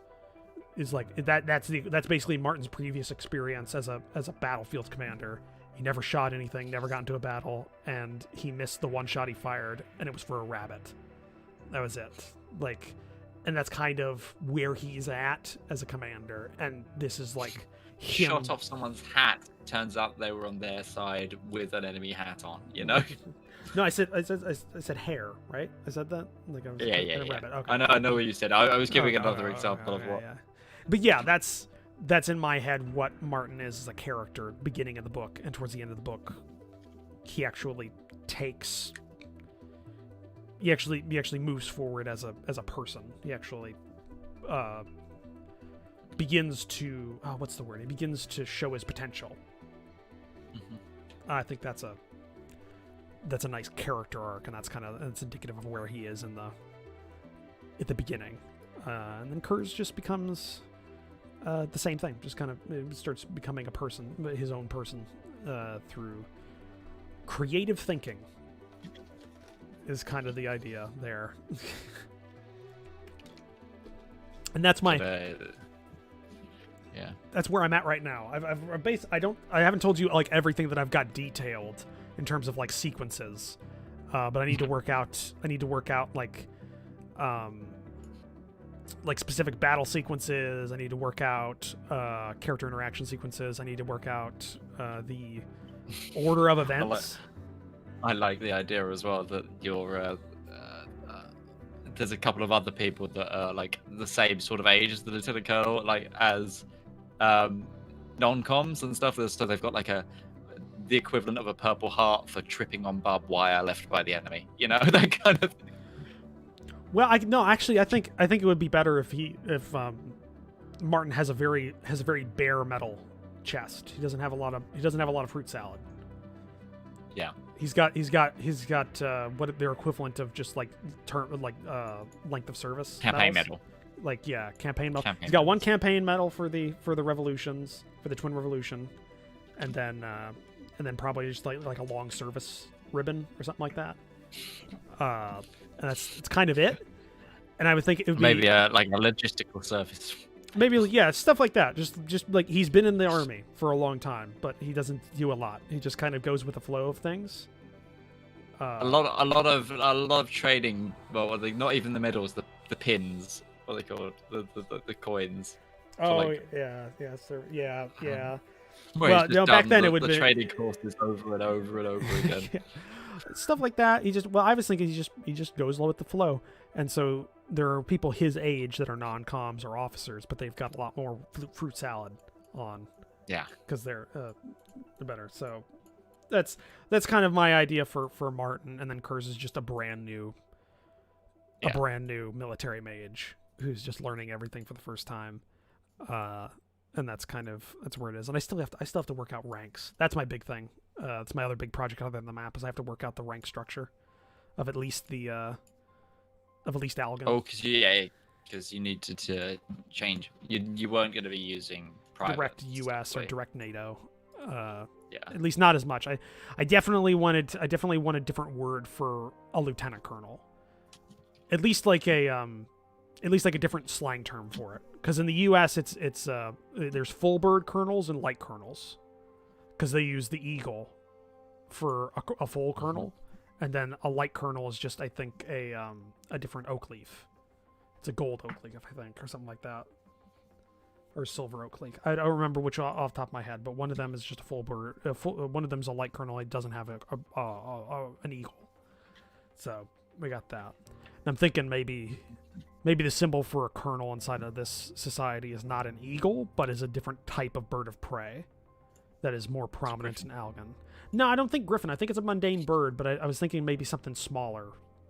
Maybe like a falcon. Kestrel. I don't know. For some reason I like the silhouette of a falcon, like a diving falcon, as the symbol of a colonel. Yeah. That, and I also need to work out for descriptors during scenes where ranks are located. Because there are, off the top of my head, there's 1, 2, 3, 4. There's 4 different areas that a rank can be displayed on a uniform, normally. There's the collar, the shoulders, upper arm, lower arm. And I gotta work out where Algan likes to put their ranks. And if they're and if there's definitely a difference between rankers and officers, and what are enlisted and officers, and which one where they have them. So I got to work out that. I mean, you could do what you could take the Air Force / Navy rank for Lieutenant Colonel, which is Commander. No, I definitely want, because Colonel is Army, and it puts you in the mind of because if you say Commander, that puts me right in the mind of a naval officer. I still want the names to be at least broadly similar, so that you can kind of understand what it is. Maybe you don't have like platoon sergeant, maybe you have like senior sergeants or stuff like that, but you don't have but you keep the broad sense the same, so you can kind of work out where they are in the structure. Because again, it's the same thing as like months. You don't want to change it too much, so people have to spend a lot of time change learning. it to be like company colonel, battalion colonel, like do it with the. Well, no, because that might work like for like Napoleonic era because it was very regimented, but post-Napoleonic ranks are a bit more fluid in terms of where you're deployed, because you can have. Well, exactly, an old holdover. Adjutant colonel might work. Red's got that adjutant colonel. Adjutant colonel. Adjutant colonel, because adjutant is a job though. Yeah. And you can be an adjutant and not a colonel, because you can be a lieutenant can be an adjutant of a higher officer, because an adjutant is just somebody who's like an assistant, in a way, like the head, like the junior colonel, senior colonel. Just trying to think. Hold on, I can go ahead and I can open this up, because that's another thing that I was working on. Ranks. Oh, damn it! Even the British used lieutenant colonel in Napoleonic era. Yeah, they did. See, that's the thing. To be fair, I like the ranks to the non-com ranks in Napoleonic era. They're cool. Recruit, private, guardsman, kingsman, lance corporal, corporal, lance sergeant, sergeant, colour sergeant, regimental sergeant major. So those are cool. They can be. I went for. I like the specialist rank of kingsman. Kingsman, yeah, kingsman. Minor senior, minor colonel, senior colonel. That could work, but then you also have to think the militaries don't like demeaning terms for their ranks, because they want you to feel good when you have it's a placating thing in a lot of ways. So they wouldn't call you a minor colonel, because that would be an insult to a lot of people, especially like people of that rank. It'd probably just be colonel and then senior colonel. Yeah. Something like that. Colonel and upper colonel. Upper colonel. See, that's why there's that's why juniors use, because juniors deemed not to be as insulting in our vernacular. So there's the junior lieutenant, something that was used until they went first and second lieutenants. See, so far what I've got for Algan is I don't have a lot. I definitely know that like the Algan Navy uses sailor as their basic, like E1 is just sailor. And I put a placeholder in their Algan Army rank soldier and then senior soldier, but I think I might want to try something different. I don't know. That's very basic, but that kind of works for as private and private first class equivalents. Could do trooper. That would be something to be a little bit more.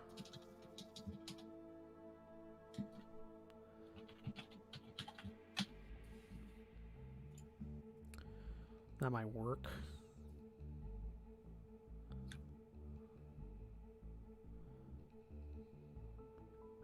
Why not like troop colonel, command colonel, or something like that?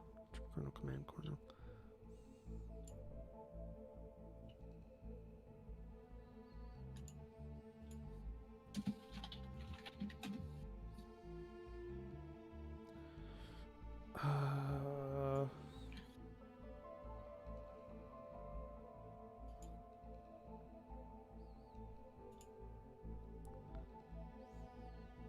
Gosh damn it! Everything uses. The only way you're going to get something different than lieutenant colonel is if you're going to native language ranks. Even some of them are just the native language way of saying lieutenant colonel. I just meant to check like Ireland and stuff. Because colonel comes from from like Romans. Because it's based off of it's based off of the like a cordant, or it's based off of a subdivision of a Roman unit. So colonel's been in use since since the AD. It might be too hard to change then. That is true. We could do lieutenant colonel and colonel, but I'd like to have a slang term for it based upon the rank insignia. I think would be good. What's a colonel? What's the NATO for a colonel? Is it OR5? OR4 for a lieutenant. OF4 for a lieutenant colonel. Lieutenant. For a lieutenant colonel is 4. Okay. Why not? Why not have it as a sword as the insignia, and then like you can have what's it called, the like a broken sword and full sword, so you have half sword and full sword colonel. Because broken sword would be the symbol of defeat. It's the symbol of. Because a broken sword, if you're talking about a sword that is broken in half, that'd be something that. It's the symbol of. Because what do you? Because you got to think like ancient times. What is a what do you do to an enemy that you've defeated? What do you do to their sword? Yeah. In you English, snap it over their leg. You snap it over your knee. In English heraldry, the half sword is. I know what this is because I use it as a symbol as one of my gods in my D&D world. It means. All right. See you, Red. Have yourself a good day. Or dinner, I guess. So what is it? It's the. Well, my thoughts. Okay, my thoughts. A full colonel. Yeah. I was thinking at least maintaining some of the symbology so you can so you ground people in it. Yeah. So I was thinking some sort of bird for a colonel.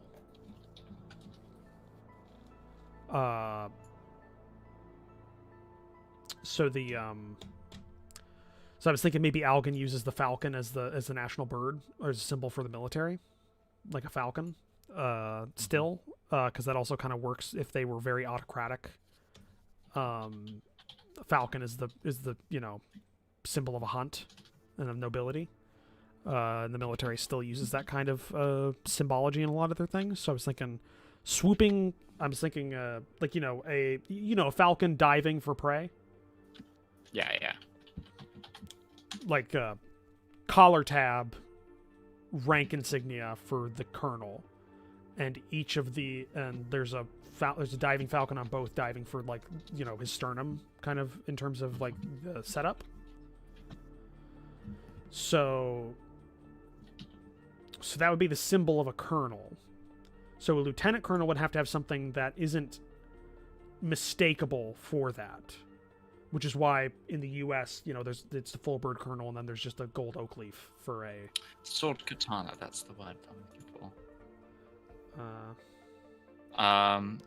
So it's a blunted point sword, which is the sword of mercy, is what it is. It's mercy.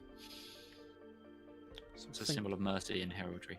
So I was thinking so we could still use the slang term bird colonel for a colonel. Damn it. Maybe it's to do with like the positioning of the colonel. So like one of the colonel symbols is a falcon diving, and the other one is a falcon rising. So call them like a dive colonel or something like that. Because if it's slang, it doesn't really need to be positive. No, it doesn't need to be. Yeah, it doesn't need to be positive. But then that's the rising colonel is a positive term. I could see. I'm just trying to think of symbolism.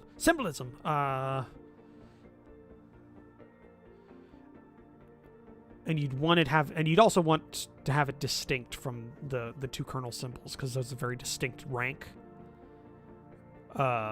Because the colonel has a shitload more responsibilities than a lieutenant colonel normally does. because a colonel like in like Napoleonic era and stuff like that. That's the commander of a regiment, of a distinct unit of troops, whereas lieutenant colonels normally did not have that responsibility. So I'm just thinking. Okay. What's the symbol for a lieutenant colonel in most militaries? U.S. is a gold oak leaf. The British, it's a whole lot. It's different like arrangements of crowns, right, for their officer ranks, or is that just general ranks? Yeah. Okay. No, that's. Germans have different points on their shoulder boards to denote ranks. The Japanese military in the 1940s had arrangements of stars. What did the French have? What's the French rank insignia for a lieutenant colonel? Is it an arrangement of braids on the arm? Or no, that'd be a naval thing. In the French army. Lieutenant colonel. Stripes and color of stripes. Color of stripes. Oh god, that's horrendous. I hate them. That's bad. The French military ranks are cancer. Yeah. Yeah. No, there's just an assortment of lines on a patch. That's really unfortunate. Yeah. Well, they've maintained theirs because that's that's fun fact. The Confederacy used the French rank insignia and setup for their military. Been the same way since the Republican Guard. See, here's the thing, because back then, because the Confederacy used an interesting system. Basically, they had stars and they had, I think it was a major star and two small stars was a colonel, and then if that was wreathed with oak leaves, that was a general. Mm-hmm. And so it could be. So for Britain, it's like, I can't remember what the badge is called, but it's like a star badge. Second lieutenant is 1-star badge. Lieutenant is 2-star. Captain is 3-star. Major is a crown. Lieutenant colonel is crown and star badge. Colonel is crown and 2-star badges. Brigadier is. Okay, let's work. We're working from the top then. Let's work from the bottom. Because it builds. Most ranks build. So, okay, E1 soldier, nothing. I think is fairly uniform. A regular private doesn't have an insignia. They are a ranker. E2 senior soldier, or I think the name Algan. Let's just go with it. Algan has soldier and senior soldier as their two lower ranks. Okay. Senior soldier, what would their rank be, and how would they display it? Let's think.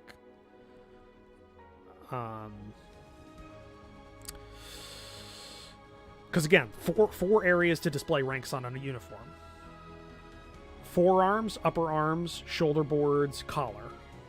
Are you going shoulder boards? I think officers use collar. Okay. Because I think that makes sense. Enlisted? So enlisted ranks, we got to think enlisted ranks. It's gonna be something that's not expensive. So it can't be a pin-on thing. It's got to be something that's like cloth that's sewn.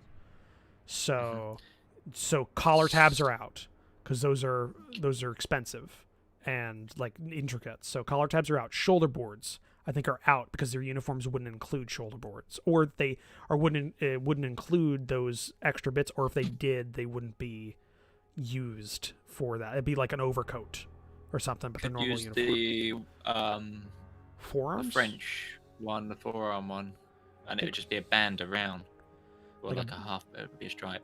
It'd be a stripe, so single stripe, or a single band around the forearm. Yeah, I'll show you the image. I think I know what you're talking about. It's like the same thing as the Chosen Men. Because it's also where the chevrons for that later come from. Yeah. Maybe it's just a... Okay. My head, current Algan Army uniforms are an Algan blue, which is the blue from the Algan flag that I put. So it's a blue uniform, maybe a little lighter than that, faded, but blue. And then this is Napoleonic British.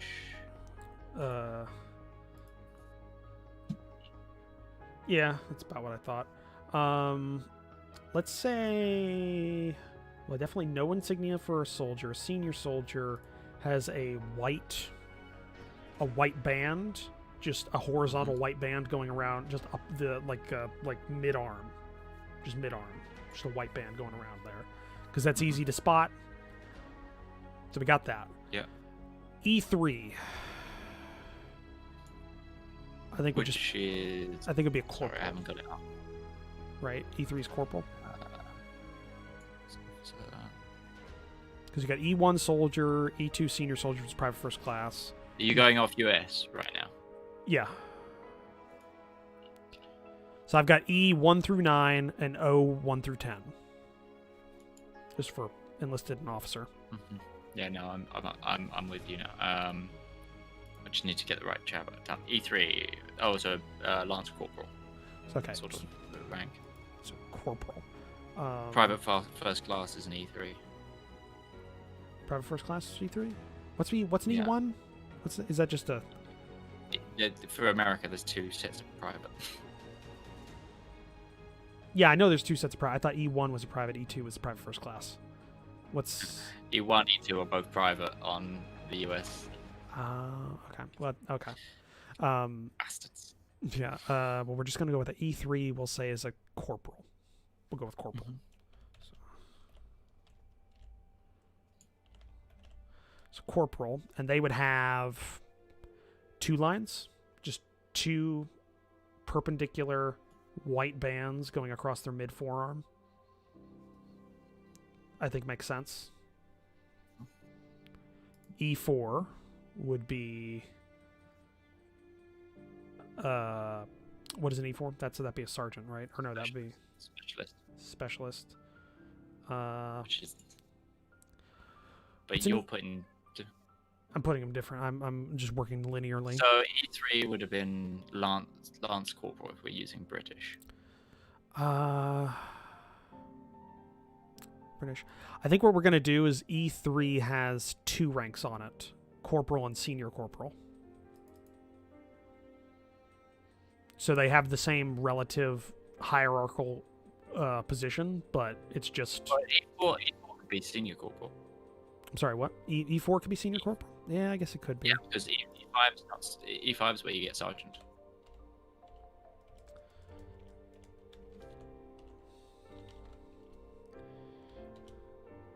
That wasn't. I misspelled that. That was a. Okay. Senior.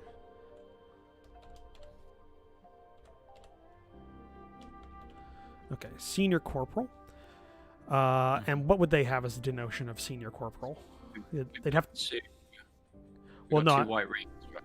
Haven't we? That's what it was. Yeah, So there's nothing white band, a second white band. So what? There'd be a device that'd be attached to the 2 bands that would indicate senior corporal. So they wear blue, red strip through the 2 white bands. red strip. Oh, you like in between, like so it'd be a third line, but a thin third a red line.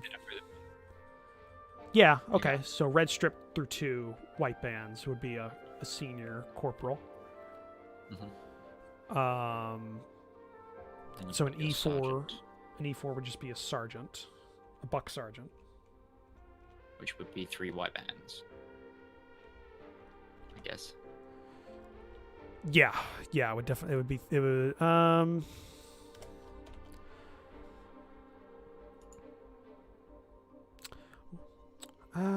I guess so. Yeah, be 3 white bands. I was thinking it could be something because there's probably going to be another level of sergeant at E6.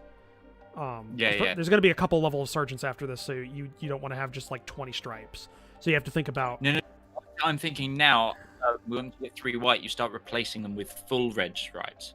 Full red. Ooh, that could work. Yeah, no, I get that. Okay, so sergeant is 3 white stripes with no red in between, or 2 reds in between. No red. No red. No red. So just 3 white stripes as a sergeant. Okay. And then an E6. E6 would be that's a Staff sergeant. Staff Staff sergeant. Staff sergeant. which you could. Well, what's colour what's an sergeant. E7? What's an E7? Just so I know. Sergeant first class Sergeant or first gunny class. if you're Marines. It's gunnery sergeant. Yeah.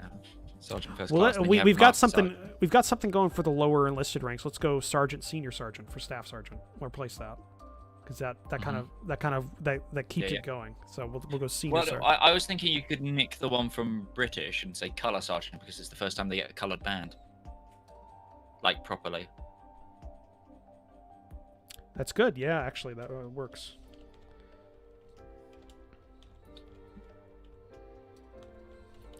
Color sergeant, and so they would, so it goes from 3 white bands to Red, white, white. red, white, white, or could it be white, red, white with a central red? I think that would look too much like the senior corporal. But it'd be okay. Let's mind's eye. The I wish I was better at drawing so I could actually like draw out the ranks right now. Like blue sleeve, and it's flat white band. Let's say the bands that are going across are 2 finger widths. Mm-hmm. 2 finger widths. 2 finger widths. 2 finger widths, and they've got a finger width in between them of just space. Mm-hmm. So, except for the except for the senior corporal, who has a red band 1 finger width in between, and it makes just a single. Yeah, well, basically covers the gap. It covers the gap, so it's a single finger width color band going between there. I mean, you could always change senior corporal to be color corporal as well. Color corporal. It sounds too similar to color sergeant, and also that's too symmetrical. And that's what you gotta induce a little bit of asymmetry into things to make it seem natural. I guess red, or could it be white, white, red, with the red being the highest? Oh yeah. So it goes the opposite way now. Yeah, so it'd be the highest one. So now it's red on the top, 2 whites on the bottom. Okay, so that's color sergeant, and then E7 is a gunnery sergeant or sergeant first class. Yeah, sergeant first class. So what do we call him?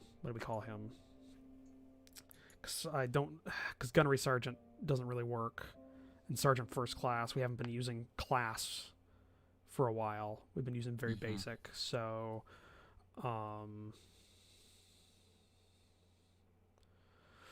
What are the duty? What would the duties of an E7 be? Let's think. Because you'd have E7, corporals would be minor enlisted, minor non-coms. Senior corporals would probably lead like a section. Fire team. Well, it'd be second. This is like early 1900s. So yeah, section. Section. Yeah. So it'd be. There'd be a platoon sergeant, wouldn't they? Essentially, wouldn't they? Because I'm thinking about it in my head. So okay, soldier and senior soldiers intermix. They have no. They basically have no power. That's why there are 2 privates, because they essentially have you can be an E1 or 2 and they don't really matter. Doesn't give you a lot. So E3 commands a section. Let's say a section in the Algon tactical manual is 10 men. They put that under the command of a corporal. A senior corporal is the administration lead of all the sections, who is subsidiary to the sergeant, who leads how many sections? 3 sections, 30 men? Sergeants are normally second in command of a troop or a platoon. Yeah, but I'm talking about... I'm trying to think of the organizational level right now on here. Okay, so in British, private have no command. Lance corporal is the second command of a fire team. Corporal leads a fire team. We can't apply modern standards to it. Is the problem? We have to use. Lance corporal is second in command of a section. Corporal is generally commanding a section. Sergeant is second in command of a troop, which is a group of sections. and then the color sergeant is the management is normally a management role, or serves as command of multiple troops. Like that's you're starting to get into the roles where the non-coms become the assistants to the Officers. OS. The officers. is the thing. We can say color sergeant is a rank that is used for is not directly commanding. But it seems it's management role. It's a management role. It's okay, so E7 then is company, battery, or squadron, or serves as platoon commander if there is no officer, essentially. So an E7 then in this time period, early 1900s, because you gotta apply it into the 1900s era thinking, because non-coms had a lot more. They commanded a lot more people. Yeah. Than a lot of non-coms have a lot of officer ranks have crept down in terms of command and control over the years instead of going up. So we have to apply that knowledge to it, because like what did a lieutenant? What did the lieutenants do in like a lieutenant commanded a what in the early the early 1900s? They were they were responsible for like companies. Yes. So they were responsible for companies. So under them were sergeants. So it would be sergeants below that. Sergeants. So platoon level command would be a sergeant level. Platoon level command would be at this level of sergeant that we're at now. Yeah. So it would be I guess platoon sergeant.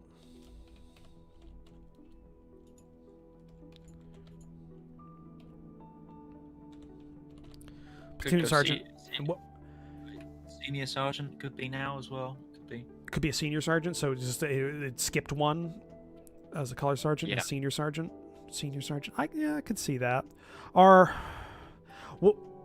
have it be interchangeable. Some people use senior sergeant. Some people use platoon sergeant. What part of the military it is?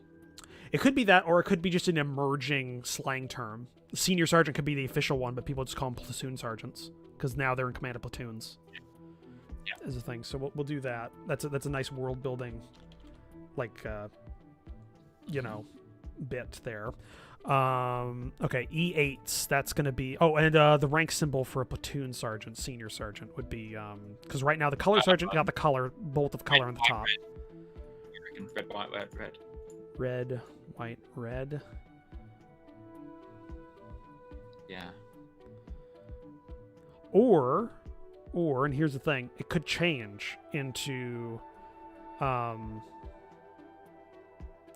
upper arm, because now they actually have command over a large group, which means it needs to be more visible. So instead of it being a lower sleeve device, it's a larger device of chevrons on the upper arm. So it would look white. So from the wrist up, it'd be white, red. Skip the elbow to something around the top. Yeah. Or it just replaces the whole lower arm with an upper arm device. I like the idea it continues up the arm now. It continues up the arm. Okay, so it'd be white, red, elbow, upper arm. Upper arm needs something to denote large enough so that you can see that when you look, so that you don't get confused with the color sergeant. So it needs to be. Yeah. It needs to be. A different color. It needs to be a different. It needs to be different shape, different color. Different shape, different color. Circle. Could be a circle. Circle. Like a circle patch, like a yellow circle patch, like a gold circle patch. A gold. That could just work. because I was trying to avoid the chevron, or a white circle patch. Just something to avoid the chevron usage. Yeah. Ooh, that could actually be a good world building thing too. Let's say it's a white circle about the size of a I don't know, maybe 2 inches across, 2-3 inches across, something like that. And you could say sergeants can earn their pip. Yep. And this used to be kingdoms, right? Yeah. Like you could say the original ones were like the sergeants from like the original kingdom used to have crowns on them, but they flipped the patches upside down to just reveal the white background. Yeah, that could work. So Like, if you become a platoon sergeant, you earned your pip, which is so instead of and then a color sergeant, they earn their colors. Could be the thing. That could be a nice thing. So E8 now, we get. Oh, what are we getting now? What's an E8? That's that we're starting to get into. yeah, E8 is Master Sergeant, First Sergeant. Master Sergeant, First Sergeant. We'll use Master Sergeant because that sounds more. I guess old timey. I guess It's a bit more old timey. Master Sergeant, and their rank insignia would have to follow on from that. Second pip above it. No, I'm thinking pip that has a band going around. Just another band that goes through the pip now. Like you have a white pip, and then you earn your next band in the upper arm that goes like pip. Oh, you think so? It's a white pip and then a band above it. You think? I was thinking going through it, so it becomes more of like a yeah. So white pip with a red band. Oh no, that looks like the Nazis. It looks like the Nazis. No. It'd be more white like band. Hold on, let me because I can just I have a drawing program. I don't know why I'm not using it. I mean, I can't draw to save my life. Like if I let me just use this. Can we just continue the non-coms because I've got to go in a minute. So. Oh, you have to go in a minute. Okay. I want to help you finish this though, because now you're invested. I'm invested in this bit. Yeah. Yeah, we'll say white stripe and white pip. It's just another two finger like a two finger wide stripe that bisects through the pip as well. So it's kind of like it's its own device that goes around. Okay, E9, which is the last enlisted rank on my list here. I've got like freaking lists of what like a command sergeant, sergeant major, sergeant major of the army's senior enlisted advisor to the chairman. Is another. They're all E9s. E9s. And in British, it's warrant officers. Warrant officers. Now we're gonna stick away from that.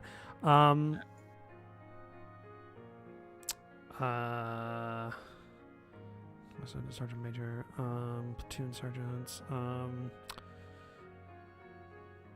Could say E9s are only used as advisors, like that senior level. You're an advisor to an officer of the regiment. So it could be. I mean, sergeant major works. Well, sergeant major could work. We could also say like adjutant, like adjutant sergeant, or command sergeant. Command sergeant, regimental sergeant. Yeah, whatever the division of. Yeah, it's like. Well, they would still probably use regimental, like at least in terms of ranks. They might not use regiments anymore, but they would definitely use the rank. Or they definitely use it as a. It's probably like inset, like regimental sergeant. Or it could be regimental sergeant major. Yeah. Yeah. Well, sergeant major then, because then regimental you can just say whatever position they're at. I guess so. Sergeant major probably works. And then I think their insignia should be just get rid of all of the white on the forearm and do red, red, red with gold bands around the middle. Say that one more time. So sergeant major would be what? So the forearm, going back to the forearm, instead of having the what we've currently got, which is white, white, red, have red, red, red, but with gold bands between the reds. You could go full on. You could change all the white to red with gold trim on even the upper arm. So it's a red stripe, red stripe, red stripe, up, red dot with red stripe, gold banding on everything. Just like super gaudy, but okay. Maybe then with Master Sergeant, the forearms should have changed as well. Then I don't know. See, here's what Just I'm 'cause- gonna do. I'm gonna try and get a color palette or a color plate of a sleeve, like of this sleeve. And I think the next time we work together, I'm gonna try to just because it's all basic shapes. It's all just basic color shapes that should be good with that. So I think we're gonna try and do this visually. We're gonna have all the enlisted ranks like just a blue bar is gonna be the sleeve, and we're gonna try and work out like what it looks like. Yeah. I think would be good. We've got everything down. We got the names down at least, so that's good. Now, and we'll work through that, and then we'll do officers next, I guess. Do you want to quickly do officer names? No, it's gonna take a while because we'll have to work through stuff. So it's if you gotta go, you gotta go. Anyways, I gotta go get like lunch and stuff because it's late, and we've been going for almost 5 hours on the dot now, which is the longest I've ever streamed for. I know. Well, we said we'd end an hour ago, but we kind of got carried away. Yeah. Which happens when you're well built. So yeah, I need to go get a drink. You got to stream, don't you? yeah. I've got to do a Code 2 stream. So I'll go tell people I'm going to be doing that. Yeah.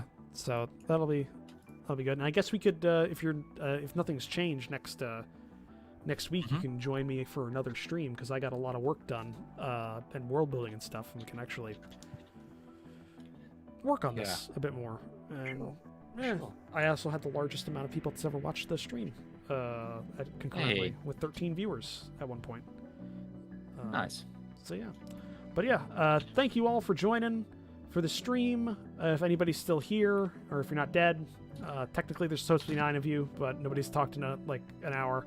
It's going back and forth. Hey, don't call out the lurkers like that. Yeah, no. We love them. I love you guys. Thank you for joining. I guess I'll put up a reminder earlier. I guess we'll do this at the same time, the same day, next week.